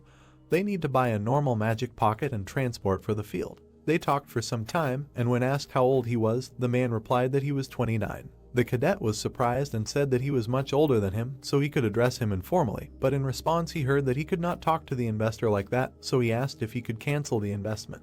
The agent was surprised, asked again and said that in that case he was ready to switch to an informal style of communication. After which they both left the cafe, discussed the need to go to a 24-hour store. Finally, they went there. Inside, the man asked why he needed a lottery ticket. The brunette turned around and said that he was a minor, so he could not get the winnings without an adult. And while he was checking the ticket, he said that he wanted to test his luck at the same time and also won. He immediately received a question about how much money was there. When the guy answered that there were 20 million won, the agent was surprised and even a little confused. and then it dawned on him how big the sum was. Even on the street you could hear him scream, did he really get 20 million won? After receiving the winnings, the main character handed him the money and said that he also wanted to invest it. It would be better to adjust the contract and send it to him. After deducting taxes it would be less than 20 million, right? He simply hid the money and bowed to him. It looked a little strange, so he immediately asked what was wrong with him, and the answer was banal. He was afraid that the money would simply be stolen. Finally, evening came. In one of the abandoned buildings, it seemed to be quiet. But a second later, some strange black energy appeared there, and a moment later, a silhouette began to form from this energy. A boy appeared there, who turned to the captain and said that they began to move. Then he came closer and added that the owner of the horse had grown up. What to do next? The captain looked at him and replied that only the item needed to be taken from them, the rest could be left as is. The boy raised his hand and said that he agreed, and added that he noticed something strange. Some guy appeared who bought up the horse owner's shares. He said in surprise that at first it was 300, 1,000, and recently invested 250 million. Isn't that too much for a guild that doesn't even have a personal page? The captain didn't even go down to him and replied that there was no point in thinking about it. It was better to focus on their business. In response he heard that if he said so, then good. Another thing the boy said was autumn. He almost forgot to say that several interesting pages appeared at the purple banquet. Would he like to take a look? He activated the status window and said that the relic search group, dog soup, and the truth office. This is where his inner instinct tells him that something is wrong with this truth office and asked if he could place an order with them. Suddenly they would find it. The captain got a little tired and simply turned to him. The boy perked up and listened to him attentively. Then he even got scared and just said he was joking. Then he looked at her and said that midterm exams would start next week in the cube. Suho and Jonghak were in the lead there. He also introduced them and asked how many people would be involved. Would they also take part? The woman stood up and said she would be there too. The boy listened to her attentively, and she came closer, looked straight at him, and when she lowered her head, she said it would be nice if someone capable found it. And then she thought about the main character. Time flew by quickly. The day of the competition came. A sign with a greeting hung in the sky. Finally, midterm exams came. Everyone was ready for this day. There, students could meet their parents, like one of the girls. She hugged her mother and immediately received a question about how she chewed, to which she replied that she just really missed her. During the exam week, the club opened its doors to guilds and associations that were interested in hiring heroes, as well as relatives of the cadets. The types of people gathered from all over the world resembled some kind of festival. There were really a lot of people there. There were reporters below who said that they were currently in the cube. This is the best academy of heroes in the world. Another said that they should call him, asked who is in the top 100. And all this time a drone was flying above them. Someone caught it and said that Junho was there. Someone said that she was his fan. The guy lowered his head and said that he had not been able to film anything special yet.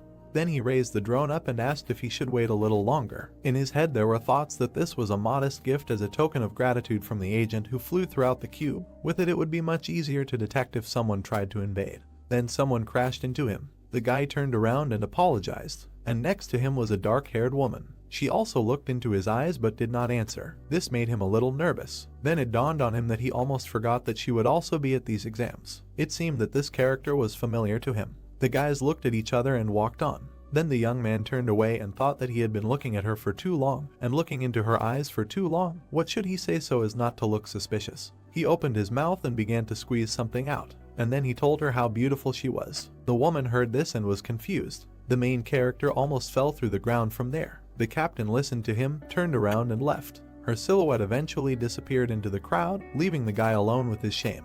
In the meantime, she turned to her assistant. Then she lowered her head and said that this guy she had just encountered was looking at her through a visibility blocker. Then she raised her head and said that she needed to check who he was. Not only heroes come to the cube to search for capable cadets, people from the chameleon group are also here, and these thoughts did not leave the young man all this time. Their goal is to recruit the 2 strongest cadets. He immediately introduced his comrades and realized that the first one's beliefs did not coincide with their policy, so they would not take him. According to the plot, take a closer look at the second one and go back. Then he frowned and thought that penetrating the chameleon group's cube itself did not pose a threat. But if the plot changed, the hero guarding the examination field would enter into a fight. It would not end with 1 or 2 victims. Immediately, someone there began to scream, thereby attracting all attention to himself. One of the cadets then smiled and said that he did not see a single suspicious person. And the girl came up to him and said that he should stop shirking. It would be better to watch properly. What will become of the hero's reputation if during the exams about the security in the cube? They were Oh Junhyuk, 1737th place in the ranking, a hero of the 6th rank, who said that it would be necessary to simply deal with the violators before it entailed problems, and Seo Yomji 2000th place in the ranking, a hero of the 7th rank. The guys were walking around the square and discussing how the young man made everything sound so easy and simple, but he suddenly interrupted her and suggested that they just go eat pizza. Someone was watching them at that moment, smiled and said that the main character saw the captain despite the siren necklace. Then he went ahead and said that his appetite was starting to wake up. Before that he thought that he would have to return empty-handed. And he asked who it was. He wanted to find him first and fight, but the kid inside just got angry and said that it was a mountain mouse and ordered him to calm down.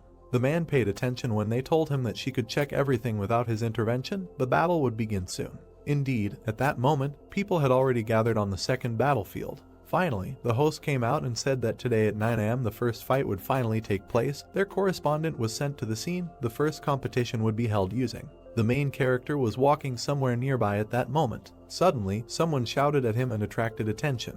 There was a brunette standing there, whom he had saved before, and asked if he was really going to the arena. The young man turned around and said that he had his first competition. For some reason this surprised her. Well, she immediately called her assistant, who appeared next to the suitcase in a moment. And she said that there were 1,000 high-quality bullets, all lying neatly next to each other. The girl handed him the suitcase and said that they would not be used during the exam, but perhaps they would come in handy later. If needed again, he could ask for it. And when the guy took it, she added that by the way, she was not trying to thank him for saving her life. She looked at him and said that it was just a gift. There was a dialogue between the guys. What else? She was being called to be a witness regarding the case with the monster man, but she still hadn't said that this was the man who shot then. In response, she heard a request to keep it a secret. The guy was a little confused and thought that if they found out that he had shot, he could have problems, so he had to be more careful. The girlfriend then came closer and said that she knew that he had a reason to hide his powers, so it would be difficult for him to pass this exam. In response, she received a question whether he was hiding his powers. The young man was surprised when he received the question whether he had seen his opponent. Meanwhile, all the others had gathered in the cadets' waiting room. One of them was actively training and preparing for a fight, so actively that sweat was pouring down his face. This was his new enemy, who was preparing for a bat and said that he would smash the main character. The captain's assistant was studying the documents at that time and said that there was nothing special about it. He raised his head and said that the person who was told to check grew up in an orphanage. No parents, no relatives. At the age of 6 he discovered special abilities, after which he went to study at a military school, was average, did not stand out in any way, and then entered the cube. The woman stood and listened that there was still a debt of 300 million won.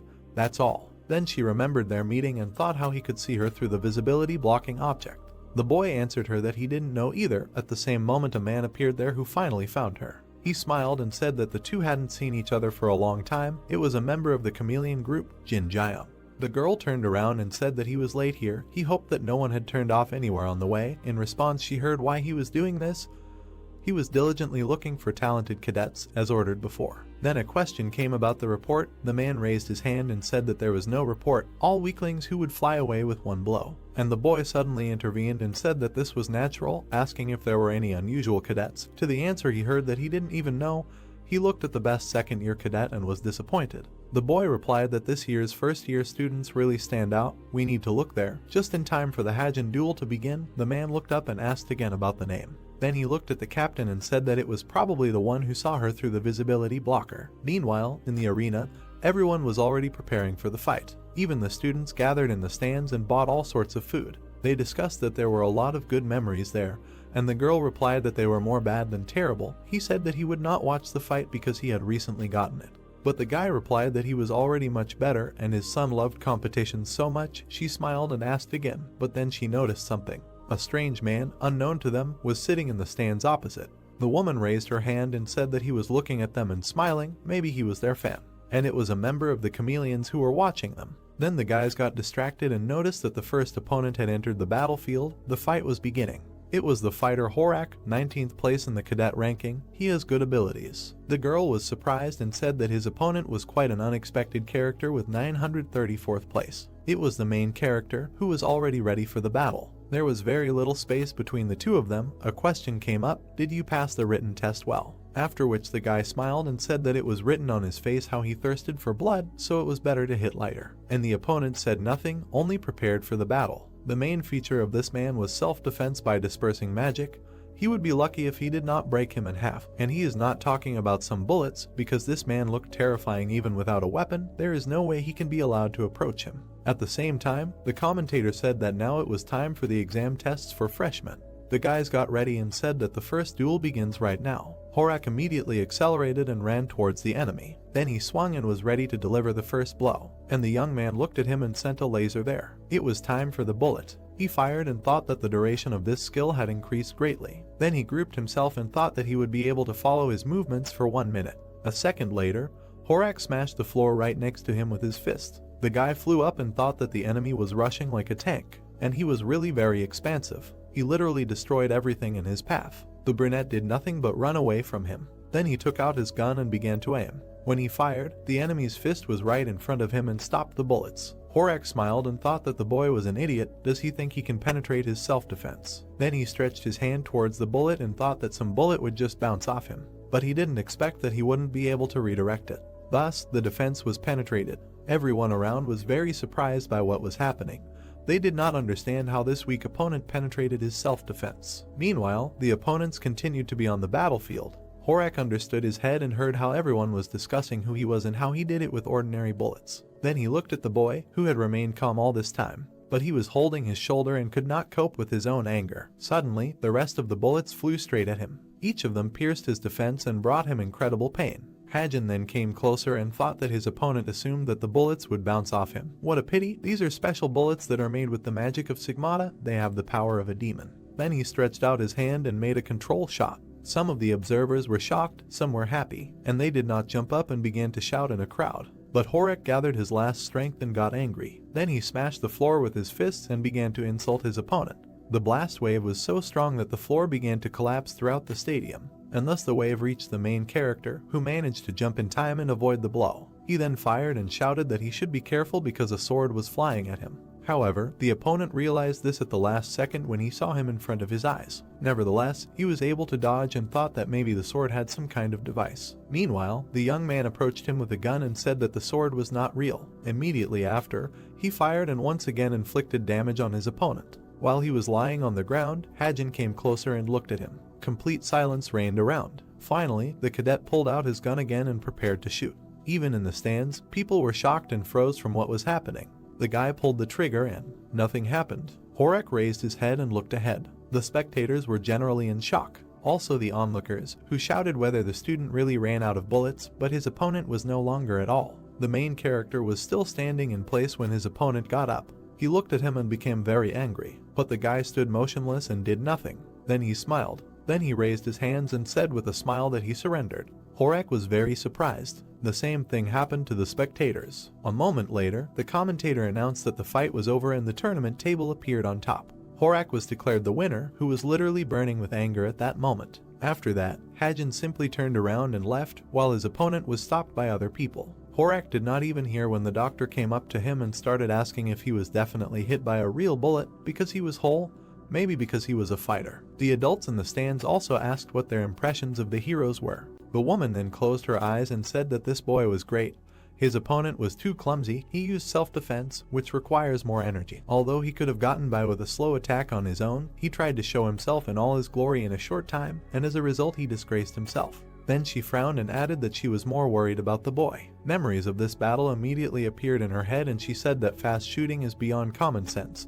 The ability to follow the enemy's movements with the whole body. But at some point Horak began to move slower, so he slowed down too. Maybe this is a special ability to improve his physical abilities. Then she was surprised and said that he compressed his magical power and shot him. The man turned and asked with a smile if he really wanted to say that the cadet compressed his mana so much that he was able to break through self-defense.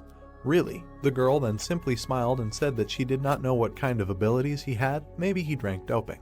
People in the stands, meanwhile, were shouting that the guy really did break through self-defense with a shot. They need to call the director right now. There is a high probability that he will become the best in history. For some time, the heroes discussed that he should be remembered, and the next competition began. A member of the chameleon group then simply scratched his ear and said that he did not like this guy. He walked outside the stadium and added that some pot-bellied little thing was holding his pistol and was just waiting to shoot. Why did the boss tell him to take a closer look at him? The kid answered that he really hadn't seen it. He had the power of a demon. The man continued to walk forward and said, "What kind of demon? What does it have to do with power?" But the spirit only got angry and said that he just didn't like that the fighter was at a long distance, and that was it. After which the brown-haired man smiled maliciously and said that only such a battle can be called a real fight when you are burning with a desperate desire to plunge death into the enemy's heart. And then he thought about it when he heard that they told him to take a closer look at the cadets who had this desire, reminded him of the two cadets, and he said that they both showed themselves well. Then he remembered their battle and said that the blonde, impressed with his spear technique, he aimed straight at the enemy's vital organs without preliminary preparation.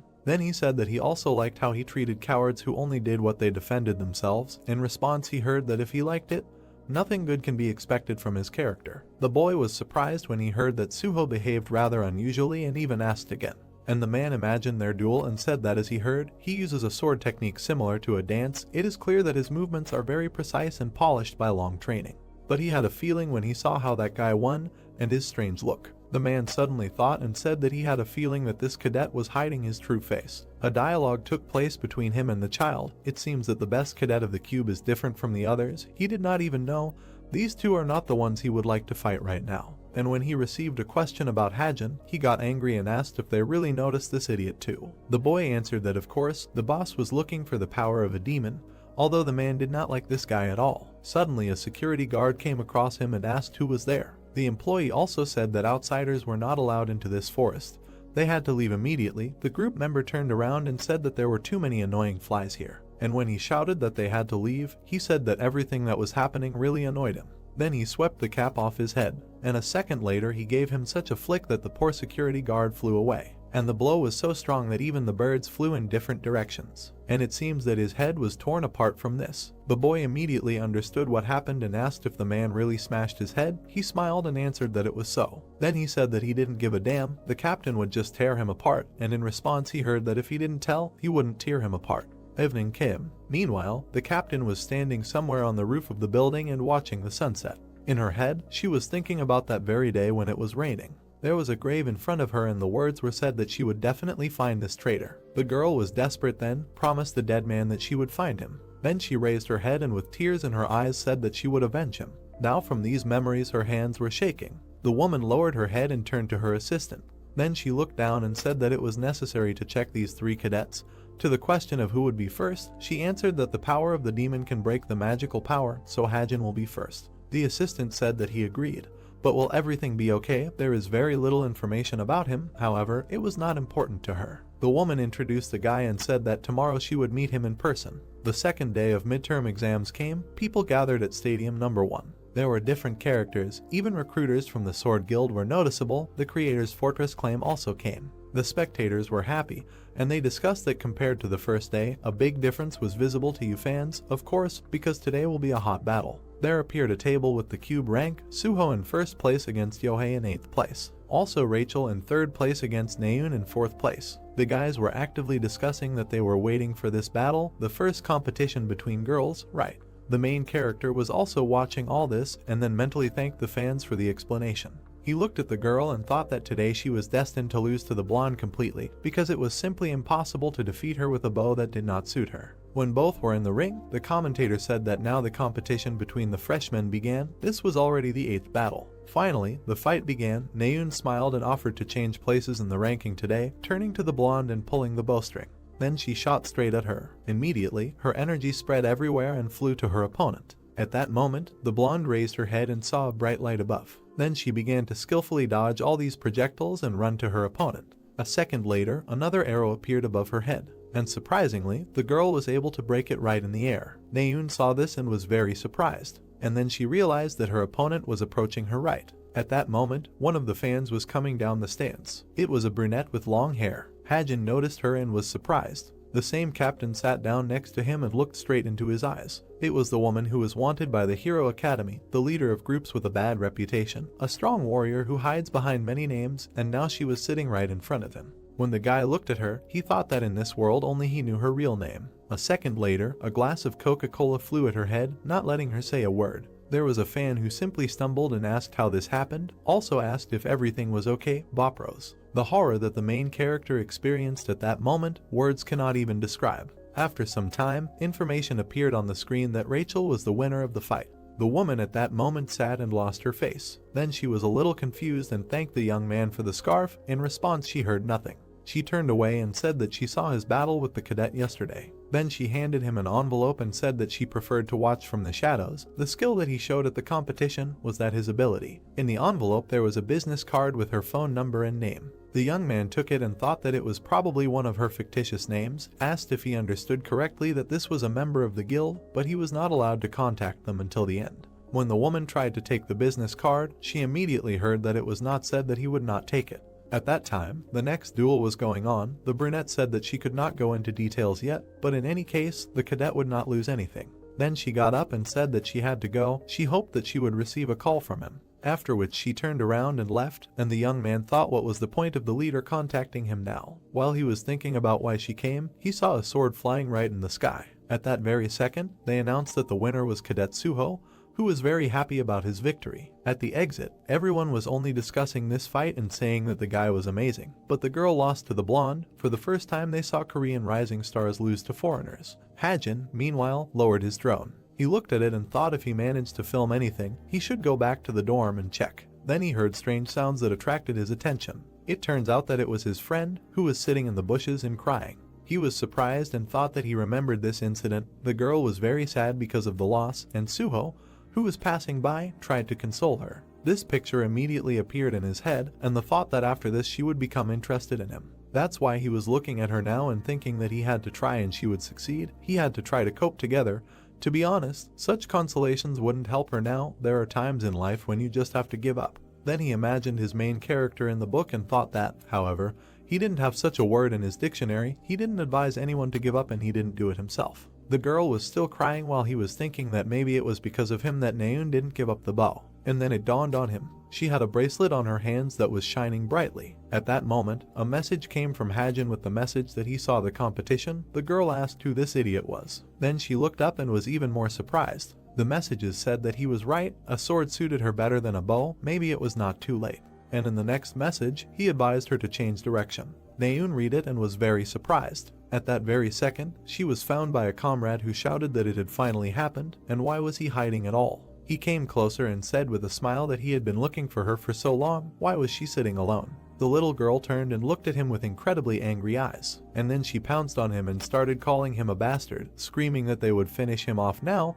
That's how the end of the combat competitions of the midterm session of the first semester went. That day, the protagonist decided to watch the recordings from the drone and saw a man who was found by a guard in the forest. Then this man destroyed the guard with one click, smashing his head. He watched it closer and in a new way. Then he removed his hand from the keyboard and for some time tried to comprehend what was happening. He was overcome by fear. The only thought was that this was a cruel sight. Then the young man looked again at this man and assumed that he was also from the chameleon group. He imagined him and realized that without any hesitation he kills people, as if he does it for pleasure simply because he thirsts for blood. There are people in this world who are capable of such things. If you imagine a city, life has become much more comfortable thanks to scientific magic, behind which half humans were hiding, not bound by morality and laws. Although they were people, but they accepted heroes, they could not be called ordinary criminals, because they had unusual powers.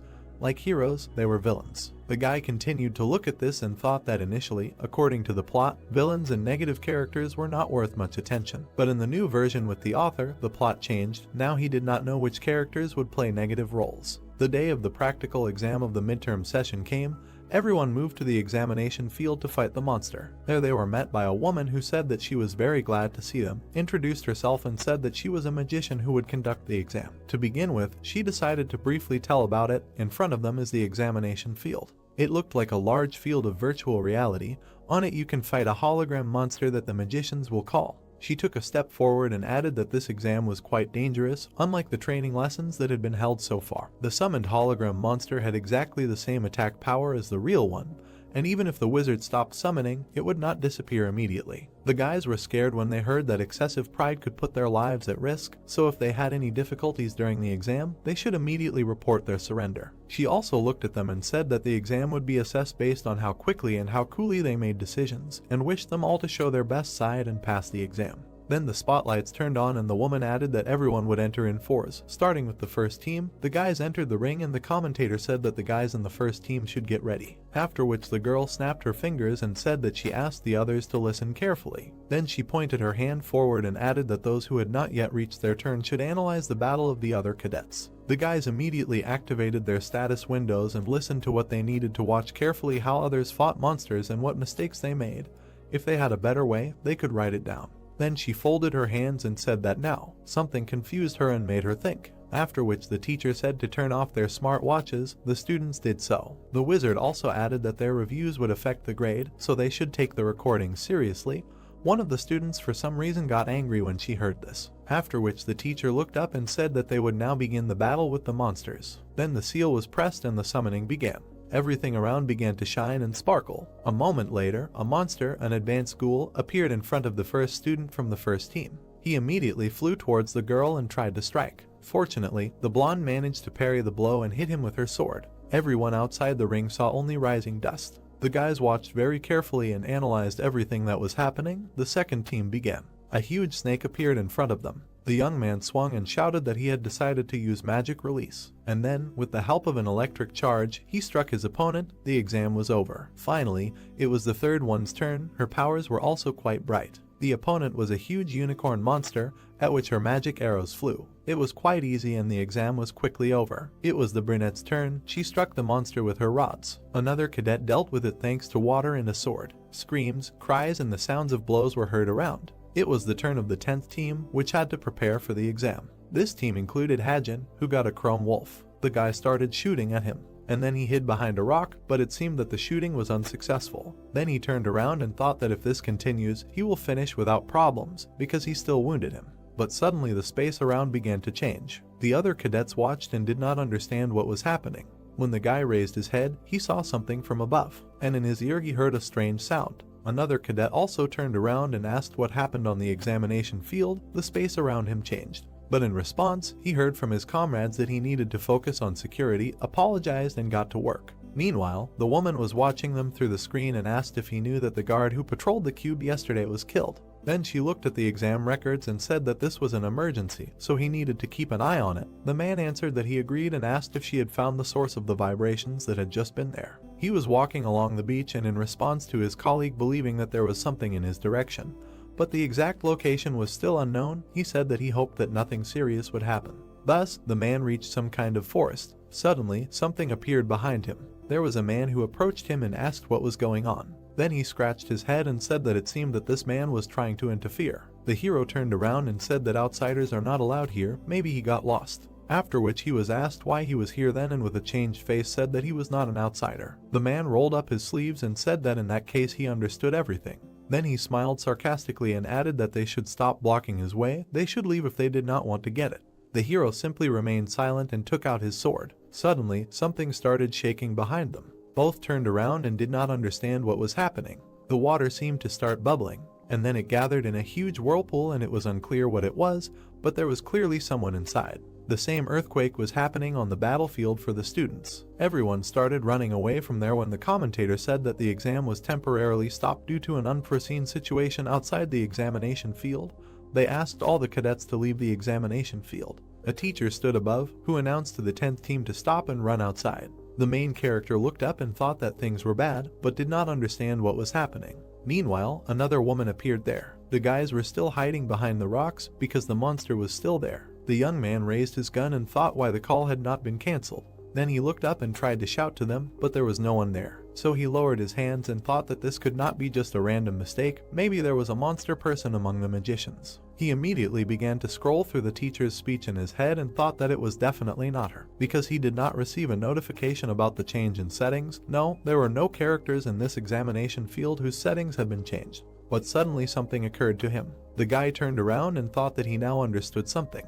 At that moment, the woman had already reached one of the cadets. She looked at the blonde and said that she had not seen the Spring Princess for a long time. The girl looked at her with frightened eyes, and the main character's thoughts were that this was quite possible, because in the book there are many biotic characters who never appeared in the story. It turned out that it was not a woman who appeared, but Sir Lancaster. This story, the author of which is unknown. The ceiling began to collapse at that moment. The girl raised her head and turned to this man, asked where he had been all this time after that incident in London, and added that his appearance had changed. The man was just looking at her. Then he raised his eyes and smiled. The girl saw this and seemed to get even more scared, after which she concluded that this man had sold his soul. Then she came closer and asked how that was possible, since he had always been the commander of the guard in the royal palace. In response, she heard that she had not expressed herself quite accurately. The man came closer and said that he had not sold his soul. The new owner had simply picked it up after he, who was ready to sacrifice his life for the fatherland, was betrayed and thrown out. The sword in her hand was shaking as well as her hands at that moment.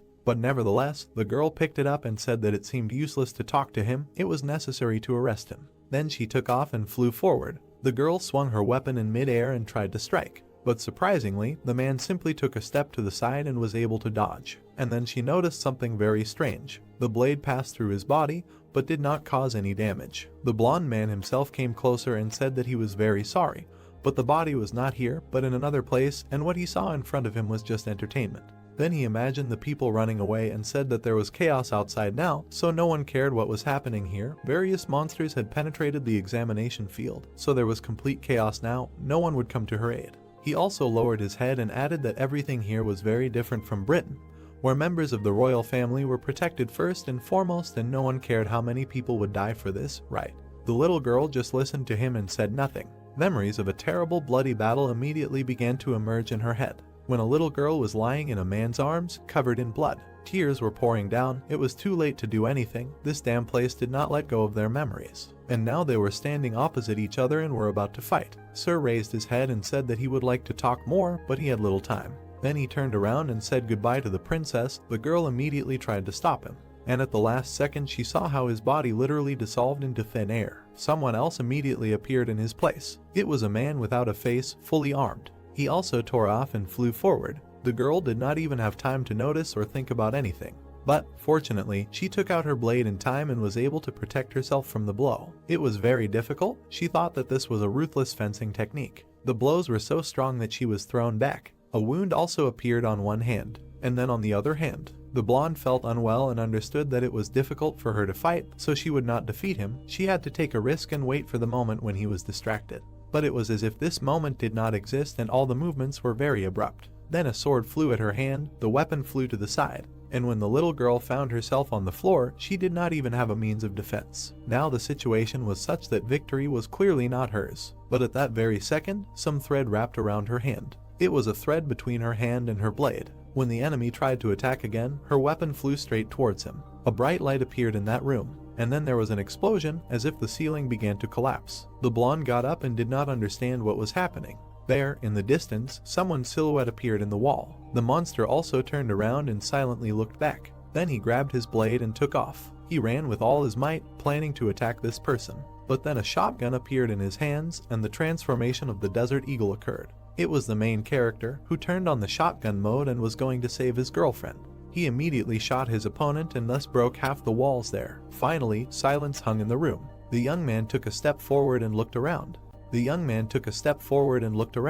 After that, he looked at his weapon and thought, could he really win with one shot? It cost him 250 points in vain. All this time, a blonde was standing behind him, who did not understand what was happening. She raised her head and thought that this person saved her. It turns out that this is her classmate. The brown-haired man was already moving towards her at that moment. Then he extended his hand and asked if everything was okay. The baby did not look like she was okay and looked at him with frightened eyes. Then the guy said that he had a bandage. Some time passed, but the bandages were not changed and the wounds were not treated. The main character tried very hard to help her and said that if he had been even a little late, she would never have been able to pick up a sword again.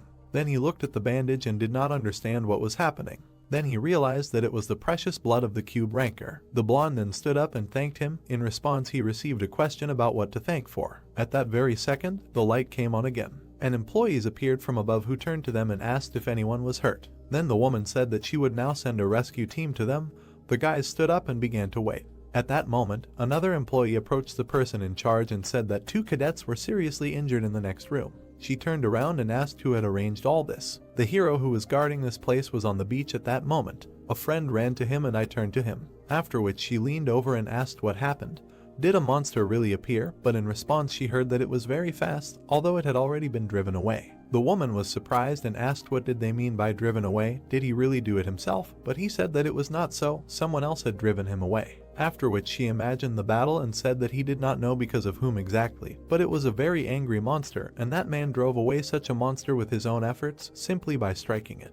He remembered what he looked like and said that it was a very strong warrior. The girl asked in surprise if he really wanted her to believe it, and the guy said that he himself did not believe it. In short, it seems that this is a suspect in the murder of a policeman, we need to find him. Then he raised his head and said that an unknown warrior and the appearance of a high-ranking monster is a complete failure of the exam session. He also added that it would be difficult for the Cube administration to avoid responsibility by introducing their head office. If we go straight to the conclusion, the incident that happened before with the monsters in the cube became hot news all over the world. Everyone was discussing it heatedly, and the exams were postponed. The cube staff was busy with this incident and the restoration of the school, so the exams and classes were temporarily cancelled. This was announced to the students at a general meeting. So the cadets found themselves on a 10-day vacation, which had never happened before. Everyone was just happy with this news. The guys were sitting at their desks, rejoicing when the teacher shouted that they were bastards, not even thinking about their comrades who suffered, asked them to stop chatting and return to the dorms. Suddenly, the main character heard that he had received some kind of notification. He took out his laptop, finally received a message about changing the settings, and thought that this was the damn co-author doing it. There was information about Sir Alex. Another author decided to strengthen the attachment to the family that died in the accident, increase the likelihood of an attack on Rachel in the event of an exacerbation of the feeling of anger. Do not wait for the accumulation of strength, change in potential strength 7.58.5 to install as a dangerous character. The young man immediately imagined this hero and thought that this is one of the characters from Britain, which he created before. His goal was to arrange a coup in his country, but this negative character became stronger and appeared earlier than he should have according to the plot. Now he seriously tensed up and thought that if he had known about this in advance, he would have come up with more positive heroes. Then he lowered his head and thought that however, there was not only bad news, but for example, he was able to get magic blood. Then someone pushed him right on the head. The young man turned around and saw a friend behind him. She stuck her tongue out at him and asked why he was looking at her, and he was confused and remembered how he recently suggested that she throw a bow. The guys who were standing aside noticed that the two were arguing again, but their relationship looked better than before. While the girl was leaving, one of them asked if he had no eyes and couldn't notice obvious things. The girl finally returned to her room. When she came in, she called him a pathetic idiot and asked why he was picking on her if he couldn't do anything. Then she received a notification on her watch and asked what was going on. It was her grade for the exam. When the girl sat down, she decided to see who wrote what. Even Suho added something there. Suddenly, she was surprised by a notification that she had gained faith in herself. Her friend was writing at that moment that it seemed like she had a lot of thoughts in her head, many internal and external factors affecting her self-esteem. Then he introduced the girl and added that she was an excellent archer and had many abilities. Her steadfastness shown in the battle with the monster, as well as continuous efforts and talent could achieve good results. He also wrote that someone said that her abilities were not enough, but it was not true. She did not lack talents, but faith in herself when he watched her fight. The young man wrote all this with a smile, added that if his friend would believe in herself more and move only forward, then I am sure she would become the best hero. And now, in real time, she was counting all this, having read to the phrase that the assessment was conducted by Cadet Suho. The little girl even lowered her head and said that she was embarrassed. She blushed and thought that no matter what anyone said, she was a good archer. Then there was another message only from an anonymous person. I don't know who tried so hard, but there was a lot of text here. The girl smiled and asked what this person wrote there. Some time passed while reading. Her head literally began to boil from each new line, and a vein swelled on her neck from anger. The scream from her room after this comment was such that it could even be heard in the corridor. The girl was very angry and screamed that she would not leave it like this and would find the one who wrote it. If you moved to the room to Hajin, there he was busy with the seed. He put it on the princess's blood and waited for some kind of reaction. Then he lowered his head and asked if it worked. Was the seed able to absorb the princess's blood? After which he imagined a witch and thought that if the seed obtained on the mountain is watered with human blood, a witch will be born. He sat down and said that this is the blood of Rachel, a kind girl, so the witch will certainly not be a villain. Then he touched it with his finger and said that he needs to grow up quickly to help him. Not suddenly, something happened. A bright light appeared there. The young man lowered his head and asked what was happening. Did the second stigmata really appear right now? A bright amazing seal appeared on his hand, after which a loud scream that could be heard even on the street. The next day came. This seal had to be hidden with a bandage so that no one would see, and the pain was simply incredible. While the young man was driving somewhere with the agent, the latter turned around and asked what had happened to him. He had a bad expression on his face, and in response he heard that he was just a little tired today. And the guys drove on, discussed how trade was going. It had become much easier with a car, there were more customers, and it was safer than before when you had to walk. The man also almost burst into tears and said that it was all thanks to the main character. The agent thought that it was necessary to change the topic of the conversation. So he looked out the window and asked why there were so many people at the entrance. They had strange bandages on their hands, perhaps they were members of some guild. But the people around them looked at them in surprise and offered to look at them.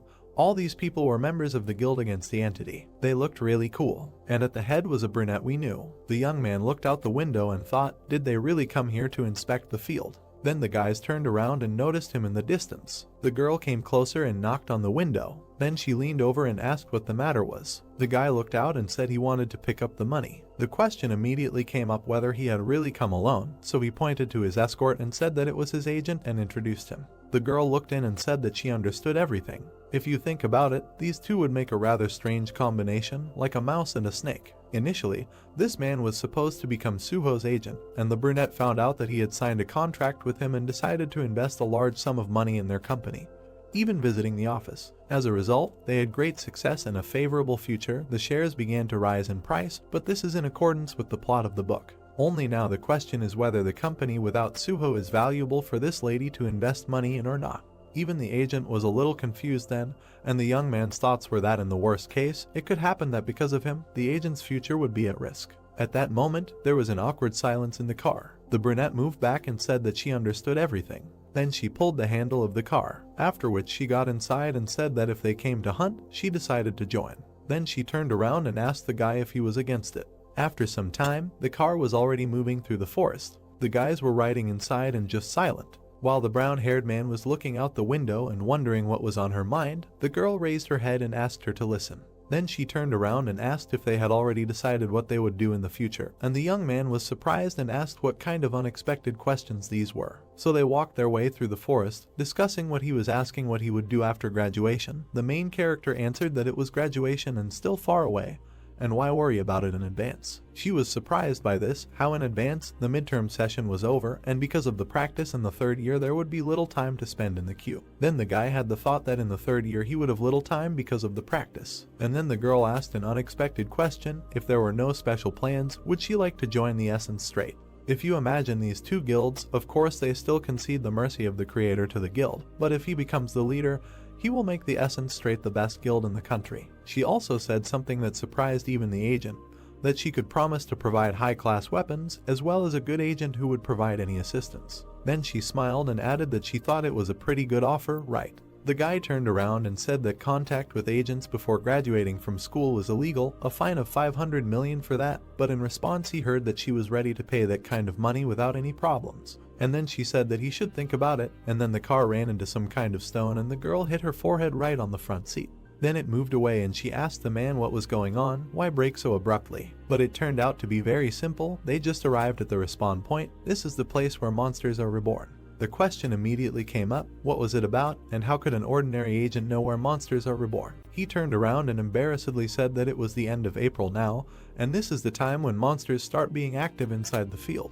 He also introduced these monsters and said that this is why there will be a lot of them in this area. There are several more similar points, but there are too many people there, plus he chose this field based on Hajin's shooting skills. When the guy got out of the car, the man added that this information can be trusted. He personally checked everything here, and he said that he has an excellent agent. Then he closed the door behind him and said that he would be back soon. In response he heard that he needed to be careful. Then the agent turned around and asked where the girl was going. She replied that the guild members would soon arrive here. Immediately after, she slammed the door and embarrassed the man a little. A second later, she knocked on his window and attracted his attention. The girl leaned over and asked for his business card. 10 days had passed since the incident at the exam. It seemed that classes had resumed, and the cadets returned to the cube and everything began to recover. A new schedule and a table with grades for the midterm session appeared. The guys discussed who was in what place. Naturally, the main character had first place in grades, so he didn't even go there and accidentally met a blonde in the hallway. After Hajin taught Horak a lesson during the practical exam, the bullies who used to bully him quieted down and started avoiding him. It was the most peaceful time in the cube since he entered. It was even getting boring. But at some point, someone stopped him in the hallway, smashing the wall with their fist. Naeun appeared there, who asked in an angry voice if he had written this review. The young man turned around and asked what was going on. It seemed like there was a fight again. The girl came up close to him and said that there was no point in even trying to deny it. It was immediately obvious from his style of speech that it was his doing. The guy looked her in the eyes and asked what was wrong. He wrote it specifically to help her. In response, he heard that they didn't actually ask him to help. Does he really want to say that as a shooter he doesn't have a sense of combat? And who is he to tell her what to do? All the other students even stopped to listen to these two discuss what he really thinks. Since he studies well, then he can do anything. The girl offered him to argue, to show how difficult it is to shoot a bow. But surprise, the main character agreed, and then the girl even got confused. He came closer and said that if he loses, then he will have to throw the bow. Her eyes widened even more from this news. Then the girl laughed and began to call him names. Then Hajin said that he would also take a bow instead of a gun, but in return she would give him time to prepare. A classmate asked if they really think that this will help him. He can do as he wants. Then she turned around and left, and the guy thought that now his shooting skill is at the 7th level. In the remaining time he needs to raise it to the 6th level, then he will be able to win the argument. Besides, there are points of luck. He looked after her and thought that the girl was running away because she mistakenly believes that her ability to use a bow is at the same level as her fencing skills. After which he raised his head and thought that all the time only praising is not always good. You need to get up even stronger. After some time, everyone moved to the Grace building, office 303, where they announced that they were glad to see them all. One of the cadets smiled and said that it was very good that these exams were finally over, and all the members of their club were alive and well. It was the chairman of the Travelers Club and the healer. The activities of the scientific and hunting clubs were suspended due to the incident with the monster people, so the events in the cube go roughly according to the plot of the book, forcing the young man to attend uninteresting circles. The chairman at that moment continued to say that this time their club decided to go to France. The next episode was the murder of a French rich man, which begins with a note sent by a group of killers. The note said that it would happen on the night from the last Saturday Sunday,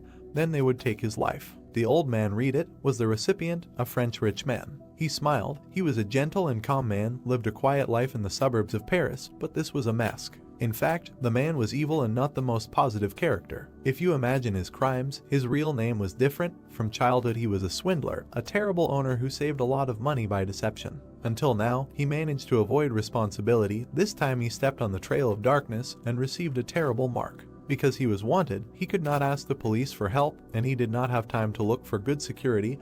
A chill ran down his spine, as if it was a feeling of death. But even if the sky collapsed, he always had a way to retreat, the man thought. Once he met a student of the cube who came to Paris to travel. It was in a hotel. That student gave him a brilliant idea. There was a meeting among the guys there that day. A blonde guy came up to a cadet and asked if he was really the leader of the travel club. That's great. He replied that there was nothing wrong with that, and added that he wanted to offer to come to Paris next time, but finding a suitable hotel for all the cadets is not easy. The man was there and heard it all. Then he stood up and said that in that case he could provide a place at his house.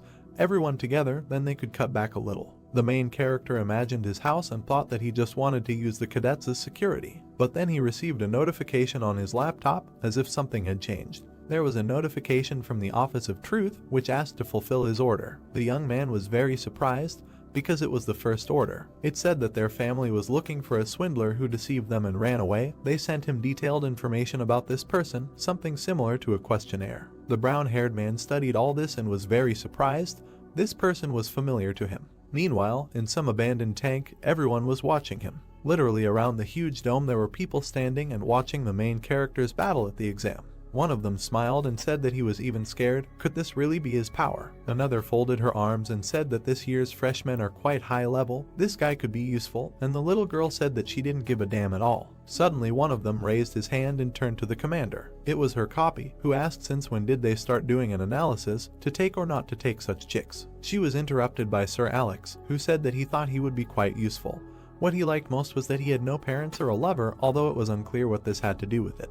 Then the man explained that if there was no one around, then it was easier to get carried away by material things.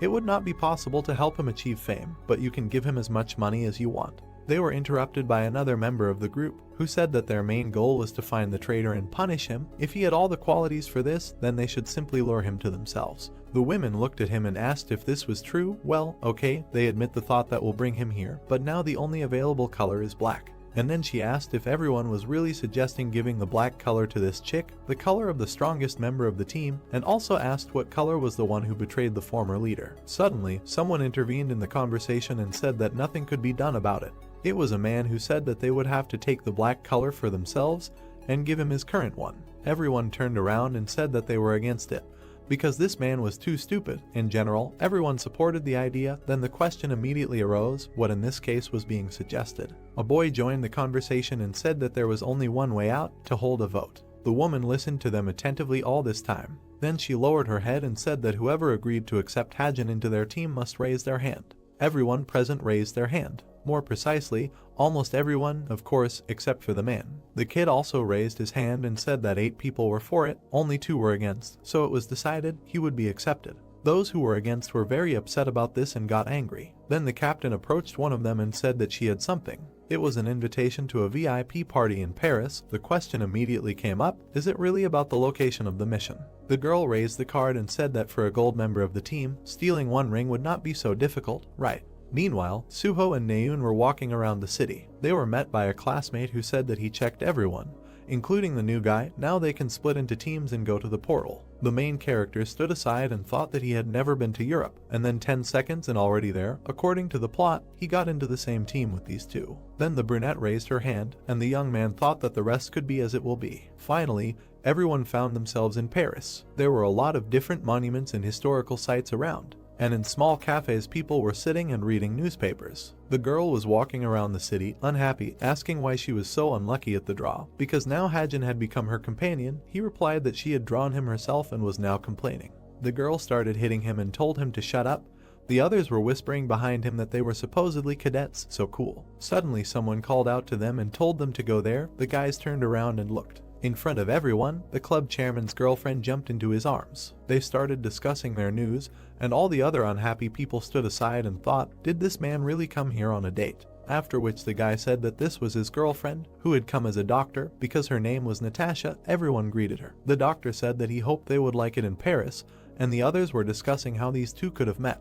During the excursion, they were told that free time could be used for sightseeing. There would be a party in the evening, so they needed to gather at this place at 7 o'clock. Finally, the group was left alone. The girl turned around and asked where her companion was going. He said that he wanted to have a snack first and asked if she really wanted to join him. Her classmate was surprised and said that everyone had already divided into teams, or was going to blow her off. In response, she heard that he simply thought that he was so different from someone. Then he turned around and told her to follow him. The question immediately came up, does he really know where and what is located? Then the guy turned around and answered why he needed a watch, added that he naturally found out everything in advance and ordered her to follow him. Needless to say, the girl was shocked. Then she went ahead and said that she does not eat everything in a row, and he replied that he already knew, although it was unclear where from. Finally, they came to some restaurant. They looked around, there was even a table already reserved. When the guys sat down, they began to discuss how they managed to reserve a table in such a place, but he had his own tricks, or rather, he used the Book of Truth. After which the young man looked at her and said that she can order whatever she wants. The girl smiled and agreed. While she was ordering, the main character was looking out the window and thought that she was from a rich family. She could probably handle the order herself. And then he saw someone outside the window. A bright light appeared before his eyes. He even had to get up and ask what it was. The guy immediately broke loose and ran there, shouted to his friend to stay there, and did not even answer where he was running. When he ran out into the street, he thought that maybe the story had changed, or was some unknown character in the forest again. There were some people walking ahead. It was not clear why this was happening. Then he shouted at them to stop and listen to him. The woman turned around. When she turned around, the question arose what Yunsunga was doing in Paris. The woman was immediately confused and did not understand what was happening. And the young man came closer and said how fast these 2 were walking, and immediately asked what he was doing in Paris. Only his interlocutor was a little embarrassed and asked who it was. At first, the guy thought that she was pretending not to know him, but then the girl screamed and her companion covered her. Immediately after, a notification came from the system about this person. Because of this, the young man opened his mouth and was surprised, then apologized and said that he seemed to be mistaken. Around the corner, he took out his laptop and began to study the information. There was a notification about a change in the plot. On the screen it was written that due to an anonymous informant, friction arose between 2 characters, so she appears in this episode. All this time, Naeun was sitting in a restaurant and did not understand what was happening there, while the main character was putting the puzzles together. If you think about these two characters, both were members of the guild Mercy of the creator. Jane joined the guild at the same time as her.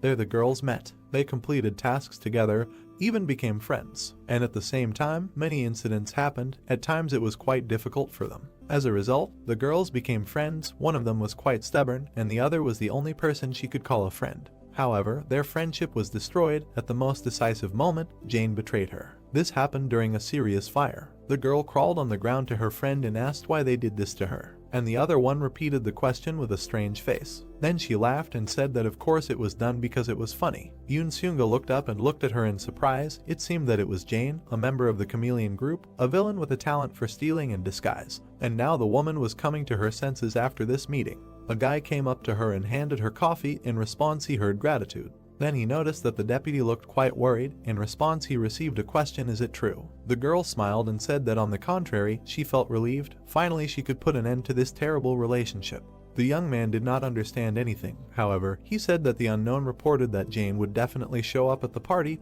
although they did not trust this information 100%, but she likes such events. Yoon Seung-ga said this and clenched her fist, then added that if there are valuable things that can be stolen, then even more so. And there, for a second, in the safe of the banquet hall, the treasure was kept, Homer's ring. The event was supposed to take place this evening.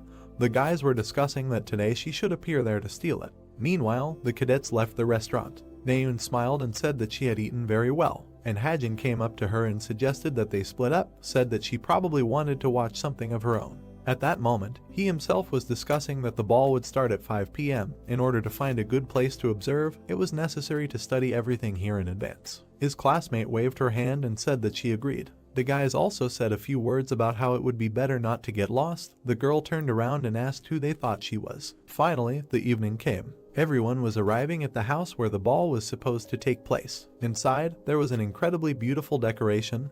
Everything was shining. People looked around and could not believe how beautiful everything was. Then the cadets also appeared there. The people around were discussing them and asking if they were some kind of stars. They looked so cool in masks. And the students themselves turned around and said that it was not for nothing that they dressed up today, although Suho was thinking how uncomfortable he was in a shirt.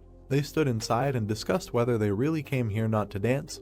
The young man scratched his head and said that he had simply never danced before. Meanwhile, they were being watched on the street. There was someone in a cloak standing there and actively studying everything that was happening. This someone turned out to be the main character who thought that the clock said 5:30. Probably Yoon Seung-ga, you haven't seen any special changes here yet. It was a masquerade ball in a suburban castle in Paris. Today he just had to help history go its own way. One person was hiding in this whole crowd. Suddenly the young man noticed something and at first he didn't even believe his eyes. A huge portal had formed in front of him. It was just unclear where it came from. The guy stepped back and thought that now he understood why everything was so simple. Only a monster man could create an artificial portal. It must be some very strong monster man who enjoys the favor of the devil, and it seemed to be one of the guests. Then the young man looked and thought that one of them was already itching to go there, and was capable of such a thing. The same screen of his computer lit up. There was a notification that a critical moment had occurred, and immediately information appeared that the Homer ring, an artifact of mythical rank, is an item that has not yet been revealed. Therefore, despite the mythical rank, many people want to get it, and this is a mistake. And then information appeared that to change the plot, a group of monster men villains want to get this artifact. For this they came to Paris. The guy paid attention to the name of the group. If you imagine them, the villain is a society of monster men led by a terrible person. Their group is engaged in the robbery of artifacts, terrorism, incitement of wars. There are too many terrible events in the world that are associated with this society, and many bloody moments. The young man got angry and said that he brought very dangerous people here. It's bad. Then he raised his hand and thought that he should use the mask. As soon as he transformed, he said that this time his plan would not work. Then he came closer to the edge and said that now he needed to find Jane. At that moment, one of the waiters inside had already been strangled. Someone killed him and mercilessly threw him on the floor. It was a man or a woman, after which the man went forward straight to some exit. There was a passage along the retina of the eye, so he had to use a little trick. And it helped. The passage was open. The door immediately opened. The thief noted that it was all very simple. Then he went inside and said that in front of him was an artifact of mythical rank. It was Homer's ring, which sparkled very brightly. The thief extended his hand to it and was immediately asked what he was doing there. Suddenly, Yoon Seung-ga appeared behind her. The woman was surprised when she realized that the raven was her assistant Yorin. The young man turned around and saw the deputy, asked how she managed to find out, and the woman winked at him and said that she came for him. How could her secretary just leave her workplace? Then she took a step forward and immediately hugged him from behind. The guy did not understand what was happening at all and was confused. He turned around and asked what the deputy was doing now. The girl grabbed him from the front and started talking, said that she would not fall for this bait a second time. Then she lifted him up and slammed his head into the floor with all her might. At the same time, an explosion occurred in the building. People began to run in different directions, asking what it was. A huge hole appeared in the wall, and immediately a silhouette appeared from it. It was a man with some kind of blurry face. The thief transformed from the image of the secretary into her real image and asked how Yoonsunga guessed. After all, it was an impeccable disguise. But only a sword flew in response. When the woman approached her, she shouted that she had changed places with her assistant when they arrived in Paris. Did she think she would not be able to distinguish the gait and manner of speech of the person she works with? The blonde smiled and said that it seemed that Yoonsunga was not so meticulous before. It seems that he is still offended by her for betrayal. The girl looked at her and simply remained silent. Immediately a whip flew in her direction. This whip wrapped around her hand and blocked her movement. Suddenly a man appeared from behind who drew their attention. These were students who did not know who these people were, but love showdowns can go and arrange at home. The girl looked at Suho and Yona and asked who they were. The girl with dark hair said that they were hero cadets from the cube. If they lower their weapons now, then there can be bloodshed. Seung-ah frowned. The whip grabbed her hand. The dark-haired girl looked at her in shock. She raised her eyebrows and thought it was her whip. The redhead looked away. The blonde attacked her. Seung-ah grabbed her sword. The fight began. The woman parried the blow. There was an explosion. The blade of the sword cracked. The blonde's eyes widened in shock. Seung-ah swung at her and screamed that she was finished. Someone stopped her sword. The woman looked up at Suho. The blonde frowned and asked who he was. They both needed to leave before she cut them into pieces. Hajin frowned and said that he didn't know the exact reasons for the conflict, but they couldn't let other people get involved in this fight. They needed to stop. Seung-ah gritted her teeth. She pushed him away and said that she told him to leave. The woman turned around and said that they were being very annoying. She turned around and screamed, "Where did that girl go?" Seung-ah ran after her and told her to stand still. She replied that she had listened to her. Suddenly, a black energy appeared behind her. The redhead was thrown back. The blonde frowned and asked what it was. Seung-ah opened her eyes. The monster had a ring in its hand. It said that it had finally found it. The woman held it up and said that it was Homer's ring.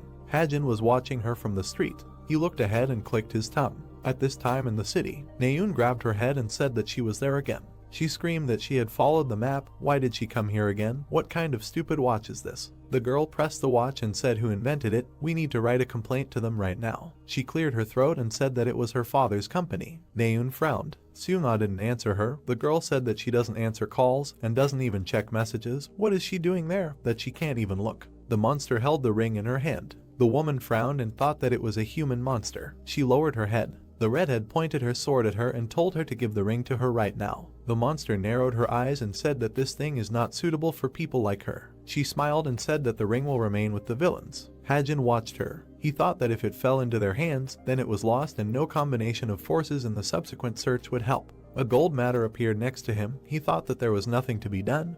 He would have to use Plan B. The gold wrapped itself around his hand. He swung and thought that this should be enough. Hajin threw the gold matter. The monster smiled and said that if they interfered with her. Suddenly, the gold matter tore the ring from her. The woman turned around and asked what was going on. Who was that freak? She looked back. Seung-ah was running towards her with a sword. Hajin was holding the ring and thought that everything was going well. Now she wouldn't chase him. He looked at the ring and said that if he took it for himself. Suddenly he frowned. There was an explosion. The guy jumped back. Someone joined in and said that it was a bad idea. The blonde smiled and asked where he was going in such a hurry. Hajin looked at him and thought, who was he? Another human monster. The guy walked forward and said that it was nice to meet him. His name was Sidious. He smiled and said that he thought it would be clearer if he introduced himself as a member of the villain group. Sidious smiled and said that he stole the ring very skillfully. Even Silason was knocked down. Hajin replied no thanks. The guy's expression darkened and he said that since he was so smart, he already knew what he was going to say next. He had to give him the ring.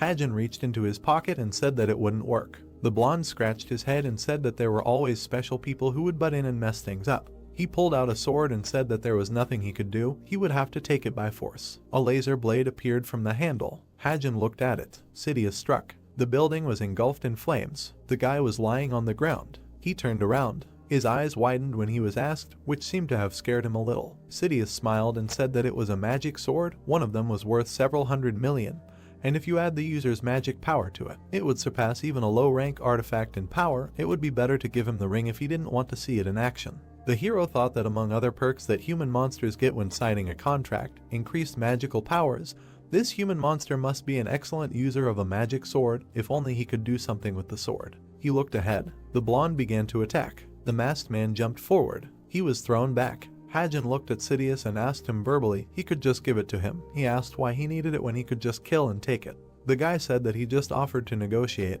Didn't he? Sidious told him to shut up and stop whining. He can stall for time, but he still won't be able to beat him. The masked man looked at the villain. He said that it was immediately obvious that he was weaker than those inside. Sidious smiled and said that he did not have any other weapons except for the gun, and his physical abilities were only enough to dodge his attacks. What did he expect when he decided to fight the human monster? He grabbed the sword and said he was tired. Sidious swung and said goodbye to him. His sword didn't work. Both guys looked forward in shock. The blonde looked at the sword and asked, "What is it? What's the matter?" The guy looked at him and said that today most likely this thing will not work anymore. Sidious frowned and asked what he meant. The hero said that he was pretty lucky. A system window appeared, which said that luck worked, which weakened the magic sword. The guy smiled and said that he was bluffing. Just the weapon broke. It happens, but he can kill him without it.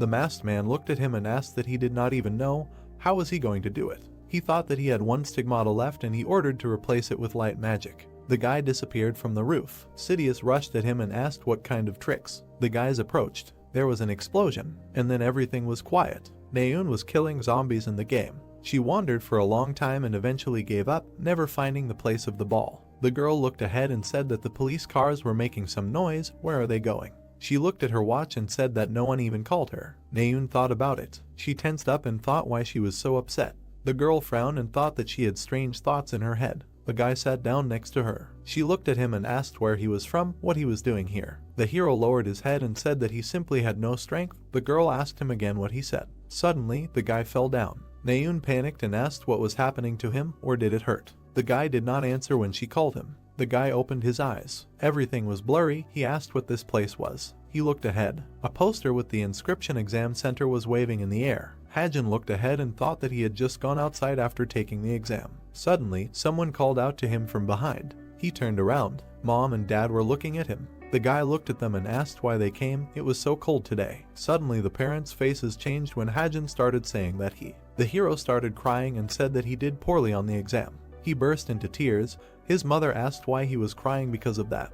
The woman hugged her son and said that it was nothing to worry about. The guy opened his eyes. He was lying in a wooden bed and asked where he was. Suho and Naeun entered the room. Hajin looked at them when the girl asked if he had woken up. She frowned and said if he knew how hard it was for her to carry him, he should pull himself together. The brunette frowned. Naeun asked if he had really been crying. Was it that painful for him, and laughed. Suho looked at her and asked if she could go out. She screamed. What did she do? The doctor approached the guy and asked how he felt. He replied that he seemed fine. He smiled when the girl said that he was showing signs of exhaustion. He shouldn't strain himself. He should rest more. He asked what kind of place this was. One window was lit in the house. The blue-haired girl leaned over and said that this was a residential building, and this was his room that he shared with Suho. Hajin thought that this was the mansion. The doctor said that it was already after 10 in the evening. Was he sure he wasn't hungry? He confirmed. The hero looked ahead and thought that the murder episode would soon begin. It's good that he woke up before it all started. The girl smiled and told him to rest, and Naeun to go out. She was indignant. She was led to the door. She screamed why they were always chasing her away. Suho said that they would see each other tomorrow. The guy was peeling an apple. The brunette looked at the hero and asked if he was sure he was okay, if he could move. He replied that he was fine. Hajin opened the system window. A system window appeared, saying that human monsters had appeared in the suburbs of Paris. Thanks to the help of the Cube Course, they were able to advance in the investigation. The hero thought that it was good that no one was hurt or killed. Judging by the fact that no other details were heard, Jane managed to escape unharmed. Suho looked away. Hajin asked him about the incident. He handed him an apple and said that he could not tell the details, but nothing terrible happened. The man and the monster escaped before the heroes arrived. He replied that this was a great relief. The hero ate the apple. Suho began to peel the next one. The brunette raised his head when the guy told him to be careful. He looked at him in shock when he said that he was the main character. He could not allow himself to be hurt.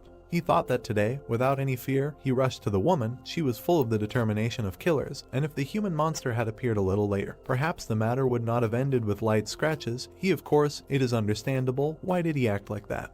Hajin thought that he was the protagonist who was walking the path of virtue. He thought that, however, will the protagonist who is trying to do only good be able to overcome these difficulties set up by unknown beings? The guy frowned and thought that there was something else. He remembered his family and wondered if he could bring them back to his world. The hero looked at Suho when he asked who the protagonist was. What is he talking about? The guy smiled and said that if he is the protagonist, then so is he. The brunette looked at him in shock when he said that the whole world is the protagonist's. Hajin stood up and asked if it was true. He stabbed an apple with a fork. Suho said that she saw the report he was writing for Naeun. The guy looked at him carefully. The blue-haired guy looked at him and said that he was quite harsh. He replied that he was not harsh. She is not a natural archer. Suho asked if that was why he decided to have an archery competition with her. He replied that it was true. If he won, she would give up the bow. The guy looked at him when he said that she chose this path herself. He believed that others should not encourage her to give up on it.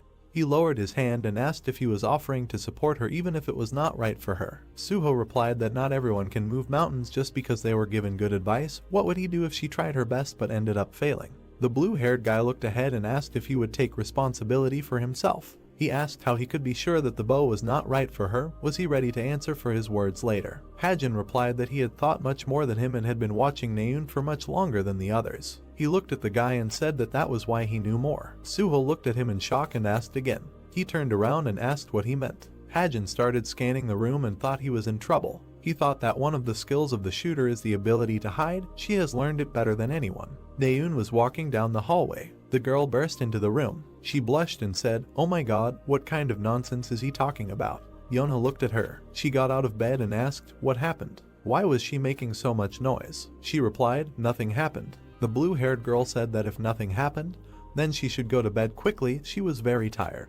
Naeun lay down on the bed. She frowned and thought that she should calm down. She was eavesdropping on this conversation. She should ignore it as always. Suddenly she remembered Hajin saying that he had been watching her much longer than the others. The girl pursed her lips. She lay on the bed and thought about what was on his mind when suddenly a scream was heard. Naeun jumped up and asked, "What happened?" Yona clenched her fist and screamed that she asked herself to be quiet. She replied that it was not her. The girl pointed to the side when the blue-haired girl asked what kind of sounds were those. They looked at the door and said, were those really human screams? The maid was kneeling and screaming. The man was covered in blood. The door swung open. The guys came out of their rooms and asked if they heard it. It seemed like someone was screaming. It seemed like the sound was coming from the lower floor. Someone was running quickly. Suho jumped over the balcony. Someone looked at him and screamed his name. Hajin looked at him in shock and asked that he was not a human. Actually, this is the third floor. The guy ran quickly. He swung the door open. Suho opened his eyes wide. The maid looked at him. She was crying and screaming that help was needed. The master was killed.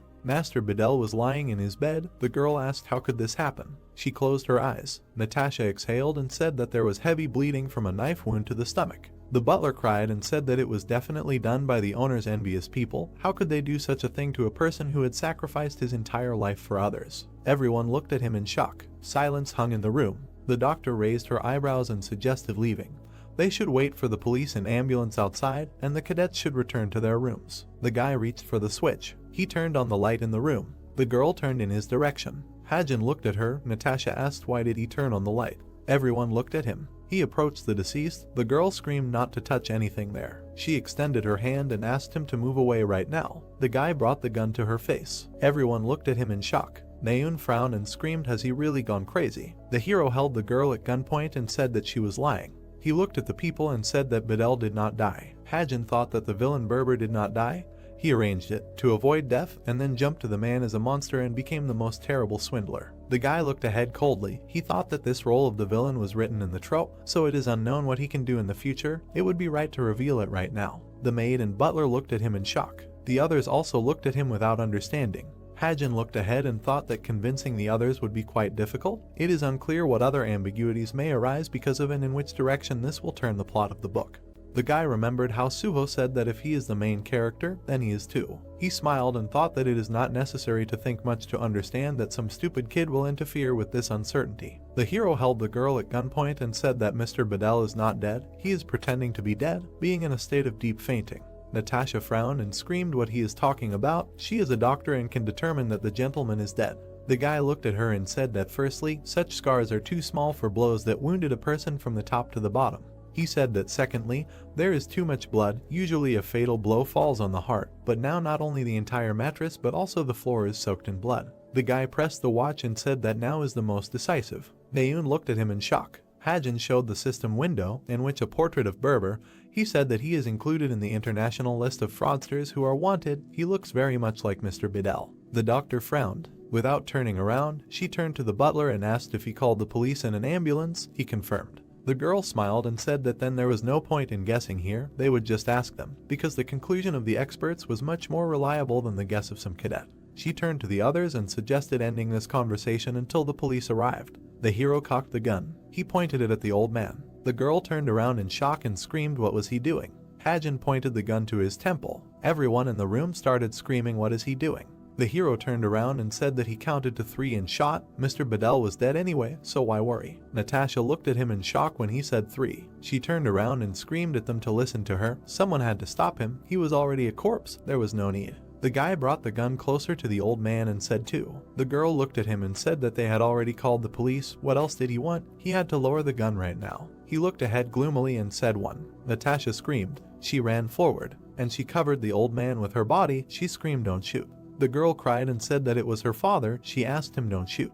The students looked at her in shock. The butler backed away. Suddenly the door slammed behind him. He screamed. Hajin pointed the gun at him and told him to call the heroes, not the police. He frowned and said tell them that they caught the escaped criminal. Dawn came. The girl was in handcuffs. The police took her away. Hajin thought that the murder was set up by Berber and Natasha. Berber was well known throughout Europe and was wanted. He was trying to avoid arrest, so he came up with this whole plan. The hero thought that fortunately he had even found a 6 for himself, who had touched the cadet Cuba, which also played a role in revealing their insidious plan. He thought that according to their plan, the old man was supposed to live after clinical death. Hajin thought that the product that plunges a person into a state of clinical death is quite expensive, but Natasha was able to get it easily since she worked as a doctor in the cube. The hero thought that everything was simple after that, with the help of the herbalist mage. Berber fell into a state of clinical death. Natasha applied a bag of blood to his chest, not on a real wound, spilled a bag of blood on his hair. He thought that the rescuers who would have arrived at the scene would most likely not have been able to distinguish death from clinical death, and Berber managed to bribe the police in the vicinity of Paris,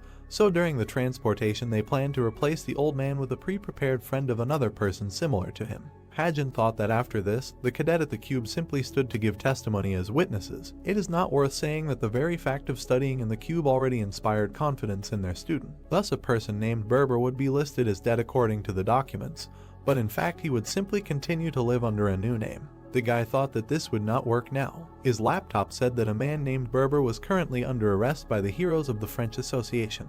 Hajin smiled and thought that he did not expect the first question to be about him, but he managed to raise the level of trust. Yona approached him and asked, is he that Sherlock? She said that she did with Ohanhan first, and now this, you can open your own investigation bureau. He replied that the shooters have very good eyesight. He looked back when they asked him how he knew the faces of the criminals. The guy turned his head back and said that these were already personal circumstances. She asked why such an official tone. The hero looked forward and thought about personal circumstances. The villain was looking into the aquarium. The woman bowed and said that someone in a putter mask interfered with her. He has unusual thief abilities. Hakpio's expression darkened when she said that Sidious was because of him. The man asked if he looked like a human monster. She replied that he didn't, just like a hero. He said that she should check all the mercenaries and hunters. If she finds him, then under no circumstances should she go alone. The woman bowed and said okay. Hakpio tensed up. He asked why she was telling everyone that she was a human monster. The woman asked again. She raised her head when he said that she had a disgusting face. An ominous aura emanated from the man. He screamed why was she showing off with all her appearance that she was a human monster. He took a step forward when she asked for forgiveness. The girl looked down when he said to find him as quickly as possible. She frowned when Hakpio asked if she took the magic sword, the weapon that Sidious carried with him. The girl replied that there was a problem with it. Hajin raised the sword. He looked at it and asked how to use it. The guy was sitting at the laptop and thought that if this weapon is controlled by ordinary magic, they are stigmata, then it makes no sense to him. In principle it can be sold for a good price, but for some reason he does not really want to, he will leave it just in case. A system window appeared, which said that this is the ring that Homer wore in the past, in the ring of hidden ability. The hero thought that a certain amount of magic is needed to activate it, but he does not have to bother himself. He said that if you use it and remove a few letters, the ring began to glow. A system window appeared which said that the relic was activated. Hajin put on the ring and thought that this is a relic that can increase magical powers and intelligence. Moreover, this item can be transferred to other people. He thought that Suho or Naeun, who have more magical powers than him, will be able to use it properly. The girl's magic is even more powerful than the guy's, so she will use it more effectively. The brunette looked at the ring and said that in this case, how much did his points rise? He thought that everything had increased except intelligence and sensitivity, although it was good that the ability had become a little more. The hero thought that he felt like he was hitting a wall. He hoped that he could break through these boundaries if he continued to try. Hajin opened the laptop and thought that with such indicators he could defeat Naeun. His eyes widened. He think about what he wanted to know about the CH Hadun family. The hero thought that the co-author could not leave CH Hadun's past completely blank. Hajin thought that CH Hadun entered the Cube Academy. In his book he was an episodic character, but in the real world he would probably come from a rich family. In other words, his parents were clearly not from the common people. The guy looked at the laptop. He said that no one copes with finding information as well as this person. On the screen were the contacts of the manager Jin Hyuk. Hajin thought that he was one of those people who can find absolutely any information about a person, but the fee for the services will not be small. The guy smiled and said that for someone like him, nothing is impossible, so he is willing to make a deal with him. Suddenly, he froze. The hero grabbed his head and thought that he spent a lot of money. He looked to the side and thought that he did not foresee this. The grain moved. The guy asked, is it really time to feed it? After a while, Yona made a call. The interface said Uncle Jin Hyuk. The girl looked at the screen. Norway. Hajin looked ahead and wondered why Norway would take too long to explain. A snowball flew into his face. He thought that in principle it would be possible to tell briefly. The blonde laughed and said that she got into Hajin. Naeun said that he gave in on purpose. The guy thought that the club had resumed its activities again after a break due to the incident with Sven. The Hunters Club rented a house in the mountains of Norway to celebrate the opening.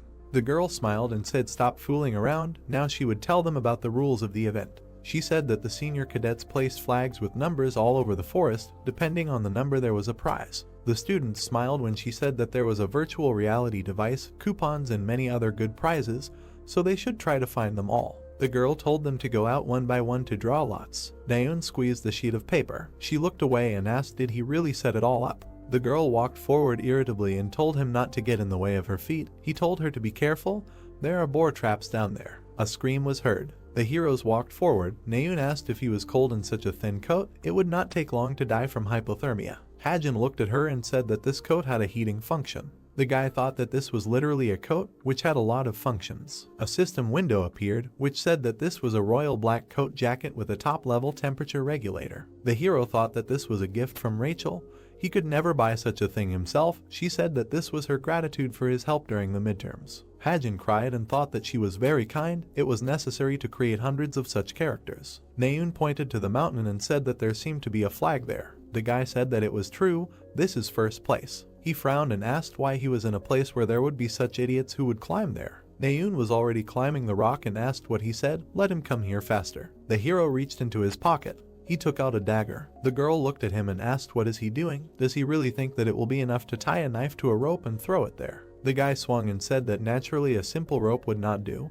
He thought that this was a rope in which he put magic from the stigmata. Hajin threw the dagger and hit the mountain itself. The dagger flew not far from the flag. He thought that it did not matter where it was flying. You just need to adjust the magic power a little. The hero filled the dagger with magic. He knocked out the flag with it. Naeun looked at it and asked did it really work. The flag fell right in front of the guy. He reached for it. The girl ran to him and asked what the prize was. He replied that there was some note. The note said that they won first place. The prize was Yun Seung-ah's phone number. Do they know who she is? If they need anything, they can call this number at any time. Naeun was delighted, but the hero was not so much. He handed her the note and told her to take it for herself. She screamed, is he really giving it to her? This is the phone number of the deputy head of the number 1 guild. The guy looked at her and said that he did not need it. He thought that he already knew her phone number. Naeun blushed. She handed over the note and said that she did not need it. After all, it was he who took out the flag. Why give the prize to her? The hero replied that if it is not necessary, then it is not necessary. Hajin said that since they found the prize for first place,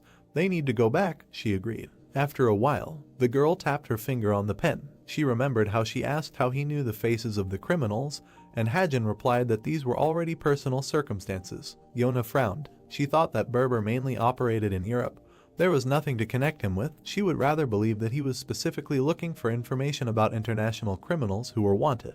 The girl frowned and thought why he might need this. She looked at the paper and thought that there was something mystical here. Yona thought that perhaps he had experienced an unpleasant situation in the past and he did not know the identity of the criminal, so he studies the lists of wanted criminals and remembers their faces. She thought, what if we add here the fact that he is an orphan? This version is quite plausible. Maybe his parents did not just die but someone killed them. The girl looked down and thought that he remembers the appearance of criminals and hides his power in order to someday quietly kill the culprit of the tragedy. She drew on the paper and thought that these were just guesses, they were exact facts about his past. Yona thought that if he really had something in the past and she could find out, this was her chance. She imagined how they would shake hands and thought that this would be a chance to later invite him to join her guild in a favorable position. The girl thought about it. Suddenly, she gloomed and said that she really did not want to call. After a while, the phone rang. The man did and asked, is it possible that no one is going to pick up the phone? He reached for the phone and said, what is the point of a secretary who receives a salary but does not work, and then cleared his throat.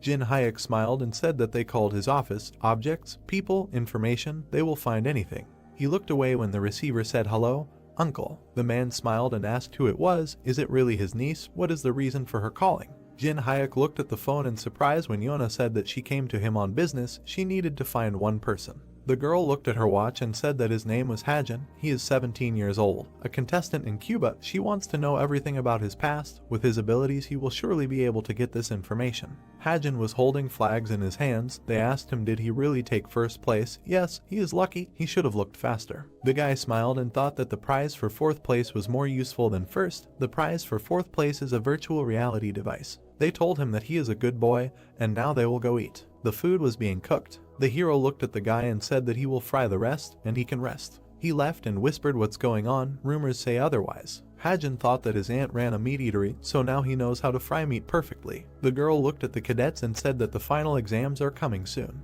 The guy looked at her in surprise when she told them to be careful, you can't trust anyone. He asked, is it really that hard there? She replied that she had seen many times how relationships between people deteriorated. It's just that the grade depends on this exam, so everyone is very tense. The hero looked at her when she asked if they knew that there was a class of repeaters. They are really dangerous, it is better to be wary of them. He thought that the second class of workers, this is literally the class in which those who did not get the points and stayed for another year studied. Every year in the cube there were about 200 students, among them 20% are those who made a contract with the devil. The guy thought that the problem of the upcoming final exam would be precisely in them. He cut off the meat and thought that the likelihood of this increased after the intervention of the author. This was confirmation of how much the whole cube was rotten from the inside. The girl turned around and said that he was frying meat well.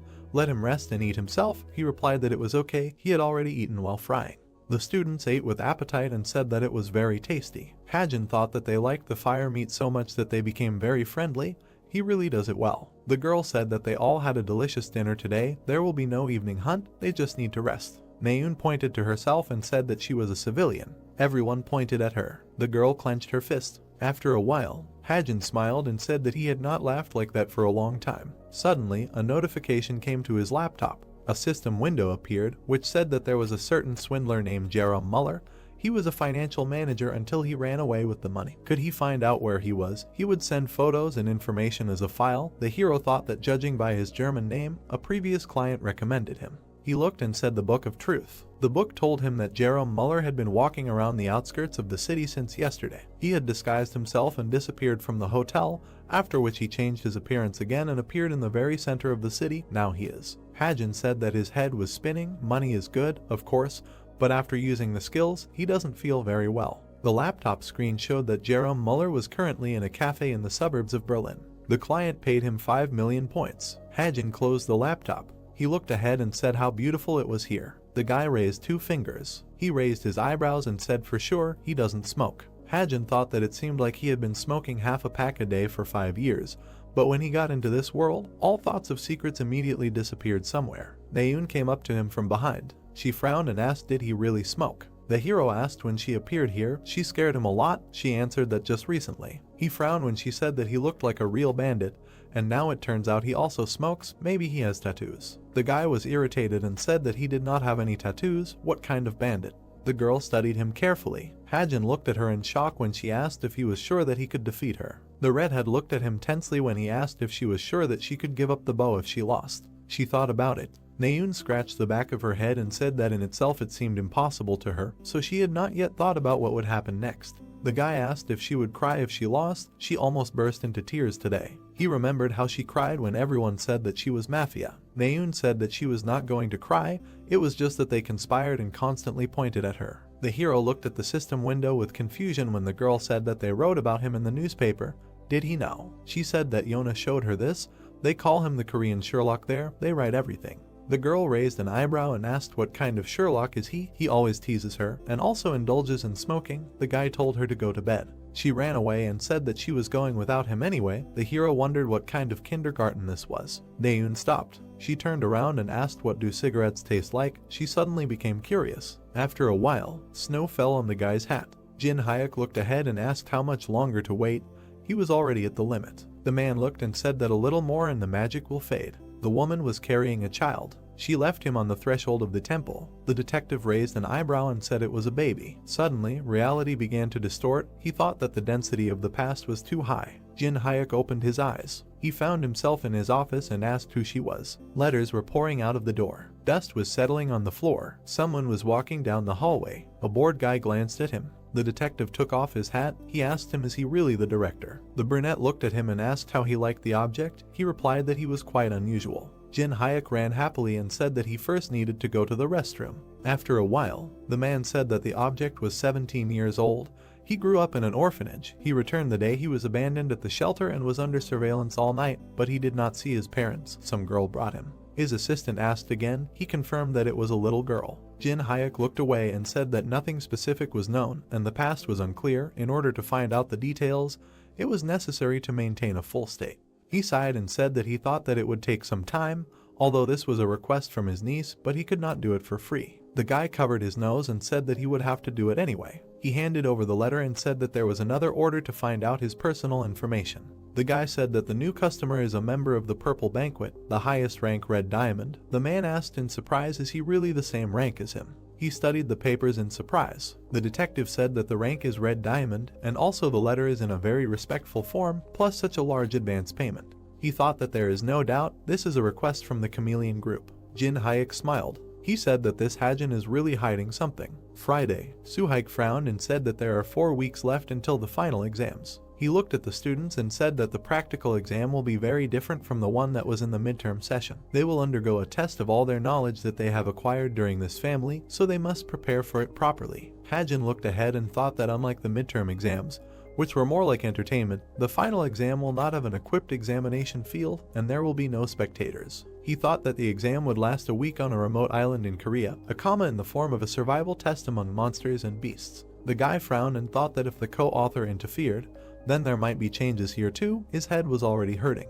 He thought that besides everything else, many variables were already expected in this exam. He would need to be prepared. Suhaik frowned and said that he could not give details, but for the sake of safety, mid and high-ranking heroes, as well as mentors, were invited to this exam. They should focus only on the exam itself. The teacher said that they can now return to their rooms and wish them a good weekend. The hero was packing his bag. The girl approached him from behind. She smiled and asked if he had forgotten about their bet. Hajin looked at her and asked if she herself had forgotten that if she lost, she would have to give up the bow. She replied that he should try not to cry from shame when he lost to her. He agreed and she asked him to follow her. National Archery Center. The students put their quivers on their belts. Naeun looked at her opponent and asked if he was ready. He confirmed and asked one thing. He became gloomy and asked what they were doing here. Yonghyun hugged his opponents and asked if they were really going to deprive them of this spectacle. Such events are much more interesting when there are spectators. He smiled and said that there was no subtext.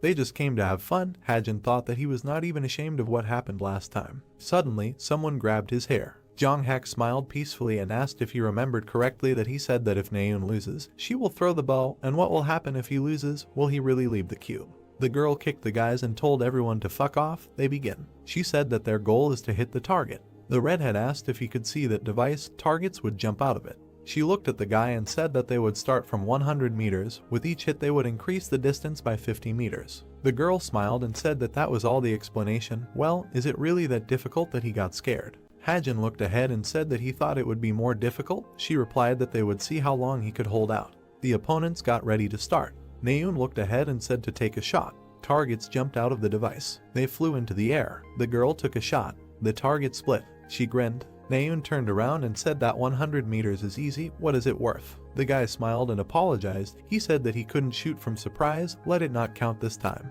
The girl looked at him in shock. The spectators looked at him in shock. Yonghin laughed. The guys laughed and told them to drag him here. Naeun looked at them irritably. She turned her gaze to Hajin and said that his posture was strange, let him just shoot as he wants, even 100 times. The guy hit his friend on the shoulder and said stop laughing.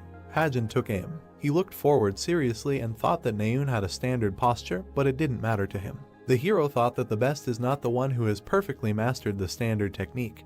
These are just the minimum conditions that must be met in order to become the best in this world. The power called ability is important. The guy looked forward and said shoot. A target flew out of the device. Hajin thought that his ability was a shooter. He released the arrow. A system window appeared, which said that the shooter skill was aimed at the arrow. It smashed the target. The audience looked forward in shock. Yona opened her mouth. The guy lowered his bow and said that now he understood. He smiled and said that he would try again. The students told him not to push. They peeked through the doors and said who it was. Could it be the hero's student, the clever Naeun? The girl looked forward seriously. The hero sat in front of her and asked what happened. He frowned and asked, is it really true? Does she really want to change her weapon for a bow? The girl looked at him. The brunette looked at her and asked, is it really because of her mother? She answered that she had no reason. The girl smiled and said that she just wanted to change. She could quickly become the best as an archer. She said that he gave her a magic sword and asked for forgiveness. The man frowned and shouted who she was calling a teacher here. He does not count. He does not consider those who change their paths like gloves as students. He exhaled. The girl looked down when he said that if it was her choice, he would not interfere anymore, but did she really want this? Naeun looked down. The teacher told her to think carefully. Don't shoot off the shoulder. The arrow smashed the target. The rivals had already tried their hand at a distance of 450 meters. Hajin got ready and said the shot. He hit the target. The archers of the true class were watching them. One said that the guy was doing better than he thought. The other replied that it was already 400 meters. 450 meters was his personal result. Another student came up to them and said that he wasn't just doing well, he shot right after Naeun hit the target. He said that 1 or 2 more times would be fine. But when you're faced with this kind of pressure and a fight over and over again, it can be very difficult psychologically. Naeun prepared to shoot. The guy said that Hajin looked pretty relaxed. He frowned and asked, is this really a guy who will win this argument? The veins on Jonghak's face tensed and he clicked his tongue. He frowned. The girl prepared to shoot. Her arrow missed the center. She frowned. Then Naeun turned around when the guy said that he did say that the bow wasn't right for her. The redhead looked at him and asked, is he chickening out? What kind of cheap tricks are these? Let him just shut up and shoot. She frowned. Hajin thought that she was never known for her calm nature. As soon as she was teased a little, she would start to get angry. Naturally, she was not suited for the role of archer. The hero thought that the reason why she wanted to become an archer without fail. Hajin looked at her and asked, she's just afraid of fighting with a sword, right? Naeun looked at him. She became gloomy and told him to hold his tongue. The guy looked ahead and said that it just seemed that way to him. That's why she always tries to rationalize everything. He quoted her words, how she said that her archery skills are exactly the same as fencing. She's good at archery. Even with a bow she can become a first-class hero. In principle, considering that she changed her class, she's doing well as an archer. Naeun prepared to shoot and asked why he hasn't shut up yet. She opened her eyes in shock when he said that with such achievements, she would not be able to avenge her family, nor would she be able to cope with even one human monster. The girl fired a shot. A target flew out of the device. The arrow flew towards her, and flew past. The spectators looked ahead in shock. Jonghak froze. Naeun looked ahead in surprise. Hajin turned his gaze to her. The girl sat down. Someone said that she lost. After a while, the sun was setting. Yona was walking along the school grounds. Suddenly she looked to the side. The girl was sitting on a bench. The dark-haired girl looked at her and asked what she was doing here. Everyone was looking for her. Naeun, without raising her head, said that she probably heard what this freak started talking about her family. The girl looked at her in shock. The redhead was crying. She asked what was going on. He even helped her once. They weren't that close, but she thought he wasn't as bad as people said. Why was he always picking on her? Yona looked at her and thought, does she mean he was doing this on purpose? She frowned and thought, wait, are they both necessary characters? Yes, if their relationship deteriorates, it will affect her plan. Yes, that means there is a problem. The dark-haired girl frowned and thought, why should she do this? She looked at the girl and said that he doesn't have a family. Naeun raised her head when she said that it was probably for the same reason as her. She looked at her in shock. Yona looked at her and said that it was just her assumption, but maybe he sees himself in her, even though he acts like this, but maybe he just wants her to do well in life. The redhead looked at her in shock. Her eyes widened. The dark-haired girl said that she thought she had something to think about, so she would probably go. Just let her not sit here for too long. The girl thought about it. She remembered when she was little, she was asked why suddenly a bow. You answered that the sword. She was a little bored. The guy looked at her. He patted the girl on the head and said okay. The red-haired one smiled and said that he would support her in her choice. He was sure that she could handle it. The girl smiled when he asked if she could promise him something. The guy held out his little finger to her and asked her to promise that when she was ready, she would think again about what she really wanted to do. Naeun held out her hand and said that she promised. The girl looked forward in shock. After a while, a system window appeared, which said that incredible luck worked in human relations. Points increased by 253. Hajin looked at the system window in shock and asked what happened. Naeun walked forward. Jin Hayek said that this Hajin is definitely some kind of difficult guy. He looked ahead and said that he should be checked out. Maybe he is connected to some kind of criminal group. He thought it would be better not to mention the chameleon group for now. Yona was talking to him. He asked if he should continue to follow him. She answered of course. The girl smiled and said that she had already decided everything. He must definitely end up in the Strait of Essence. The detective blushed. He said that he would have to strain his channels. You replied that he seemed to have misunderstood something. The sun was pouring into the hall. Hajin walked forward. He thought that there were so many spectators at their competition that rumors immediately spread, but he did not think that they would ask him for advice. He looked to the side and thought that he was already afraid to enter the classroom. Maybe he should limit himself to morning training.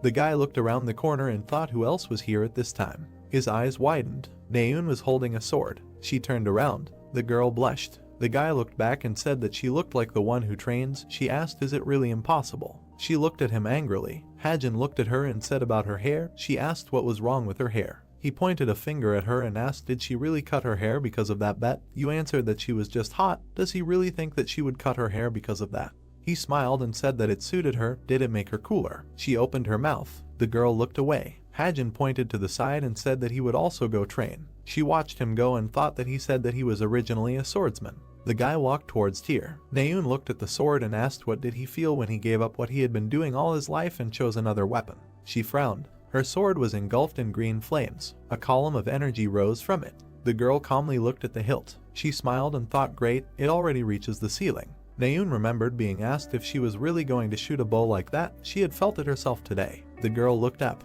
She stood there and said that it seemed like he knew from the start. There were camping supplies on the screen. Hajin clicked and thought that was enough. Now he needed to pay. On his watch, a notification that the purchase had been made. He said that he would check the inventory again before the exam, but things like weapons or protective equipment could be prepared in advance just in case. The grain was making sounds. The guy said that he would feed it now. He raised his eyebrows and said that it had grown so much, as if it would hatch soon. He thought that the newborn evangel seed looked like a child who looked 4 years old. If you change it with magical power, you can keep it in the dorm, for example, in the form of a cat or a dog. The guy poked the grain. It became embarrassed. The hero laughed and said, okay, hatch quickly. A hotel outside Seoul. Jane raised an eyebrow and asked, is he serious about dressing up as a cadet and taking the final exam? The dark-haired girl didn't look at her and said that she needed her help. She asked, is that really necessary? Is she fixated on something weird again? The girl looked down and said that there was someone she wanted to check, plus she needed to get something from this exam. Jane sighed and said, okay, no one can stop her. The black mass fell on the floor. The dark-haired girl was all dirty. The girl raised her finger and said that she would give her the details of the cadet she would disguise herself as. She wrote down her manner of speech, character, habits, and so on. She must learn all of it. She became gloomy and said that all of this was bothering her. The woman smiled and said that she had become very worried. The girls hugged their friend and said they bought cookies for her. She didn't answer her message yesterday. Did she really have a boyfriend? The pink-haired girl smiled and thought that the file said that they were school friends. Really nothing complicated. Her gaze became gloomy. She thought that there was nothing complicated in pretending to be a cadet. The girl winked and said, come on, what other guy? Hajin was watching them. He became gloomy. He had the skill of observation and viewing activated. The girl looked at him and wondered if he saw. The hero froze. Then he quickly ran away. He clenched his fist and thought, how so? The guy frowned and thought, what is the boss doing here? The haired girl laughed.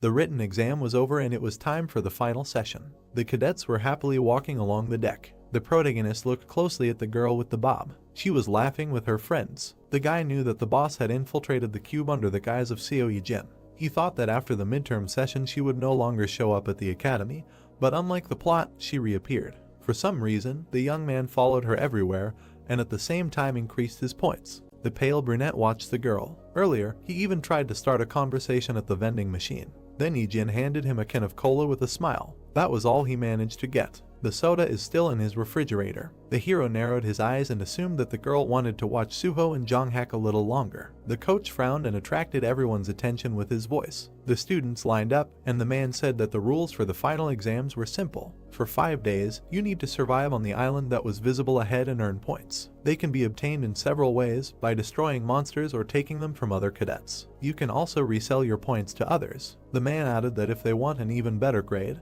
they can try to take the badge from the caretaker and get 200 points. Hajin frowned and wondered inwardly who would want to fight the warden, who was the current hero. The coach said that they would be dropped off at the designated location and asked them to follow him. The academy liner arrived at the location when the sky was already turning the colors of the sunset. The boats washed up on the sandy shore. The cadets were heading out onto the island in anticipation. The protagonist noticed the light braid and noted that it was here. Rachel turned around when he called her name. The young man came closer and suggested that they stick together during the exam. The girl looked at him in surprise. It was no coincidence that he was here with her. The guy looked at her carefully and remembered that he had thought a lot about the changes that had occurred after the intervention of the second author. Since there was a negative character who hated Rachel, most likely she would be in danger during this exam. The young man stood opposite her and waited for an answer. The interlocutor finally opened her mouth and said with a smile that she was more comfortable alone. The brunette knew she would refuse. The higher the ranking, the more convenient it was to complete the task alone. The bracelet on her hand vibrated. Hajin pointed to his watch and promised to report his location just in case. He was not going to follow the rules of the second author's game. The girl looked at the highlighted geolocation in surprise and thanked him. Night fell on the island. Someone was walking through the forest, leaving traces behind them. The girl stopped, hearing the sound. She turned around and saw a monster approaching her. Several more appeared behind it. The student delivered a slash with her blade, cutting the enemies in half. She frowned, staring intently at the monsters. Not finding a new threat, the girl brushed the blood off her sword. Mayun smiled and began to laugh nervously, exclaiming, "What kind of place is this?" She walked on, lowering her head, muttering that she immediately began to fight monsters as soon as she found herself on the island. She wondered if there was a place to rest and something to eat. The archer turned pale and said that at this rate, she would be the first to fail the exam. She noticed a bright light ahead. The girl happily ran towards it, noticing that she was starting to smell delicious. The cadet was already glad that she had survived. The main character was sitting in a small clearing, cooking something over a fire. He looked at the newcomer in surprise. The girl frowned and exclaimed his name in surprise. The young man said that the battles between the cadets were in 12 hours. The interlocutor indignantly asked where he got all this. The guy replied that when he found out how long the exam would last, he decided to prepare just in case. The archer muttered that it was not surprising because he had good grades. She shyly closed her eyes and praised him. At that moment, her stomach rumbled loudly. The hero silently looked at the blushing girl. The brunette asked how many points she had. Mayun replied that it was about 20. Hajin offered to give her food in exchange for half the points. She looked at him indignantly and asked why the whole half. Her stomach growled traitorously. The interlocutor sat down next to her and agreed. The hero asked if it was okay that it was just fried pork. The girl replied that she had to eat it if she wanted to stay alive. The young man was looking at something on his laptop. In the end, he met not Rachel, but Mayun. The archer ate the meat with appetite, saying that it was delicious. The brunette pressed a button on the keyboard. Notification: you hacked the drone server. Connecting to the server, images from cameras in different parts of the island appeared on the screen. One of them recorded Rachel, who approached a group of people near a fire. The young man noted that the main story had not changed much. The blonde looked ahead tensely. The cadets looked at her slyly, asking if she really wanted to buy food. One guy suggested that she just help herself, since it was somehow not very good to sell food to her own kind. He looked at her with a wild look and smiled. There was a trailer in the clearing, next to which was a table with dishes. The hero stretched on the bed and wondered if it was already morning.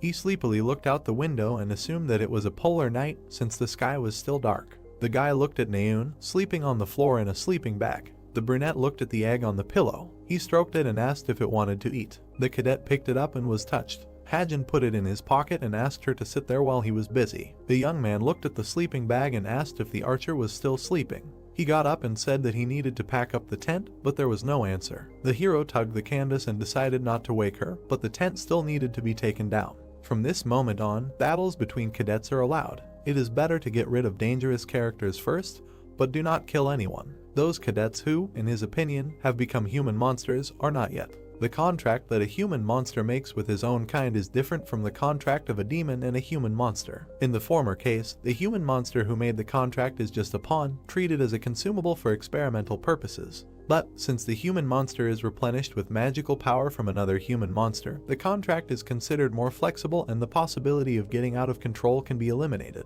Recently, such a contract has become more common, but due to the side effects, few survived after its conclusion. The only one on this island who managed to overcome the side effect is Jiyohun. The hero took the bag and decided to start by climbing higher. The first destination is the world tree in the middle of the island. He quickly moved forward, thinking that he should hurry. In place of the tent, there was a sleeping bag with a girl. A shine was visible on the rock. An arrow had appeared in the bushes. The girl turned to Yona and said that she had found one. The main character was standing below. The brunette extended her hand and ordered not to shoot. The girl frowned and said that he could not be touched. The interlocutor asked why, because he was only in 934th place. Yona objected that Rose could not handle him. The guy went to the tree and crouched down to the ground. The archer frowned and wondered in surprise if he was really getting ready to jump to climb the world tree. The young man took a breath. In a few moments, the hero overcame the height and found himself at the top. Rose opened her mouth in surprise. Yona calmly looked in that direction and clarified whether the girl had seen it. The archer muttered that he managed to do it in just a few seconds. The brunette said that for the young man, the rating is just numbers. It is immediately clear how everything would have ended if the interlocutor had shot. Yona asked her not to tell anyone about his power. The girl looked at her in surprise and asked the reason. The long-haired girl looked ahead and replied that he might become a member of their team later. The interlocutor promised to keep it a secret. The bracelet on her hand rang. The brunette adjusted her hair and said that it was a call from Yijin, and added that they had to go back. Hajin was sitting among the branches. He frowned and used clairvoyance. All the cadets in the area were now highlighted for him, as well as one large silhouette. The brunette shuddered and muttered that he had found it. A bird was watching him from a branch. The guy broke off a twig and said with a smile that a way to blow his nose without using his hands. All he needed was a special pen and a branch with a mark, which he had in his hand. That was enough. The hero swung and launched the branch into flight, using the magic of stigmata. His weapon was approaching the silhouette. The man turned around and the projectile hit the ground next to him. He looked down in surprise, then picked up a branch. The man turned and looked at the tree. The brunette peered intently from behind the crown and said that now all that was left was to wait. There was a sleeping bag lying in the clearing. The girl pressed her lips together and jumped up abruptly, her face flushed. She remembered how early in the morning she heard a cadet say, "What a cutie." Naeun was embarrassed and her eyes widened. The archer had heard compliments about her appearance since she was a child, but how could she say that to a sleeping person? The girl assumed that at that moment Hajin simply met a stray dog or cat, or maybe he was just staring at himself in the mirror. She clutched her sleeping bag and muttered that maybe it wasn't so. Naeun touched her flushed face and wondered what if the hero really was talking to her. She thought about what she should do then.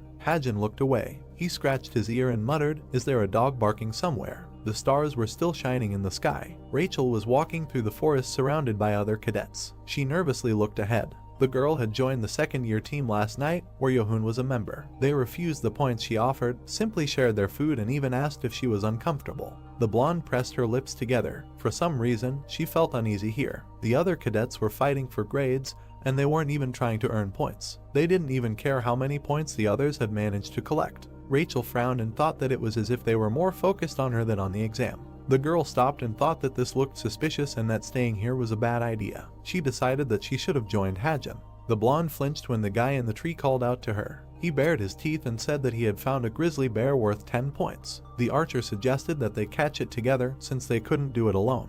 The girl turned around and agreed, thinking that she would help him and then leave them right away. The interlocutor said that he would go ahead and she should follow him.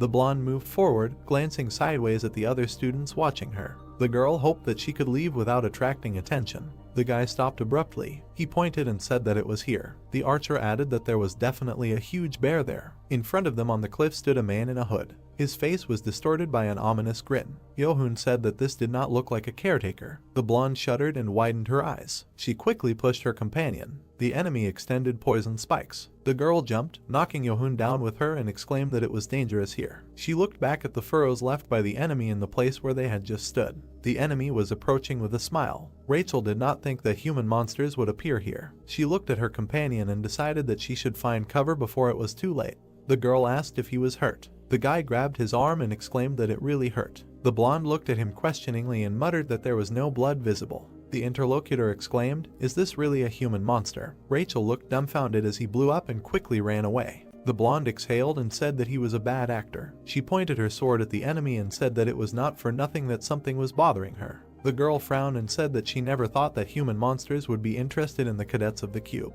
How wrong she was. The enemy swung with a creepy grin. His claws quickly cut through the air and the ground. The girl jumped away from the place of the explosion. She looked back and frowned. The monster struck sharply, and the blonde barely managed to block the attack. Rachel gritted her teeth and noted the powerful destructive force. The student squeezed the handle of the sword. She swung the shining blade with force and decided that she could handle it. The girl continued to strike and parry. The blonde swung and decided that this was a good moment. She widened her eyes in shock. Dark energy grabbed her leg. Rachel looked down in fear, and the enemy was approaching from above. The cadet widened her eyes in horror, realizing that this was a distraction. She looked back at the enemy and realized that she could not dodge. Flashes flashed above the monster man. Several bullets pierced his body. The swordswoman looked at the fallen enemy in surprise. The second monster swung with a scream and struck. The girl watched the approaching attack in fear. The guy pulled the blade out of its sheath. Suho stood in front of the blonde and parried the attack with his sword. The cadet frowned and shouted at Naeun to attack now. The enemy frowned and raised his head. The girl pulled the bowstring. A shining arrow rushed towards the monster man. The enemy was blown off the cliff. Two cadets ran out of the forest and called out to Rachel. The girl looked back at them. The archer came closer and asked if she was okay. The swordswoman thanked them for their help and replied that everything was fine. Suho looked down from the cliff and said that it seemed like the enemy jumped down before the arrow hit him. He turned to the cadets and said that it was unknown when they would attack again, so they had to leave. The guy offered the blonde to go with them, and she agreed. The cadets moved further through the forest. Rachel turned around at the glow. She came closer to see what it was. A bullet flashed on the ground. The girl picked it up and twirled it in her hand in surprise. Naeun, standing in front, hurried her. The swordswoman began to guess who fired the first shot. A sight was sticking out of the tree crown. Yohun was visible in the lens as he ran away. The protagonist crouched down, holding his sniper rifle at the ready. A question was heard.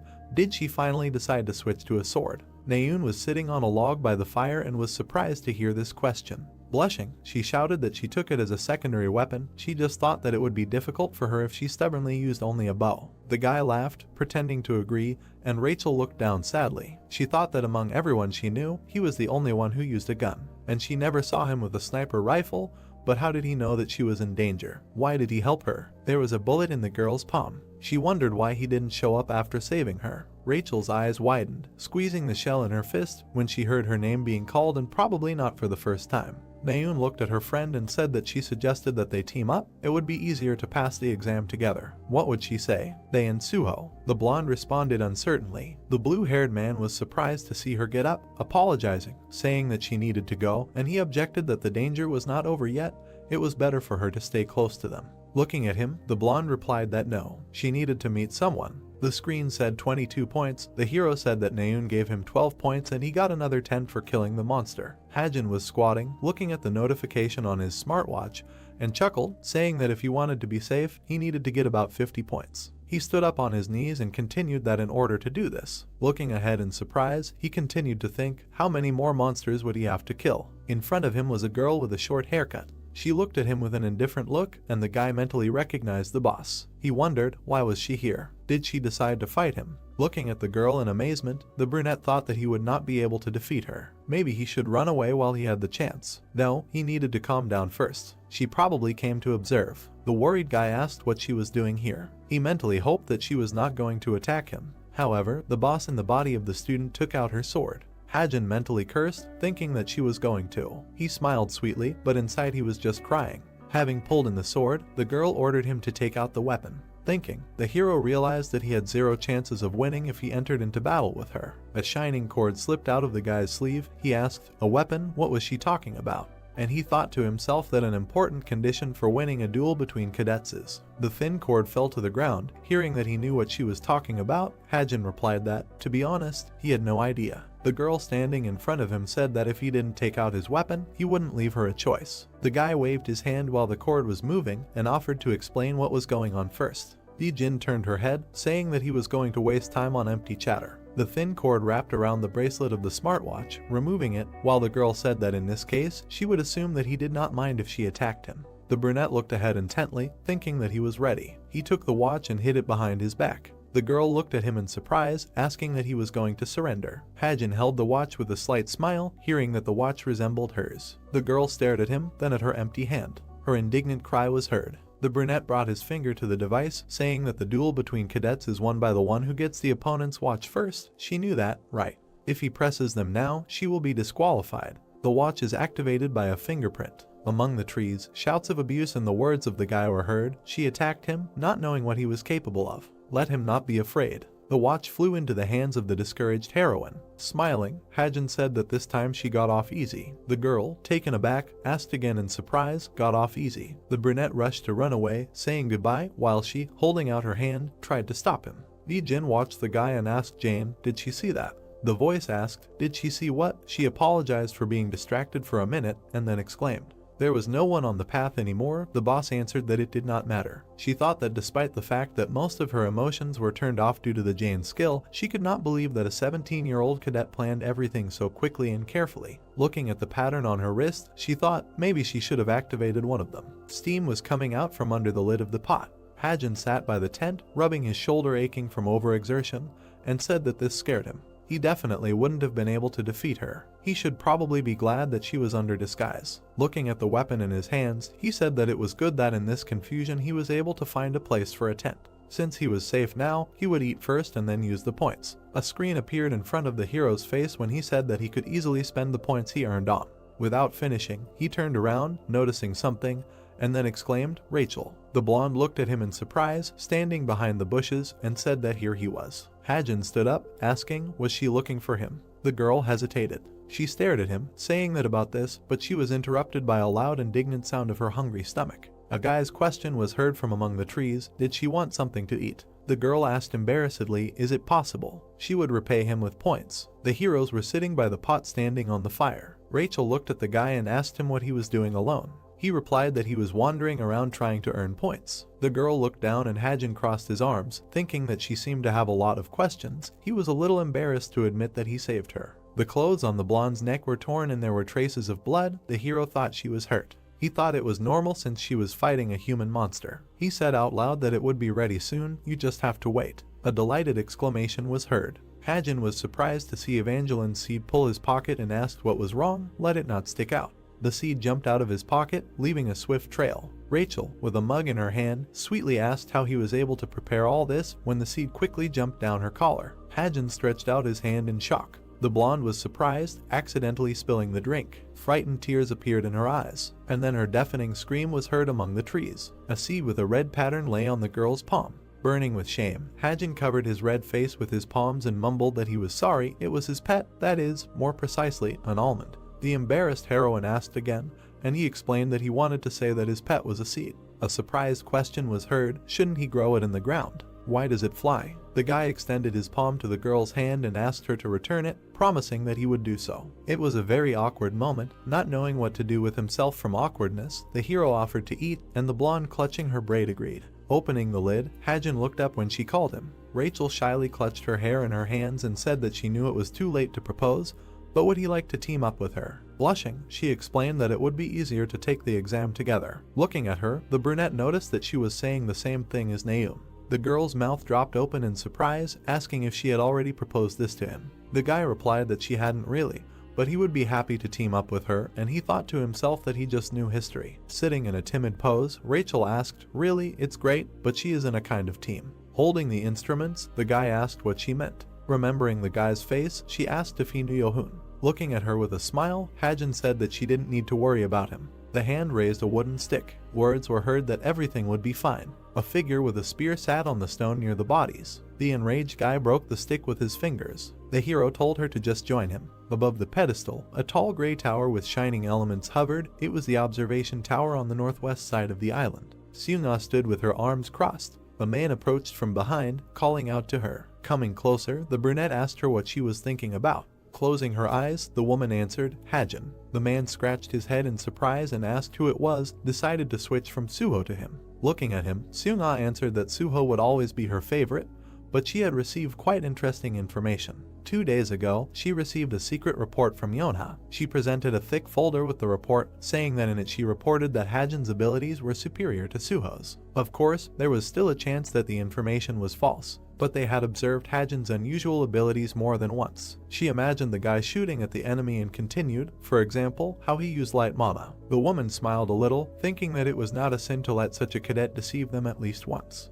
Their dialogue was heard among the dense foliage. The brunette asked if it was impossible to verify this information. The deputy head replied that she would try when she had time. He asked how she was going to do it. Did she want to have a duel with him? Pointing her finger at the flashing badge with her name, Sunga said that she had it. Pointing at it with a confident look, she said that it was a bait worth 200 points. It got dark. Stars appeared in the night sky. Rachel was sitting in front of the tent by the fire. Holding a cartridge case in her fingers, she thought that Hajin was probably the person who saved her. The fire was reflected in the heroine's eyes. She thought, why did he say that it was not him, and how did he know that she was in danger? She imagined the brunette touching her chest and promising that no matter what happened, he would protect the princess. His fingers clenched into a fist. The girl thought that today's ambush was probably his doing too. Thoughtfully touching her chin, the blonde wondered if she should have died with them then. The wind tore leaves from the trees. An animal with red eyes appeared in the clearing.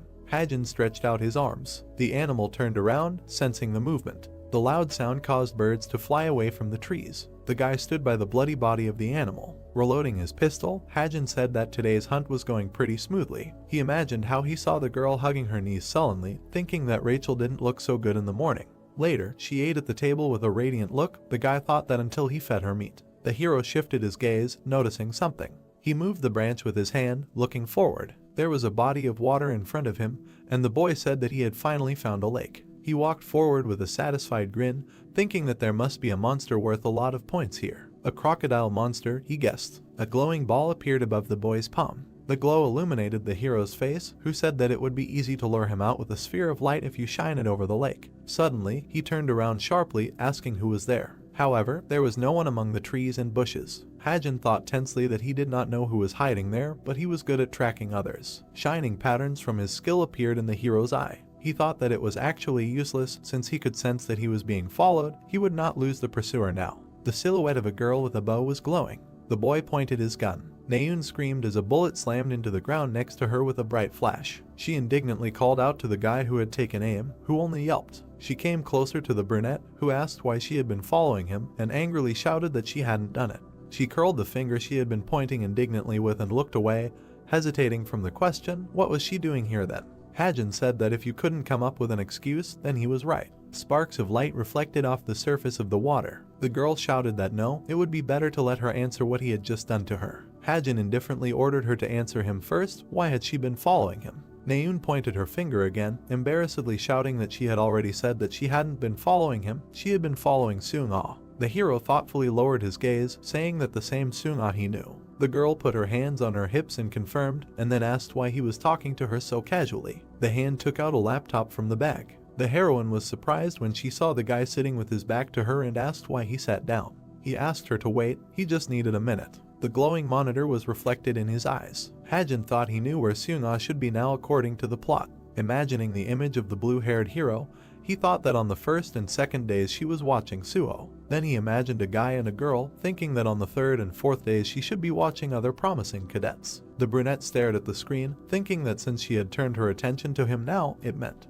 There were images from several surveillance cameras on the screen. One of them showed a woman sitting on a branch. Hajin thought that it meant he was on the list of promising cadets of Sunga. The boy looked at the camera footage on his laptop, thinking that he was one of the promising cadets. Naeun pointed at him with displeasure, demanding that he explain how he did it. That thing he created was a sphere of light, right? Slamming the laptop shut, the boy told her that she was right, but not to try to find out more. He said it sweetly, like a character in a flowery melodrama, for her to keep quiet if she understood. The girl grimaced in disgust. Hajin was disconcerted to hear her ask, "Are you completely crazy?" She wasn't interested anyway, so she might as well not even try. He thought that she was the one who started asking about it first. A not very friendly dialogue was heard among the trees. The brunette said that since he came here first, he should look for another place. The girl sarcastically replied that of course, she would follow his orders. The boy touched the back of his head, thinking that maybe she would think he was arrogant after this, but he couldn't reveal the truth. He imagined the many pages of writing in the book, thinking that if he told her about the magic of stigmata,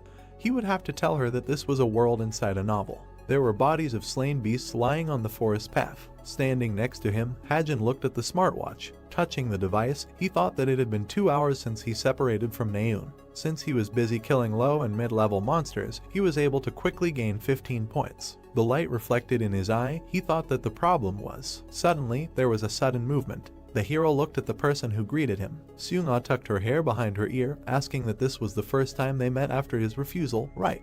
The surprised boy answered that it was probably so. The woman laughed sweetly, saying that she appeared too suddenly, right? Let him relax. The wind blew the leaves off the trees. She said that actually, it was not only to test the cadet's abilities, but also to hold events. Looking down, the boy asked again and heard that the rule was very simple. The woman standing in front of him said that she would stand in one place and use only her left hand. He could attack as much as he wanted. Raising her index finger, she said that if at least one attack damaged any part of her body except her left hand.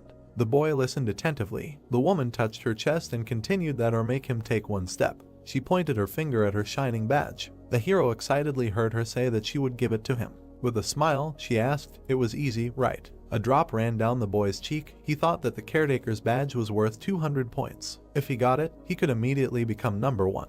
Of course, this was an attractive offer. He imagined the thin silver badge and thought that however, the opponent was the best of the best, the hero Seung-ah. Will he succeed? Standing in front of her, he heard her ask what he would do, surrender right now or accept the challenge. Hajin chuckled, reaching for his holster. Taking out his gun, he said, "What an unexpected event." The bullet surrounded by a glow flew towards the head of the mentor. She thought that she would see how strong he was. The shining bullet was approaching her face. With a sharp wave of her hand, Seung-ah deflected the bullet, leaving a flash. It fell to the ground, broken. Her fingers clenched in tension. She thought that he was able to create spheres of light, and his gun was extremely powerful. The woman smiled, thinking that it seemed that the report was not wrong, and said out loud that it hurt a little. Hajin frowned, thinking that she reflected the enhanced magic bullet without using magic. Taking out 2 blades from behind his back, he thought that direct attacks were useless. With a sharp movement, he threw the daggers forward. Easily dodging them, Seung-ah said that he was a swordsman before he changed his weapon type. A good idea to use both a bladed weapon and a firearm at the same time. Her fingers clutched the pistol. Several bullets flew towards the woman with a glow. She calmly deflected them one by one, leaving bright traces and flashes. With her hand still lowered, she said that the firepower was much higher than that of a training pistol. Closing her eyes, she did not notice something flashing behind her and said that she thought he really was good with a pistol. A blade was approaching the amazed woman. Hajin watched this, thinking that it was too far to reach with his left hand. Everything will work out. Long hair flew up. Seung-ah confidently stood in the middle, surrounded by bright flames. Bent blades, breaking, flew apart. She was left standing in a deep dent in the ground. The brunette closed his eyes in dismay, thinking that in the end, nothing worked. Seung-ah clenched her fist, admiringly saying that it was amazing. To think that he changed the trajectory of the blades with magic. She clasped her hands in joy and asked what kind of technique was that. He really does resemble an onion. He constantly reveals a new side, despite how much she already knew about him. Beaming with delight, she asked what other talents he had. Hajin put his gun in his holster, thinking that since this was the case, he had no choice but to. Turning around, the guy suddenly said that he was leaving her. Seung-ah froze in surprise. Hajin confidently walked away, and the woman called out to him. Taking a step forward, she asked, "Where are you going? The fun has only just begun." Turning around, the brunette said that she lost. She asked again in surprise. Seung-ah froze in her walking pose as she heard the hero remind her that she said she would only use her left hand, but she took a step. Black shadows appeared around the gloomy woman. She asked if he thought she was joking. Turning around, the hero said that he was just trying his luck. It was a waste of time since the difference in their stats was huge. He waved his hand as he walked away and said that he was giving up. As he walked away, he thought that he wasn't serious when he told her that she had lost. Seung-ah frowned, surrounded by a gloomy aura. Hajin chuckled nervously, thinking that she was staring so hard that his insides were shaking in fear. The caretaker who was chasing after him shouted that he would really regret this. Ijin stood on a branch, touching her ear. The interlocutor asked, "Was the implantation operation successful?" The girl, holding her hand to her ear, answered that it was. The boss in the cadet's body heard that she did not think that separating from the team was a good idea. Her friends might decide that she was acting suspiciously. The girl discontentedly remembered her friends who affectionately repeated the name Ijin, and said that traveling with them was the worst choice. She froze, hearing a loud sound. Birds flew off the trees. The interlocutor asked, "Is something wrong? What happened?" The blonde answered that she could hear a heartbeat. A glow appeared among the intertwined vines. Veins were visible in the unknown cocoon. A huge purple heart was shining inside the tree trunk. The butterfly seedling will soon wake up. In the center of the huge butterfly's purple wings was a black pattern that looked like roots. The butterfly sapling is a spirit-type monster that clings to a tree like a leech. It appeared on the last day of the final exam and was destroyed by the main characters. The blue-haired man stood next to the blonde girl holding a sword. According to the original, Suho received pollen from the sapling as a reward, and Rachel received a hint to enlightenment. However, she is now on Team Hajin. The girl walked along the path behind the hero. He thought that in order to help her with enlightenment, he needed to push her to participate in the battle with the butterfly sapling. But the problem is, the gloomy guy heard his girlfriend call him. Rachel anxiously asked the hero, "Why are you walking in circles?" The guy mentally exclaimed that even I don't know where and when it will appear. He never wrote such details. The guy who froze in front of him awkwardly mumbled something. The body of the beast fell to the ground. There was already a mountain of monster carcasses lying there. Words were heard that he would probably take first place in the finals with such results. Naeun stood next to the carcass and asked, "Are there only 20 hours left until the end of the exam?" The comrade, leaving, warned that he was going to drink some water. Suho stood up with a sigh. He turned around, hearing his name called. Putting her hand on her hip, the girl asked him what he thought of Hajin. Their conversation could be heard among the foliage. The guy clarified, why was she suddenly asking about him? The answer was heard, just doesn't it seem like he is hiding a lot? The girl remembered the bright glow and said that he was constantly wary both in the museum and in Paris. Besides, it was suspicious that he was quite strong and had a high rank with such a frail body. She remembered how she called out to the battered guy lying there. The blue-haired man said that she was probably right. He looked ahead anxiously, wondering what he was hiding. He remembered how the dark-haired man told him that he knew much more than he did. Naeun looked at the sweetly smiling guy with displeasure and asked what his reaction was. He answered with a smile that it really was obvious that he had many secrets. His friend exclaimed that he knew something and demanded that he tell her immediately. Suho smiled brightly, saying that she should find out everything herself. Why was she asking him questions? Suddenly, the heroes were amazed to see a rapid movement nearby. Black vines were moving forward quickly. A question was heard. What was that? The roots of a tree moving. Thick writhing roots were breaking out of the ground near a large tree. Hajin looked ahead in amazement. The cadets were running away from the roots that were catching up with them. The guy clenched his teeth, trying to hold back the roots' attack with a pole. Rachel froze in fear, listening. She turned her gaze to the brunette who called her. Looking at his friend, Hajin suggested that they go to the source of the tremors to kill the monster. Her job was to protect it when they got there. The blonde looked surprised, but agreed. The boy loaded the clip into his gun, thinking that the cadets who felt the tremors must be heading for the butterfly sapling. He wasn't going to give in to them. The boy ran forward with the gun in his hand. The tree surrounded by roots had a shining cocoon on its trunk that looked like a heart. A question was heard, a butterfly sapling. Seung-ah stood on one of the branches, looking at the tree and heard that no one expected such a monster to appear. Should they pause the exam? Looking ahead, she said that she thought everything would be fine. The courses had enough skills and experience to defeat this monster. The man said that her methods were too Spartan. The woman closed her eyes and asked if he really thought so. While the participants were running away from the roots chasing them, she told Viri not to underestimate them. The cadets are the seeds of heroes. The jump left a mark. She said that heroes always evolve during a crisis. Swinging with a bright flash above her head, Naeun flew into the root. The green beam cut through the thick plant. Landing after the jump, the girl happily asked how he was. Suho exclaimed with a smile that it was incredible. He closed his eyes and cutely said that the cutting power of the sword would increase much more if it circulated energy around the sword. The girl standing on the branch angrily told him to shut up. She would tell him all this later. The blonde boy clenched his fists, asking why they continued to grow no matter how much they were destroyed. Looking forward, Suho said that if simply cutting off the roots did not help, then they would have to destroy the trunk first. In the center of the trunk, a purple heart was glowing. The boy put his hand to his forehead, shouting to his comrades to look there. This tree is strange. Inside the purple organ there were dark stripes, like veins. The cadet said that something was moving inside the cocoon. Suddenly the surface broke and a yellow eye appeared. The butterfly monster spread its wide wings. The boy looked at it in amazement, asking, did a huge butterfly hatch? Thin legs broke away from the tree, and a huge purple butterfly flew over the forest. Its glow was visible among the trees in the sky. The cadets looked there in surprise. Suddenly the girl's eyes opened wide. Naeun coughed, covering her mouth with her fist, and asked, what is this? The comrades nearby fell, while she tried to cover her face with her hand, thinking that she was losing strength because of the pollen. Her legs could not hold her. The girl swayed forward. Suho anxiously held her, not letting her fall. While seating his comrades against a tree, the blue-haired man wondered if they had simply fallen asleep. It didn't look like poisoning. He closed his eyes, touching his puffy cheek, and thought that it was hard to move while holding his breath. Would I be able to defeat her before I took a breath? The purple monster hovered in the sky above the trees. The light reflected in the hero's blue eyes. He was surprised. Thin leaves flew. The guy saw two figures soar into the air from the forest. Hajin and Rachel were running, wearing black masks on their faces. Suho opened his mouth, looking at them in surprise. The heroes quickly moved forward, hearing him calling out their names. People quickly ran forward.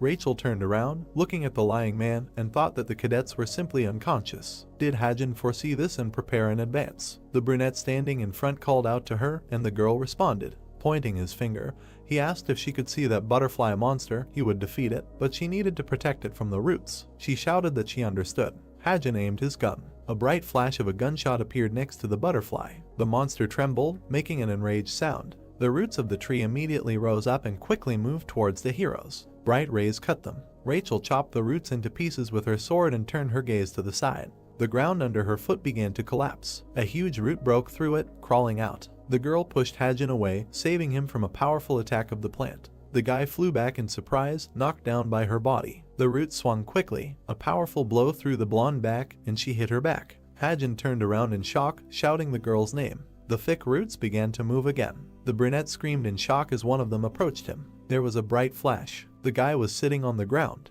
Hajin was surprised to see Suho holding his breath, who protected him and asked what he was doing here. The guy, blue from lack of air, thought that if he took a small breath, he heard a scream demanding that he stay here. The brunette turned his gaze to the girl lying behind him and thought, Rachel unconscious. What to do? She must fight. A small seed appeared from the collar of the jacket. Hajin was surprised to see how it jumped out and jumped forward with an amorous look. The guy, wide-eyed, asked where it was. The seed hit the cheek of the blonde lying on the ground. Hajin looked at it in shock, and Suho, covering his mouth, asked, does he want to defeat the butterfly? He can help him, but he does not think that he will last long. Hajin imagined the bullets, thinking that with the magic of the stigmata, he could make 3 bullets with fire properties. He needed to finish this by then. As he stood up, he told the blue-haired man that he would be grateful for his help. The monster flew over the forest, leaving a shadow on the trees from its giant wings. The boy asked if he saw the bullet fly past just now. Right. The monster moved very quickly, unlike normal spirit-type monsters. The butterfly flew towards a large tree surrounded by roots. The hero said that if he wanted to kill him, he would have to get closer to aim. He wanted the other to distract him while he did it. The boy agreed, clutching his sword. His weapon was spreading out with swirls of light. Hajin looked at them, wondering if the magic of the holy sword had become stronger after what happened at the museum. Suho turned to him with a slight smile and said, how interesting. The brunette was surprised, asking again. The character surrounded by light stood next to his author. The blue-haired one was reflected in Hajin's eyes, who said that no matter what secret weapon he pulled out, the other did not look surprised. He said that it was because he saw through Naeun's talent. Suho smiled sweetly and said that sometimes when he looked at him, he felt like he was looking at someone who knew everything about this world. The brunette was amazed by such insight. The sky was painted in pink and purple colors. Suho jumped up, raising the earth, and said that he relied on him anyway. He jumped on the root, leaving bright traces. The blows of his sword cut the root into several pieces. Hajin watched as they fell to the ground next to the landing guy. The masked guy looked ahead and then sadly lowered his gaze. The brunette ran, thinking how he knew this. Because he created this world. I am its author. His fingers grabbed onto a vine. Hajin clung to them, struggling to climb the trunk of the tree. But there was a problem. Finally, he climbed onto a wide branch. The guy covered one eye from the bright glow. He thought that the world he described in the novel was right before his eyes. Pulling off his mask, Hajin looked at the morning forest stretching out before him.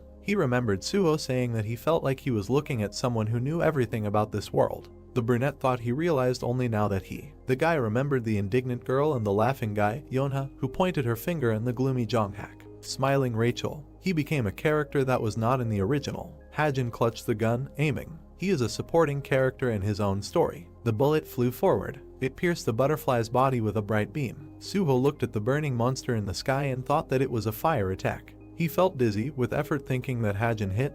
That was enough, right? The body of the huge insect was engulfed in flames. Many roots flew out of the forest, rising up. The guy clenched his teeth. Holding the gun, Hajin asked in surprise, there was not enough firepower, then I will shoot again. Lightning emanated from the palm with long fingers. Many lightning struck the body of the monster, and the butterfly with burnt wings began to fall down. The brunette opened his mouth in shock, looking at this. The man came closer. The guy thought, it's there. The girl stretched out her hand, surrounded by many black and purple lightning.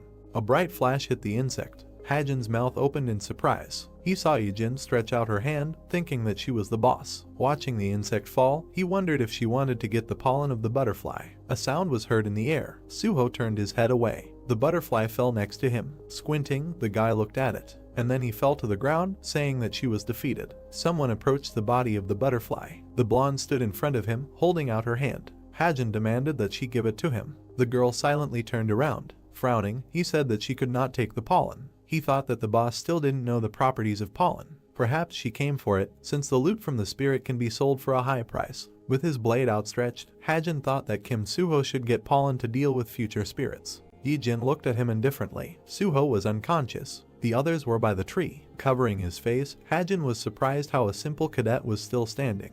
The girl decided to keep an eye on him. It became difficult for him to breathe. He tried to put on a mask, but it got in the way. Hajin covered his face with his hand. A dark portal opened. The girl asked if he knew who she was. He frowned, asking if she was Xiao Peng. She remembered the business card with that name, made up for past meetings. The wind blew the leaves. The girl confirmed that it was her and asked why he was here. Hajin assumed that she was here as an overseer. She asked again how long he had known her real name. Something dark flew past his head. The girl threatened to beat him up if he lied. Confused, he replied that he had realized her true identity when he took off her watch. Pointing to his eye, he claimed to have keen eyesight. She thought that his mana blocked magic, allowing him to see through Jane's abilities. Hajin did not understand her words. She decided that he was a valuable resource. A dark barrier appeared around them. The girl extended her fingers, agreeing to give the pollen, but fell silent. Hajin looked confused. Xiao Peng told him to repeat after her, then asked for a number. The guy almost died from excitement. Clutching the bag of pollen, he thought about how to give it to Kim Suho. Suddenly, he remembered Rachel and the seed. The girl was lying by the tree. Light emanated from her chest. Hajin closed his eyes. Rachel, feeling sleepy, decided to defeat the spirit and become the pride of the imperial family. Opening her eyes, she saw a child. The wounds on her face were disappearing. The girl seemed familiar. Hearing the word dad, Hajin turned around. Seung-ah said something, and the ship set sail. The next day, Hajin stood on the deck. The exam was over. The points were divided among the 4 cadets. He remembered Xiao Peng, wondering why the boss was interested in him. Naeun asked how it ended. He replied that destroying the wings with a gun was nonsense. She agreed, finding it funny. Hajin looked at Naeun again and asked why she used a sword instead of a bow. She stared at him in shock and silence. He spread his hands and clarified that she needed to practice first. Wasn't it dangerous to use a weapon that she was less skilled at? Naeun raised an eyebrow, annoyed, replying that she was not so clumsy that he would worry. The sun's rays illuminated them. Hajin asked how she felt after switching to a sword. The girl turned away. He asked if she was scared. She pretended not to understand. Hajin looked at her carefully. It was obvious when she was lying, one of the unpleasant traits he attributed to her. He smiled and thought that some things never change. He put his hand on the side of the boat and advised her to practice more often, since she was born with the talent of a swordsman. Naeun was surprised. Later at the table, Yona noticed that Hajin seemed interested in her. Naeun frowned, denying it. Yona turned to Suho, asking if he had said anything. Suho remembered Hajin's words about knowing Naeun better and agreed that there was some truth in Yona's words. Yona added that Hajin was cold to everyone except Naeun, where interest showed through. The fork touched the salad. Someone asked if Naeun was Hajin's close friend. Jinoon replied that he needed something, that's why he came. Naeun, adjusting her clothes, denied it. Yona noticed Hajin looking at their table. He said hello and left silently. Yona pointed out that he was staring. Naeun was confused. Later, Hajin returned to the cabin. The girl ran to him, calling him dad. He asked her not to run and not to call him that. Hugging her, he explained that people would misunderstand. He suggested calling her uncle or Hajin. Evangel smiled. The hero remembered how she woke up next to Rachel, calling him mom. Then he asked who she meant. The girl jumped on his shoulders. Seeing a helicopter, Hajin asked her to become a seed again. Evangel asked, "What about mom?" He sighed. Later, the girl, having become a seed, appeared in his room. Hajin thought that it looked like a secret child. He called her to eat. Evangel, holding a spoon, smiled. He reminded her not to rush. Hajin thought about the pollen of a butterfly seedling, clinging to targets with mana, awakening potential. The difficulty is that the target must have a dormant power. He remembered Xiao Peng, which should have gone to Rachel and Suo. He needed to pass the pollen to them. Rachel lay there, thinking about the child whose warmth she remembered. Maybe it was a tree spirit or a hallucination. Closing her eyes, she felt that they would meet again. The bright sun was shining on the statue, and the girl looked at her watch. She noticed someone's footsteps nearby and smiled, saying that he had arrived. Hajin kept his hands in his pockets, and the girl said that she thought he would refuse, then turned to him and said that there was another person who was supposed to join them, but apparently he was late and they would go first. Looking at her, he agreed, thinking to himself who it could be. At that moment, a black car was driving quickly along the road, and Yona said that she heard that he did well on his final exams this time, to which the hero said that he got 67 points. The interlocutor replied that if he did not want to attract unnecessary attention, he should have scored 20 points less, and looking out the window, he heard that, according to her, other guilds were already interested in him. He showed no emotion when he heard that they were already close, and suddenly Hajin saw something. The rays of the sun illuminated the girl's face, and she said welcome to him. A tall building rose to the clouds. It was the Strait of Essence, and a notice about a tour of the guild appeared on the bracelet. Looking at the screen, he thought that this event was organized so that the cadets on vacation could personally watch the heroes carry out missions. Several people were standing in front of the big screen, and local guilds had priority in choosing cadets based on their rankings. Wiping his head, Hajin thought that he was actually interested in what the heroes were doing, and he was sure that there would be more missions besides the ones he wrote about. After imagining several representatives from different guilds, he reasoned that each guild could choose a maximum of 3 cadets from the first and second years, and because of this, first years were usually not even looked at if their rank was below 300. Afterwards, he patted Evangel on the head, and according to the ranking he received when he entered the academy, he realized that it would most likely be difficult for him to get into the top 300 even though he did well in the finals, which was a shame. But a loud sound distracted him from his thoughts. Looking at the screen of the bracelet, he was surprised that it would probably be difficult for him to get into the top 300 even though he did well in the finals. And what a pity. A message was reflected in his eyes, saying that they had been selected to participate in the guild tour. There were many people gathered in the common room, and our hero and Yonha followed the guy who said that the most important thing for heroes is combat experience, and that they saw that many missions start from here. Missions above a certain level can only be taken on after the management has completed their analysis. Hajin glanced at his smiling companion, and he watched her hair shine, thinking that Yona probably put his name on the list for the guildmaster's daughter, which is not difficult at all. Standing at the door, the escort said that they had arrived, and the sliding door opened, and there were many people inside. The hero thought that this was the analysis room. He looked around, hearing that he was called the best in theory, and the person escorting him pointed to the side, saying that he wanted to bring him here in the first place. The hero noted that the guy's name was Sangho, and it turned out that the above-average hero was Yona's left hand. Smiling, he closed his eyes. He was in charge of the guild tour. Looking at how he was interacting with Jinyun, the hero thought that he seemed like a good person. Looking at the friendly Sangho, he thought that he looked so good that if he were the author of a novel, he would never think that he was a villain who would betray Yunha in the future. A woman came up from behind and said that Sangho had brought cadets. She was holding several documents. Jinna, the above-average hero, asked him if he was a cadet of Hajin. The world has definitely become a much better place, since the one who ranked 934 was able to get a tour of the guild. Afterwards, she looked at Jinyun, saying that she was curious about who helped test this. Looking at the woman, the hero thought that she would hardly have a good opinion of him. He could see the tension between the girl and Jinna. Since Jinna supported Yuno as the current vice captain of the Strait of Essence, she probably had a grudge against the guild leader's daughter, who was his rightful heir. But that was only for now. He imagined the woman standing in front of the guild crest, and guessed that in the future she would join Yuno and take the place of vice captain, the most influential person in the guild, on her own. Sangho waved his hand, saying that Jinna was number 1 when it came to theory, but the woman countered, saying that she was also number 1 in theory. The boy thought that she was one of the main characters. He clenched his fist when Jinna said that the theory that the cadets studied was not that important. Afterwards, she looked at Hajin, asking if he agreed, and called him the number 1 child in theory. The hero only frowned and remained silent. But, looking at the papers, she remembered something. Handing them over, she asked, how about sorting this out, since you are so confident in your abilities? Sangho objected that you can't divulge such information so easily, but the woman replied that it was fine, there was nothing important.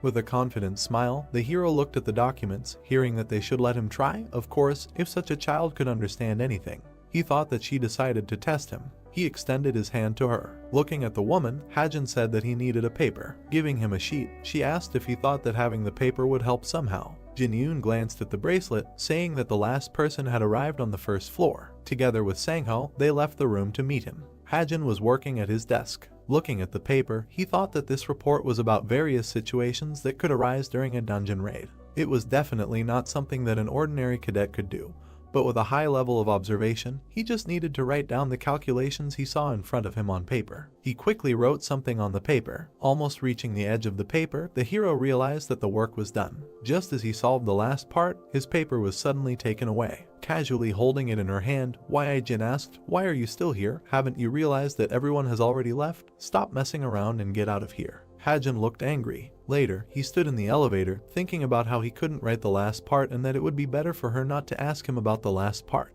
He took a deep breath. The number 1 was on the screen. The doors opened. Naeun appeared in front of his face. She dropped her mouth in surprise. Pointing her finger at the hero, she asked why he was there, but Yona said she didn't know. Lowering his eyebrows, the hero realized that he was the last person left on Yun and wondered why Yunha hadn't said anything about her. The sign said that this was Jin Hyuk's office. The man was sitting at the desk. He was surprised that after a month of thorough investigation, he had only found a couple of sheets of information. There were a couple of sheets of paper on the desk. He remembered Hajin and how he had been following him, the number of people he had interacted with so far, information about his parents and how he became an orphan, and no matter how hard he tried to find out about him, he couldn't find out any details. Throwing his head back, the man noted that this was the problem his niece had given him. He looked down again. Among other things, there was a report about the massacre at the orphanage. Jin Hyuk stated that the more complicated the situation, the more interested he was, and carefully looked at the line about the woman changing and the unborn child. Standing in front of the others, Sangho stated that they would now be participating in the mission and that they just needed to wait for permission. Naeun awkwardly placed her hand on the back of her head when asked why she was late and replied that she simply met her grandfather on the way. Raising a finger, he clarified that he meant the great hero Kiju Chal. At that moment, Yonha waved at them, saying that they should go ahead since she had to make a call. Entering the restroom, the girl said hello. She lowered her eyebrows when she heard her uncle ask how she was doing with what she asked for. The girl was indignant when she heard that he hadn't started yet since he was very busy and asked if he was kidding her. Holding the phone in his hand, the man asked her why she wanted to find his parents, and then asked if she wanted to find her parents at all. Remembering how the hero looked at the ads, the girl said that he remembered the wanted list and expressed the opinion that his parents were involved in something criminal. Then Jin Hyuk, remembering the massacre at the orphanage, replied that it was the massacre at the orphanage that became important to him. Taking the papers in his hands, he heard the question of when he would start work, and he replied that they would talk later since he had a customer coming. Frowning, Yona asked him to wait. Folding his arms, the man thought that he was indeed connected to this crime. He imagined monsters, remembering that 16 years ago, when monsters invaded the territory of Cuba, 87 civilians and 9 heroes who defended this place died in the orphanage. 10 years ago, he tried to investigate this incident, but he was caught. While exhaling the smoke from his cigarette, he also remembered that he had been exiled from the Yu family. At first glance, it looked like it was done by human monsters, and that was the conclusion reached by the government and the association, but the real culprits of this incident were other people. He imagined different people in suits: Kim Sak-ho, the president of South Korea, Chi Ju-chul, the chairman of Daeyeon, and Yu Jin-en, his brother and Yoonha's father. Pounding his fist on the chair, the man remembered that they didn't even bother to wash their hands and simply hired killers, and guessed that it wasn't that important to them. Hajin looked angry. Folding his hands again, he knew that this was dangerous and it wouldn't end well. His hands started to tremble. He thought that if he continued digging, when that crazy old man Chi Ju-chul said this, he would die a horrible death. At this time, Naeun looked ahead with a smile. Hajin ran behind everyone. A large group of stone golems appeared on the street. The above-average hero, Pak Sen-ho, declared that they should go, and turning around, Sang-ho asked where Hajin was, to which the girl replied that it was okay. He would catch up soon. Yonha looked upset and was asked what happened. She recalled her conversation with her uncle, saying that nothing. However, Sang-ho noticed that the stone monsters were not easy, the golems were exposed. One of them raised his hands, then aimed a blow downwards, but his hand was tied up. The boy praised Yona as he walked forward. Throwing a spear, he hit the golem. Hajin was still running towards them. Seeing Naeun, he realized that he had caught up with her. The girl aimed at the golem, thinking that it was 2 meters high. She lowered her bow, thinking that maybe she could deal with it with her sword. She then moved the weapon behind her back, wondering where the golem's weak point was, and looked at her leg, seeing her ankle. The swing of the sword left a bright mark, and the golem's eye glowed. The monster managed to hit her first, blood spurted out of the girl's mouth and she fell to the ground, holding her stomach. Naeun wondered why the golem was so fast, but the monster aimed its fist again. Opening his mouth, Hajin made a sound for her to dodge, and rocks flew into the air. The hero looked down with a confused smile. For a serious moment, he held Naeun, not understanding what had happened. Remembering how he had wrapped the girl in ether because he wanted to help her so much, a silence fell between them, and he thought that he should say something. Looking at her, Hajin said that if she continued to freeze at critical moments, it would be better to fight from a distance. She looked at the hero in surprise when he asked if her sword could become longer, but pointing her finger, Naeun replied that she had simply let her guard down and made a mistake, and now she needed to pay closer attention.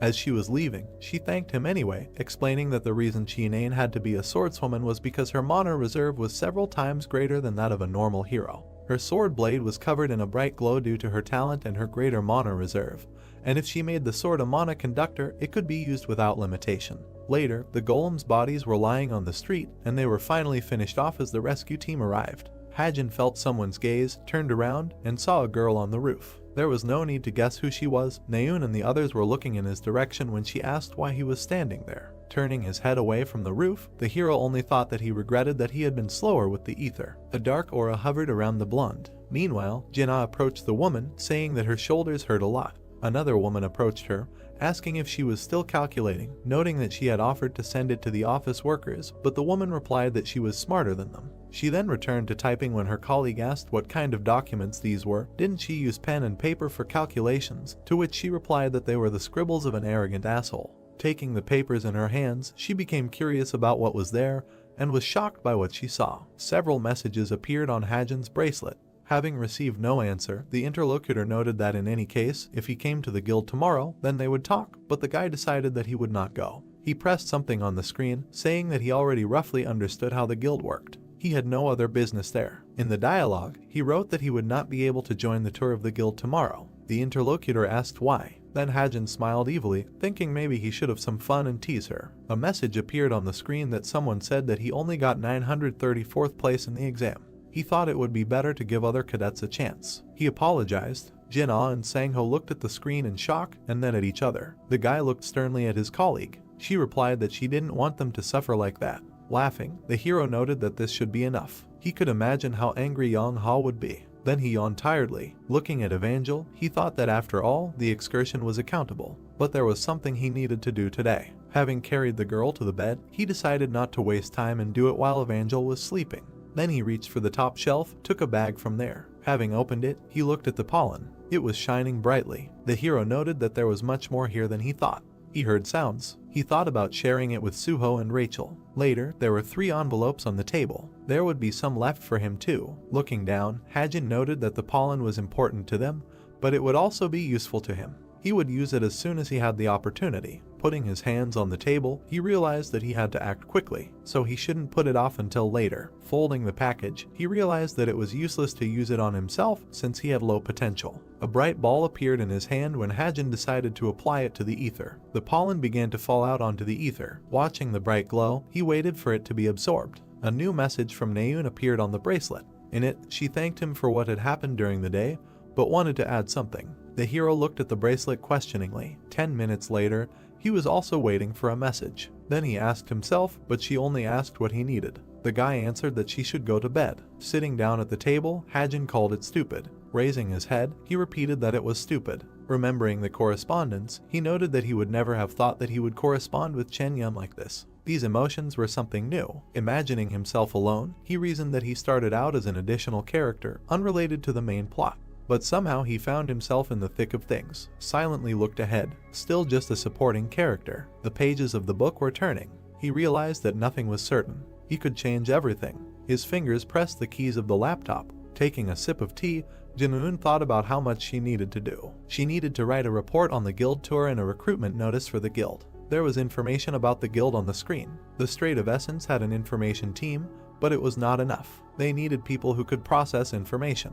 Everything was ready. All that was left was to hire people. Gritting her teeth, she decided to do everything herself. An incoming call appeared on the bracelet screen. She wondered why Naeun was calling. Continuing to work, she said hello and asked what was wrong. She lowered her eyebrows when Naeun said that she would go to a seminar with Kim Soo-ho next Tuesday, asking if she would join. While typing, she wanted to say no, but when she heard that Jong-hak would be there, she agreed. She put her head on her hand and asked if this was the topic of the call. But Naeun asked if she had seen the recording of the fight with the stone golem from yesterday. Opening the recording on her laptop, Yona confirmed that she had, since she needed to write a report. She asked if she wanted to discuss the moment when Kim Ha-jin helped her. Her friend answered no, frightened. The screen showed the moment when the hero was holding her, and the girl noted that it was filmed from a good angle. It looked like she was throwing herself into his arms. Yona laughed when her friend asked her not to show it to anyone and asked why she liked it, but she was indignant that she was saying such a thing. A loud laugh rang out throughout the room, after which Yona said that it was enough, hanging up.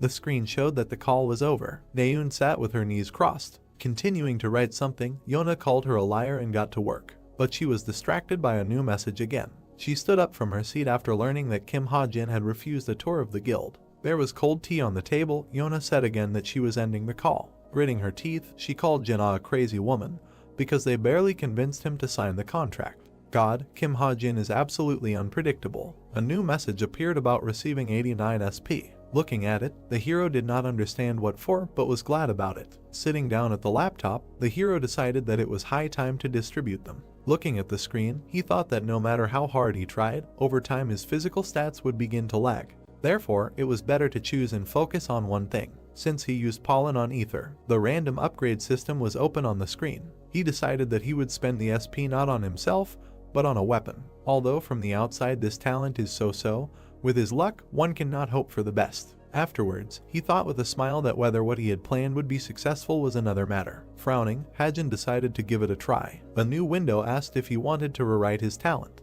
The guy just hoped for luck, after which he pressed the button. He closed his eyes. Then he looked at the screen with one eye. Not enough SP, quality has dropped. Luck activated. Part of the loss will be compensated. A new window of the random enhancement system opened. Ha-jin breathed a sigh of relief. Putting his head in his hands, he thought that he was not completely satisfied, but there was no need to hope for the best. He should be grateful for this too. Afterwards, he looked at the screen again. Preparations are complete. The reason he hurried with the preparations was because, but a bright light distracted him from his thoughts. He received another message, travel club on Friday next week, destination, England. He realized that the main story was about to begin. Walking among the trees, the guy thought about how he spent the entire last week of summer vacation in hellish training. Remembering himself in the gym, he thought that even though he had put all his points into the weapon, it did not mean that he should forget about physical training.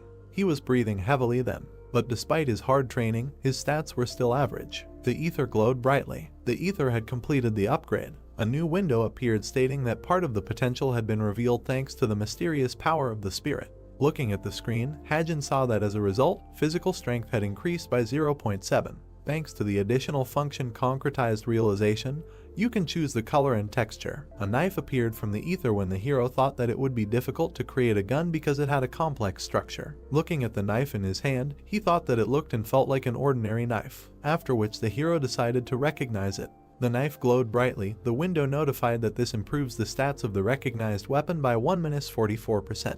Then the hero decided to throw it. The knife rushed into the stone. The hero noted that it was many times stronger than a normal knife. The blade managed to split the stone. Ha-jin smiled in surprise. Looking at the trace left by the knife, he thought that it was not as powerful as a relic, but no different from a normal weapon, which means it will not attract unnecessary attention. That's enough. The girl watched the broadcast with admiration. The hero asked her to behave well and not make noise while he was at the club. Okay. Watching the child, he also said that he would buy her some treats. Evangel covered her ears when he said that with the help of a spirit friend you can only create animals, you can't create people. Got it. She replied that she understood, stopped grumbling. Then the hero waved to her. The girl waved back. The bright sun illuminated the walls of the palace. Rachel turned around, hearing that she had nothing to worry about. The man in front of her said that their contract with Cube had expired and they had decided to hire reliable agents. The sun rays were coming through the window. The servant also remembered Kirsten who had saved her. The girl smiled when the man said that he wanted to contact him through the Royal Guild. She said that she liked the idea and asked him to do it. Remembering Ha-jin, she thought that he definitely shouldn't have been ranked 934, maybe other guilds would want him too. The girl also remembered Yonha, but it was illegal to contact someone in advance, so she would just watch for now. There was a seal on the coil. Even though the Royal Guild was not inferior to the best guilds in Korea, they had the right of priority recruitment. Rachel frowned, thinking that they could legally offer much better conditions than any other guild. Pointing ahead, Han said that it was good, since everyone had come, they would go to England. Naeun was sweating profusely. She lowered her head, saying that she was going to melt. Yona asked why she was wearing a uniform. Then she looked at Ha-jin, asking if he was hot.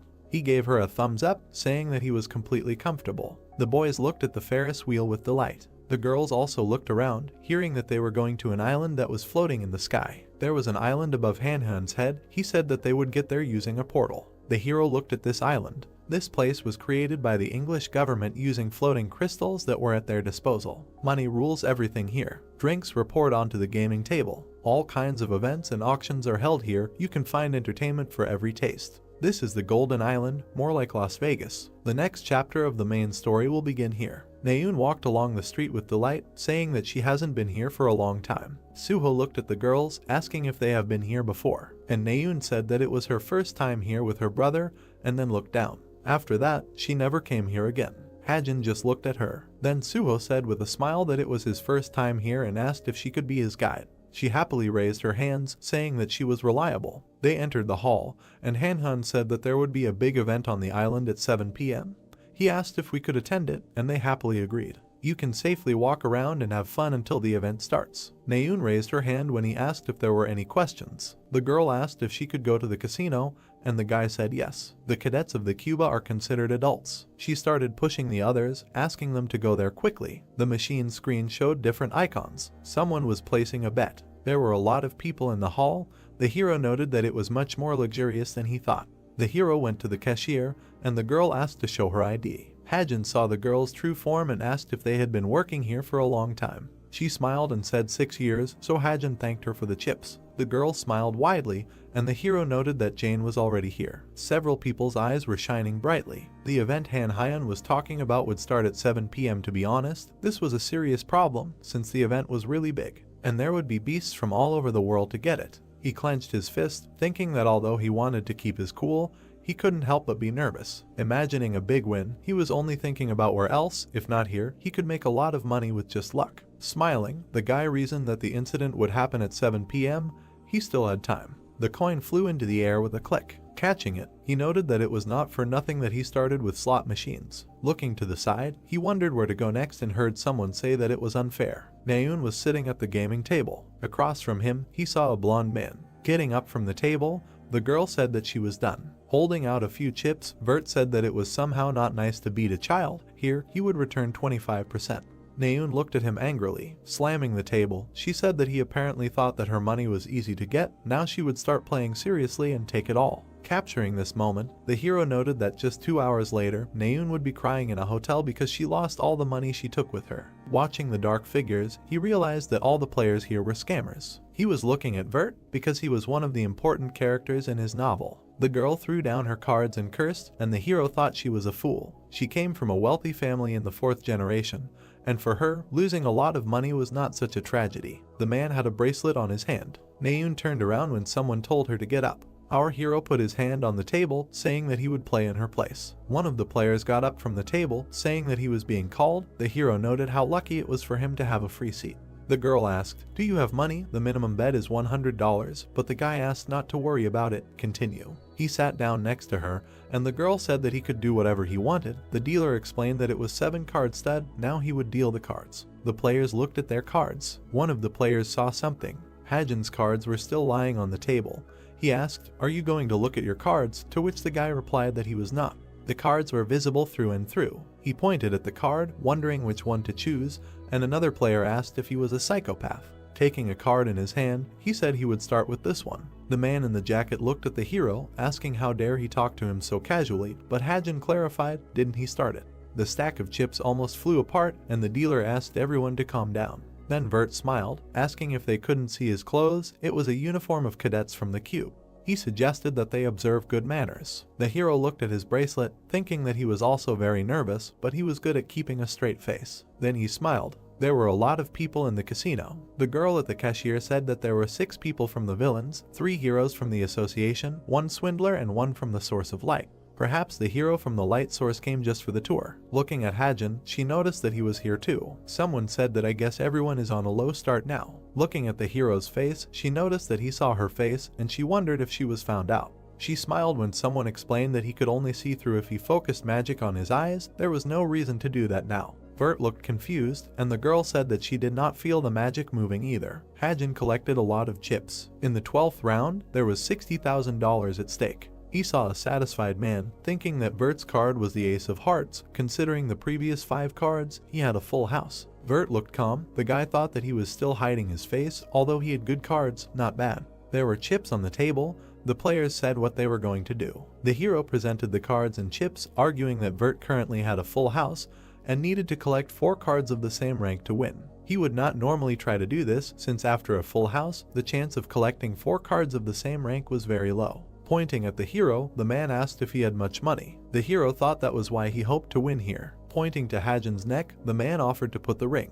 The hero looked at it, and the man clarified that it was an artifact. He could see it with the naked eye. The ring was shining brightly, and Vert asked why he was wearing a ring around his neck. Hajin began to take it off, saying that he had his reasons. Naeun looked worried. Standing up, she offered to just leave. She frowned, saying that she would return his loss to him, but the hero grabbed her hand, asking her to just sit down. Coming closer, he whispered that he definitely won't lose, so he should sit quietly. Holding the ring in his hand, he said that the ring was expensive, so he would put it up, but he wanted him to risk his bracelet. Agreeing, the man took it off. Both items ended up on the table. Reaching for the cards, he said that it was time to open them. He had 3 aces and 2 jacks. Naeun's mouth dropped open in surprise when she saw a full house. Already taking the chips, Vert said that he was sorry, but the hero asked her to wait. He pointed to his cards, saying that he hadn't opened them yet. The man began to get nervous. The hero began to turn over his cards. Putting them on the table, he said that luck was his middle name. The girl looked at him in shock when he said that he had 4 cards of the same value.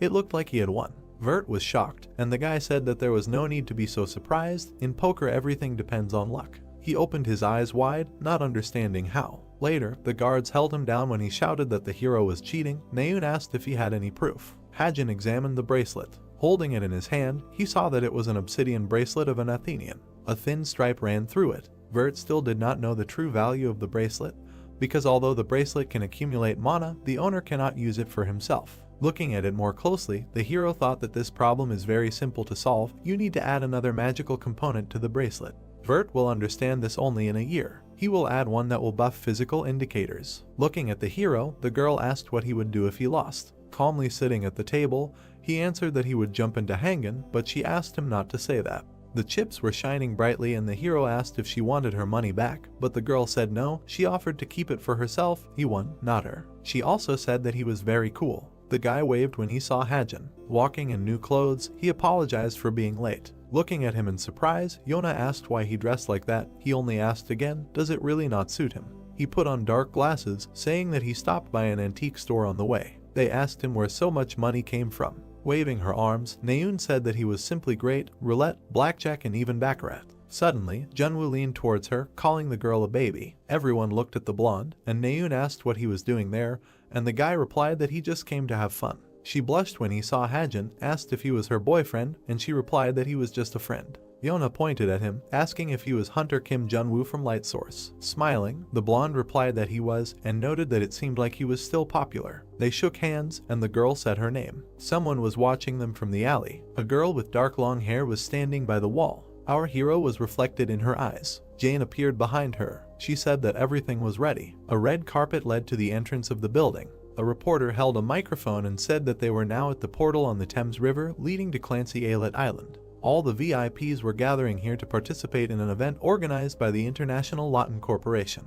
The news of the demonstration of the white crystal was shocking and attracted the attention of the whole world. A car was pulling up to the path. The crowd stepped onto the path, and everyone was eagerly awaiting the CEO's speech. Looking in his direction, the guy announced that the princess had arrived. Rachel got out of the car. As she passed the reporters, she heard them asking her to give a few words about today's event. There were many rumors that she had lost first place in the ratings. They asked her if she could comment on this. The security held them back, saying that it was forbidden to go beyond this area. The door slammed shut. The girl stood in front of the portal. She sighed, enjoying the silence. Someone stood nearby and spoke to her. The man in the suit thanked her for coming. Zelen, the CEO of Lawton Corporation, frowned. The girl looked at him. Both stood near the portal, and the princess clarified that they had good protection from human monsters. The man said that it was. Introducing the island, he noted that it could be said that Clancy Island is the safest place in Europe. They had hired a large number of advanced heroes for this event, so they had nothing to worry about. He extended his hand and said that as the largest sponsor of the Royal Guild, they would support the level and reputation of their guild.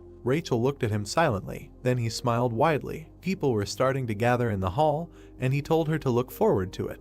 The hero was sitting at the table. He looked at the time, thinking that there were 30 minutes left before the event, but there were already so many people. Something caught his eye. A red curtain hung above the stage. Letters were burning brightly above the column. In a world teeming with human monsters, it was hard to believe that such a dangerous event was being held. Imagining Zelen sitting under the guillotine, he thought that the Lawton Corporation was one of the most corrupt companies in history. Although there were no human monsters among the leaders, they did evil worse than human monsters. Then he imagined a crystal in a person's hand, saying that such people own the white crystal. Looking at the name of the corporation, he reasoned that although this item should not fall into the hands of human monsters, the Lawton Corporation would also use it for evil purposes. And today, 3 important human monsters would appear. He imagined a boy and a girl, and then a thin man, the leader of the group searching for the artifacts of villains. Now he put his head in his hands, thinking that with his current abilities, there was no chance that he could foil their kidnapping plans. It would be better to just watch the original development of the story. A girl came to his table, surprised that he was here too.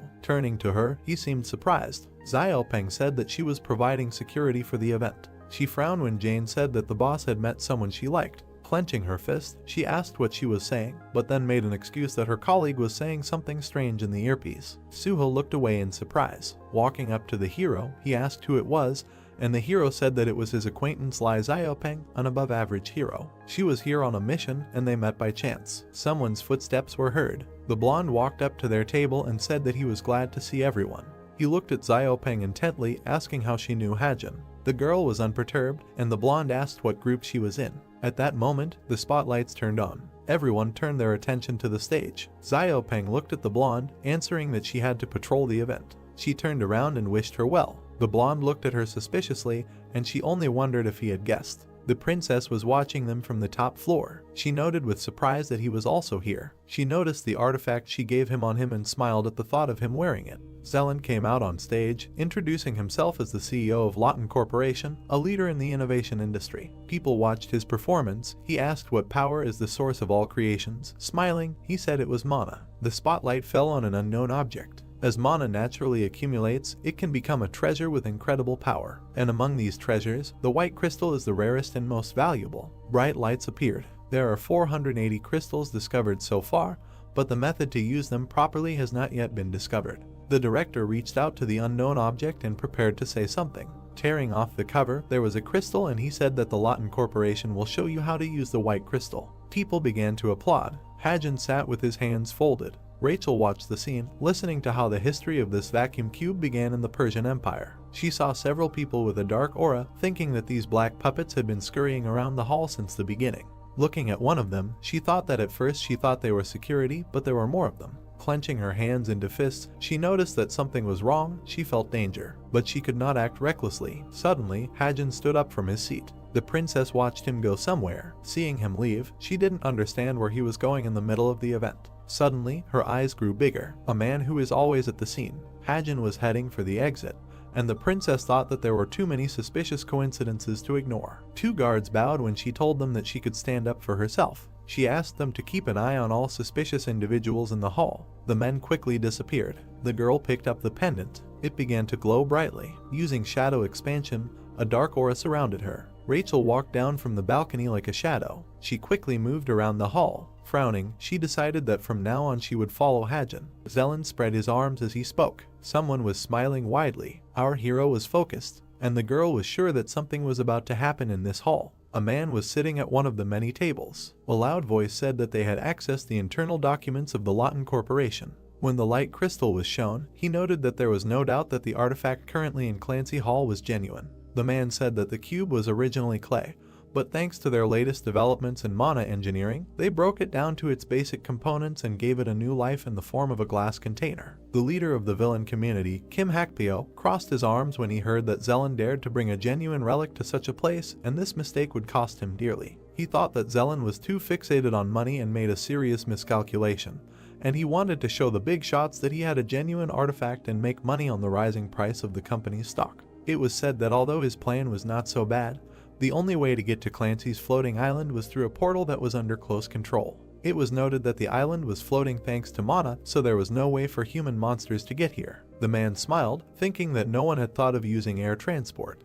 He announced the start. Footsteps were heard near the balconies. It was Hajin walking, his hands in his pockets. The girl was hiding around the corner, wondering where he was going. She moved, thinking that she would just continue to watch from a safe distance. The blonde continued to spy. The guy started tugging at the door handles. Rachel looked out a little, mentally asking what business he could have on the roof, and thought that ordinary people were forbidden to go up there, so it was usually closed and opened only during patrols. Watching the protagonist think, she realized that he needed a key. Suddenly, he took out a hammer. The girl's eyes widened. Seeing the smile on Hajin's face, she mentally asked if he was really going to knock down the door, adding that it was forbidden to bring weapons to the summer island. As he swung the hammer, the blonde wondered if he was really going to break the iron door reinforced with mata with some kind of hammer. The hammer approached the door. Suddenly, there was a bright white flash. Rachel was sitting on her knees with a puzzled face. Watching the brunette step forward, she said that she did not believe her eyes and did not understand how he could do this with a simple hammer, without even using mana. She perked up when she heard the sound.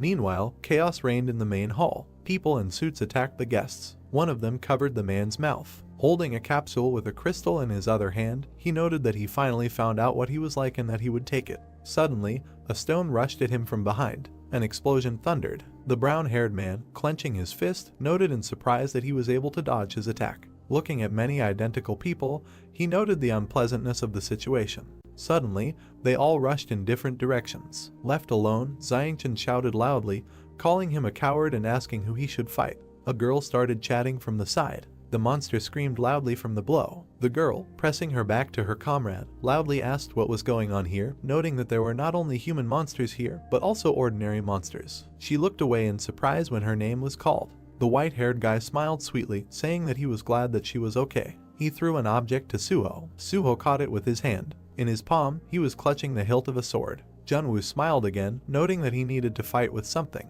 The brunette nodded when he was told that this sword belonged to the human monster that was now lying over there. Hajin was standing on the balcony. Frowning, he looked down, mentally noting that in the original story, Nade created 8 copies of himself and escaped. Seeing the guy below, he thought that Xiangchen was chasing the clone heading east. The white-haired man grinned. It turned out that the crystal was not with him. Then, looking at the blonde next to the copy, the guy noted that Jane, disguised as a human monster, followed the one who went south, but he was also a dud. The boss was chasing Nade, moving north. While she was looking away, the brunette thought that in his story, the crystal was with him. Suddenly, human monsters jumped on her. Lightning sparkled on her fingertips. A dark ball flew out of her palm. The human monster, raising his weapon, laughed, saying that he was not afraid of some tiny ball. Suddenly, it began to absorb his hand. The man's eyes widened. The others listened to his screams in fear. They decided to retreat. However, the ball also began to suck them in. Nade clenched his teeth tightly, asking what was going on here. A black shadow reached out to him.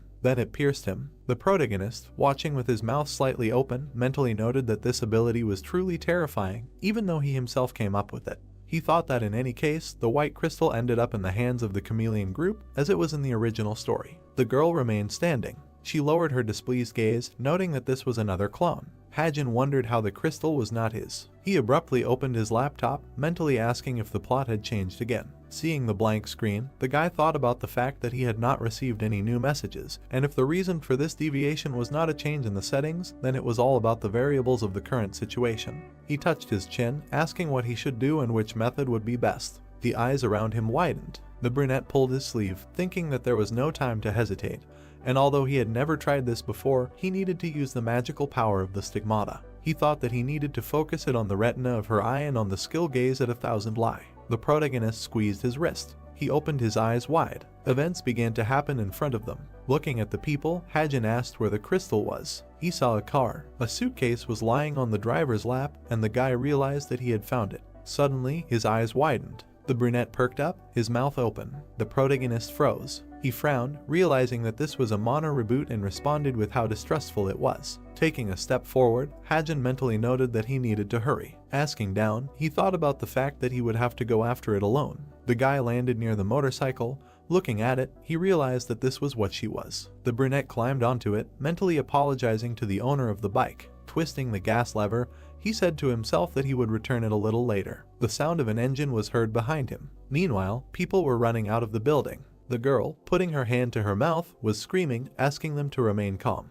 A motorcycle drove up to them. The brunette turned around when her name was called. The brunette threw her an object. A second later, she caught the handle, asking what it was. The main character, looking at her, said that it was a magic sword, and he was sure that she would be able to find a worthy use for it, and besides, without a weapon, she would hardly be able to fight off the human monsters. He, examining the silver handle, noted that it was a magic sword, a unique item that he stole from Estius, and the higher the owner's mana level, the more powerful the weapon would be. While the girl held it in her hand, Hajin thought that she had great potential, and so she could surpass 2 human monsters. She loudly asked what to do with it. The brunette opened her mouth in confusion when the guy on the motorcycle only asked her not to get hurt. She began to ask where he was going. When the wheel began to spin, the protagonist replied that he was going on business because she could handle it alone. The motorcycle jerked forward. Hajin quickly drove along the road. An electronic guy appeared near his eye, while he noted that his path was directed to the southeast and he needed to speed up before it ran away. Brunette video car. Nate in the car asked his driver how long they would have to go. He was told that less than a minute, and as soon as they arrived at the place, the plane would fly up. Something rushed past the car. A moment later, the protagonist spun into metal. The wheel bounced off the car. After that, it flew into a ditch. Hajin wiped his face with his hand. Nate kicked the car door, cursing loudly. When a fighter appeared over his head, he said that the guy was already a corpse. The criminal began waving his hand, calling the pilots to him. Watching this, the brunette opened the laptop, guessing the model of the plane. He mentally apologized, noting that they would fly back. The sign on the screen asked him if he wanted to turn the plane around. Nate froze with a puzzled face. He saw that the fighter was flying away and asked what was going on. The main character walked towards him, while he was shouting loudly. He said that since they were left here all alone, he stopped, asking him how about discussing something. The wind swayed the trees. Hajin turned around in fear. He saw the approach. Suddenly, a moment later, he asked the contribution. Stones flew to the sides. The silhouette of a man appeared, on whose shoulder someone was lying. He, holding Nade's head, noted that he was leaving. It was not his imagination. The brunette grinned, saying that now there was one less annoying fly. The guy gritted his teeth, recognizing him and thinking that now was not the right time. His eyes widened. Seeing the girl on his shoulder, he wondered why she was with him. Looking at his opponent, the brunette thought that things were bad. A yellow ribbon appeared on the tip of his finger. He quickly pulled her business briefcase. The man grinned and asked her to put it back. The main character, pointing a gun at the briefcase, told him to do it first. The brunette looked at the blonde, saying that she was also looking for the crystal, and that's why he had to drag her along so that she wouldn't get in the way. He asked if this was really his beloved. The man looked at Hajin. Gloomy, he smiled and asked if he didn't think that he would rip her head off much faster than he could pull the trigger. He asked if he wanted to think again before setting such conditions. The guy, continuing to give birth to a gun, said that he didn't care, and if he didn't let her go to the ground, he wouldn't get the crystal. The brown-haired man grinned, calling his interlocutor stubborn, and then agreed with the loss. He threw the girl off himself. The man waved his hand, saying that he did it, and now it was his turn. The brunette threw the briefcase in his direction. He immediately caught it. The protagonist glanced sideways at the blonde, mentally noting that he still hadn't had time to figure out what to do with it. While Rachel was still unconscious, he thought that it would be nice to give the crystal to her family, because they would take care of its safety, but because of this brown-haired man, the artifact became a bargaining chip. Seeing the man's insidious grin, Hajin thought that he would have to ask his girlfriend how she managed to fall into his hands. The enemy rushed at him. The guy's eyes widened. Looking at the approaching fist, he realized that he was distracted. After a while, there was a sound of impact. The man froze. He laughed with a gloomy face. Holding his fist to Hajin's head, he asked him to look at it. Seeing the confident look of the guy, the brown-haired man mentally noted that he was good since he did not even move. His lips stretched into an evil smile while he thought about the fact that the brunette did not relax after getting what he wanted, but continued to watch him, expecting a trick. The man lowered his fist, saying that he admits that he is not such a weakling. Turning around, he began to leave, saying that he likes this. The main character opened his mouth. Then he fell abruptly. There was horror in his eyes because he realized that he had just not died. Remembering the fist in front of his face, Hajin thought about how he only had to be distracted for 1 second as a fist immediately flew at him. He covered his face with his hand, thinking that if he had moved, he would have lost his head, and that he couldn't believe that their difference in strength had saved him. At that moment, the girl started to get up. Crouching down, she touched her face, asking what happened. The guy next to her said that everything was fine because he left. The blonde looked up at him in surprise and asked who he was talking about. While the wind swayed the leaves, she, having learned everything, said that now she understood that in the end, the crystal ended up with them. The brunette clarified whether it was true that she was also looking for it. Rachel shook her head, answering that it was not so, and that she was following him. Showing the bullet on her palm, she asked if it was his. The protagonist's mouth dropped open in surprise, and the girl told him that she found it during the final exam. Remembering the exam, Hajin thought that it must have been left behind after the shot from the rifle. Extending his hand, he thanked her. Suddenly, the blonde pulled the bullet to herself. Putting it in her pocket, she said that she just wanted to make sure, that's why she followed him. But Rachel closed his eyes, adding that she managed to get into trouble again. The guy opened his eyes in surprise when she asked him why he helped her then. Remembering how she looked at his back, the girl began to say that, let's say, what happened at the midterm was just a coincidence. Taking his hand from her chest, she said that that shot at the final exam was not an accident.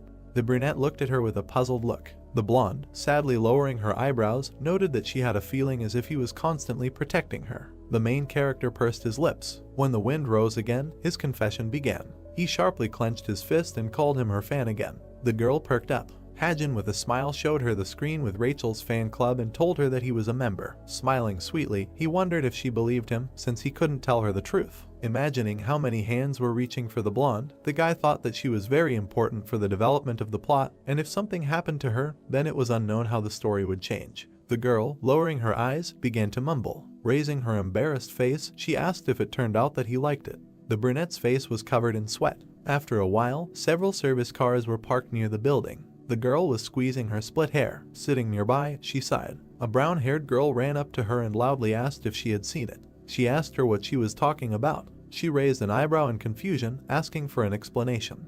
The window that opened began to make the replacement process. The young man thought that this was a team match, so you can swap with a team member during a one-on-one fight, and there is no limit on the number of replacements. A girl appeared from the portal and said that instead of lowering the enemy's health, he literally healed him, so he is a pretty useless teammate.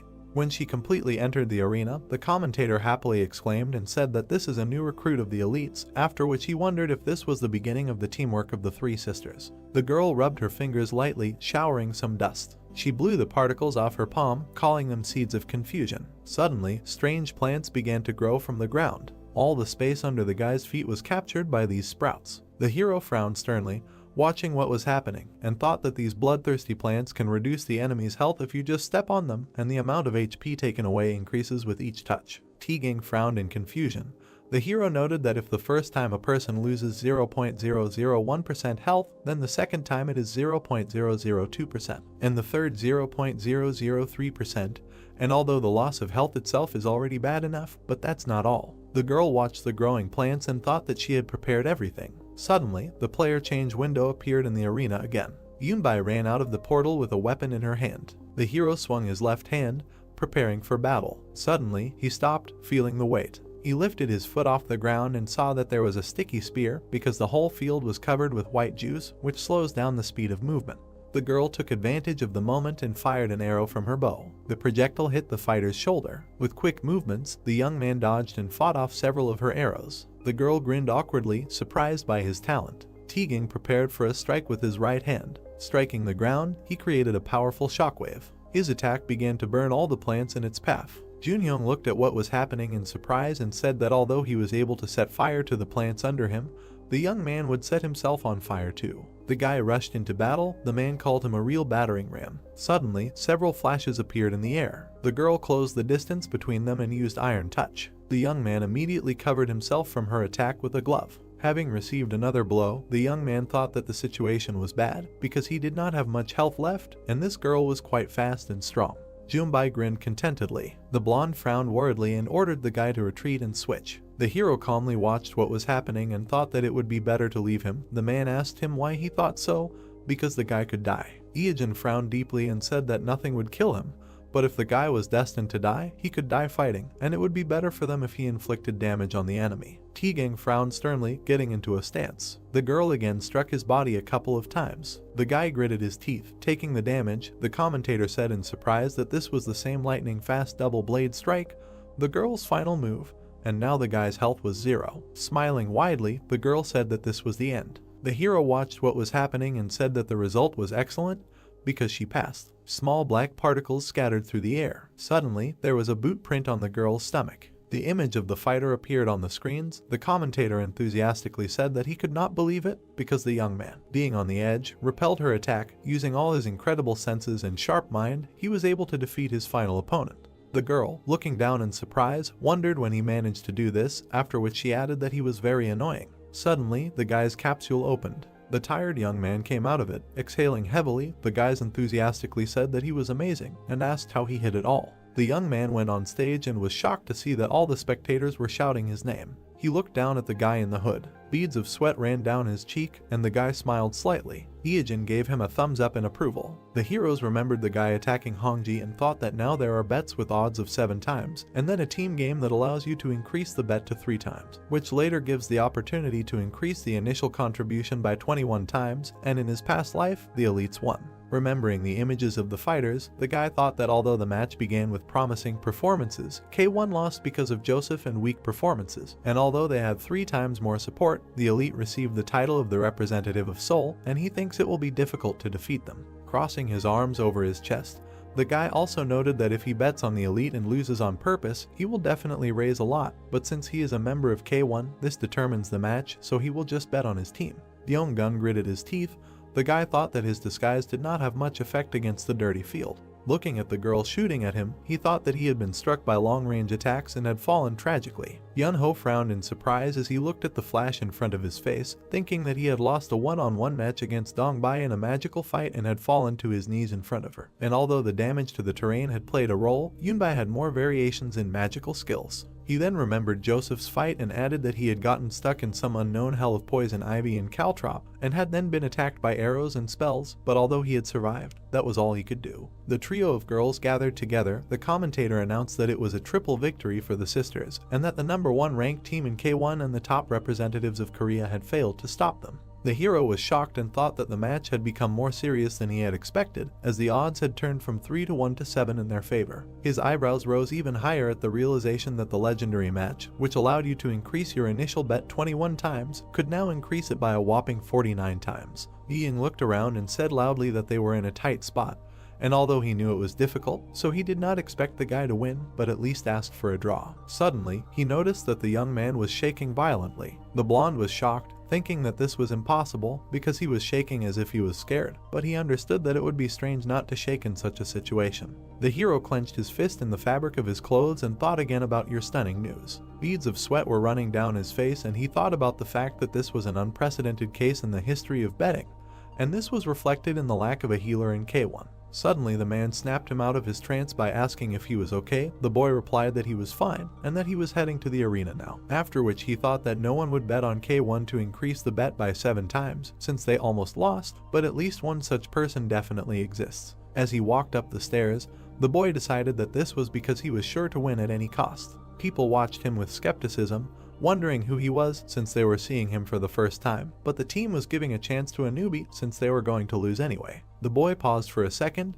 then raised his head. He slightly narrowed his eyes and thought about how much he missed this feeling. The blinding spotlights, the fireworks and dry ice, the smell of gunpowder, dust, sweat, glue and Clorox. The stream of shining particles quickly scattered through the air. The hero noticed that the feeling of all this was overflowing his heart, and it finally began. Suddenly, a young man dressed in scarlet armor appeared in the arena. He silently looked around. One of the sisters frowned and thought about what was making her angry, and then wondered if she had met him, although she did not care. She opened her palm again and blew the seeds of leaves and plant seeds around the boy's body from all sides. Sprouts immediately began to break through at his feet. The girl put out her staff, used her abilities, and said that since he was the last, she would finish him off with an explosion of shock. A powerful discharge of lightning struck straight at the hero, incinerating everything at his feet. The young man did not utter a sound, being under the oppression of her attack. The discharges of electricity reached his heart. Suddenly, the magic of lightning caught up with the girl herself. She looked at what was happening in surprise, not understanding how the energy was reflected. Suddenly, lightning bolts struck her in the surrounding area. Yunbai watched in horror as her sister was being treated. The boy emerged from the flames and smoke. The girl wondered how he could reflect it, since he should have been paralyzed by the blow, and the plants should have slowed him down. The hero grinned smugly and decided that she was right, but now he is in the dead water equipment. Schematically imagining the cut of the armor on himself, he thought that the Mattingwing armor also has a special skill for disguising the player's equipment, and thus he is a fighter with dead water items. The girl's body literally incinerated and scattered through the air. The system reported that the mask turned red, and the boy received 1 pack of serial murder. Sternly looking at his opponents, the boy called the next girl. Yunbai immediately pulled back her bowstring and said that she would finish him off with 1 hit since he only had 1 health point left.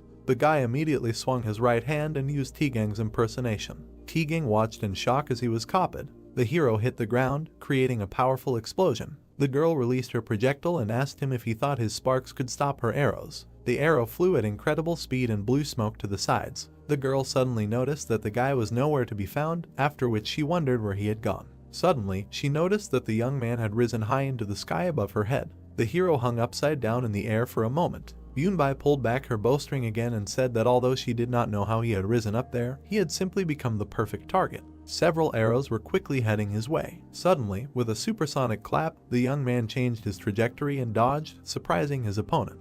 The girl frowned in confusion and said that she thought he had no means of flight. Tigang smiled happily and said that he realized that the boy was using the heat from his boots to propel himself through the air. Suddenly, he remembered Iajin's past battles and said that it was incredible. The young man was pushing off the air at incredible speed, dodging arrows. In a matter of seconds, he approached the archer. Yunbai looked at her sister in fear and ordered her to retreat and change. The boy swung his right hand and said that it was too late, Vidya should have run instead of shooting from his bow. Suddenly, a powerful explosion thundered in the arena. Streams of wind carried smoke and dust to the sides. People watched what was happening in shock. Ian was shocked and froze in place. He clenched his fist from nerves. Suddenly raising his hands, the man shouted joyfully and said that the guy was truly amazing. The image of the hero was shown on the screen. People could not understand what it was, and whether it was even possible to control your boots like that. But this is the best performance of the day we want, and it is unclear where this player came from. The young man continued to stand on one knee, bowing his head. The commentator said that he could not believe it, because this is an incredible turn of events. 2 central players of the elite defeated in the blink of an eye from the moment the Dark Knight of K1 arrived.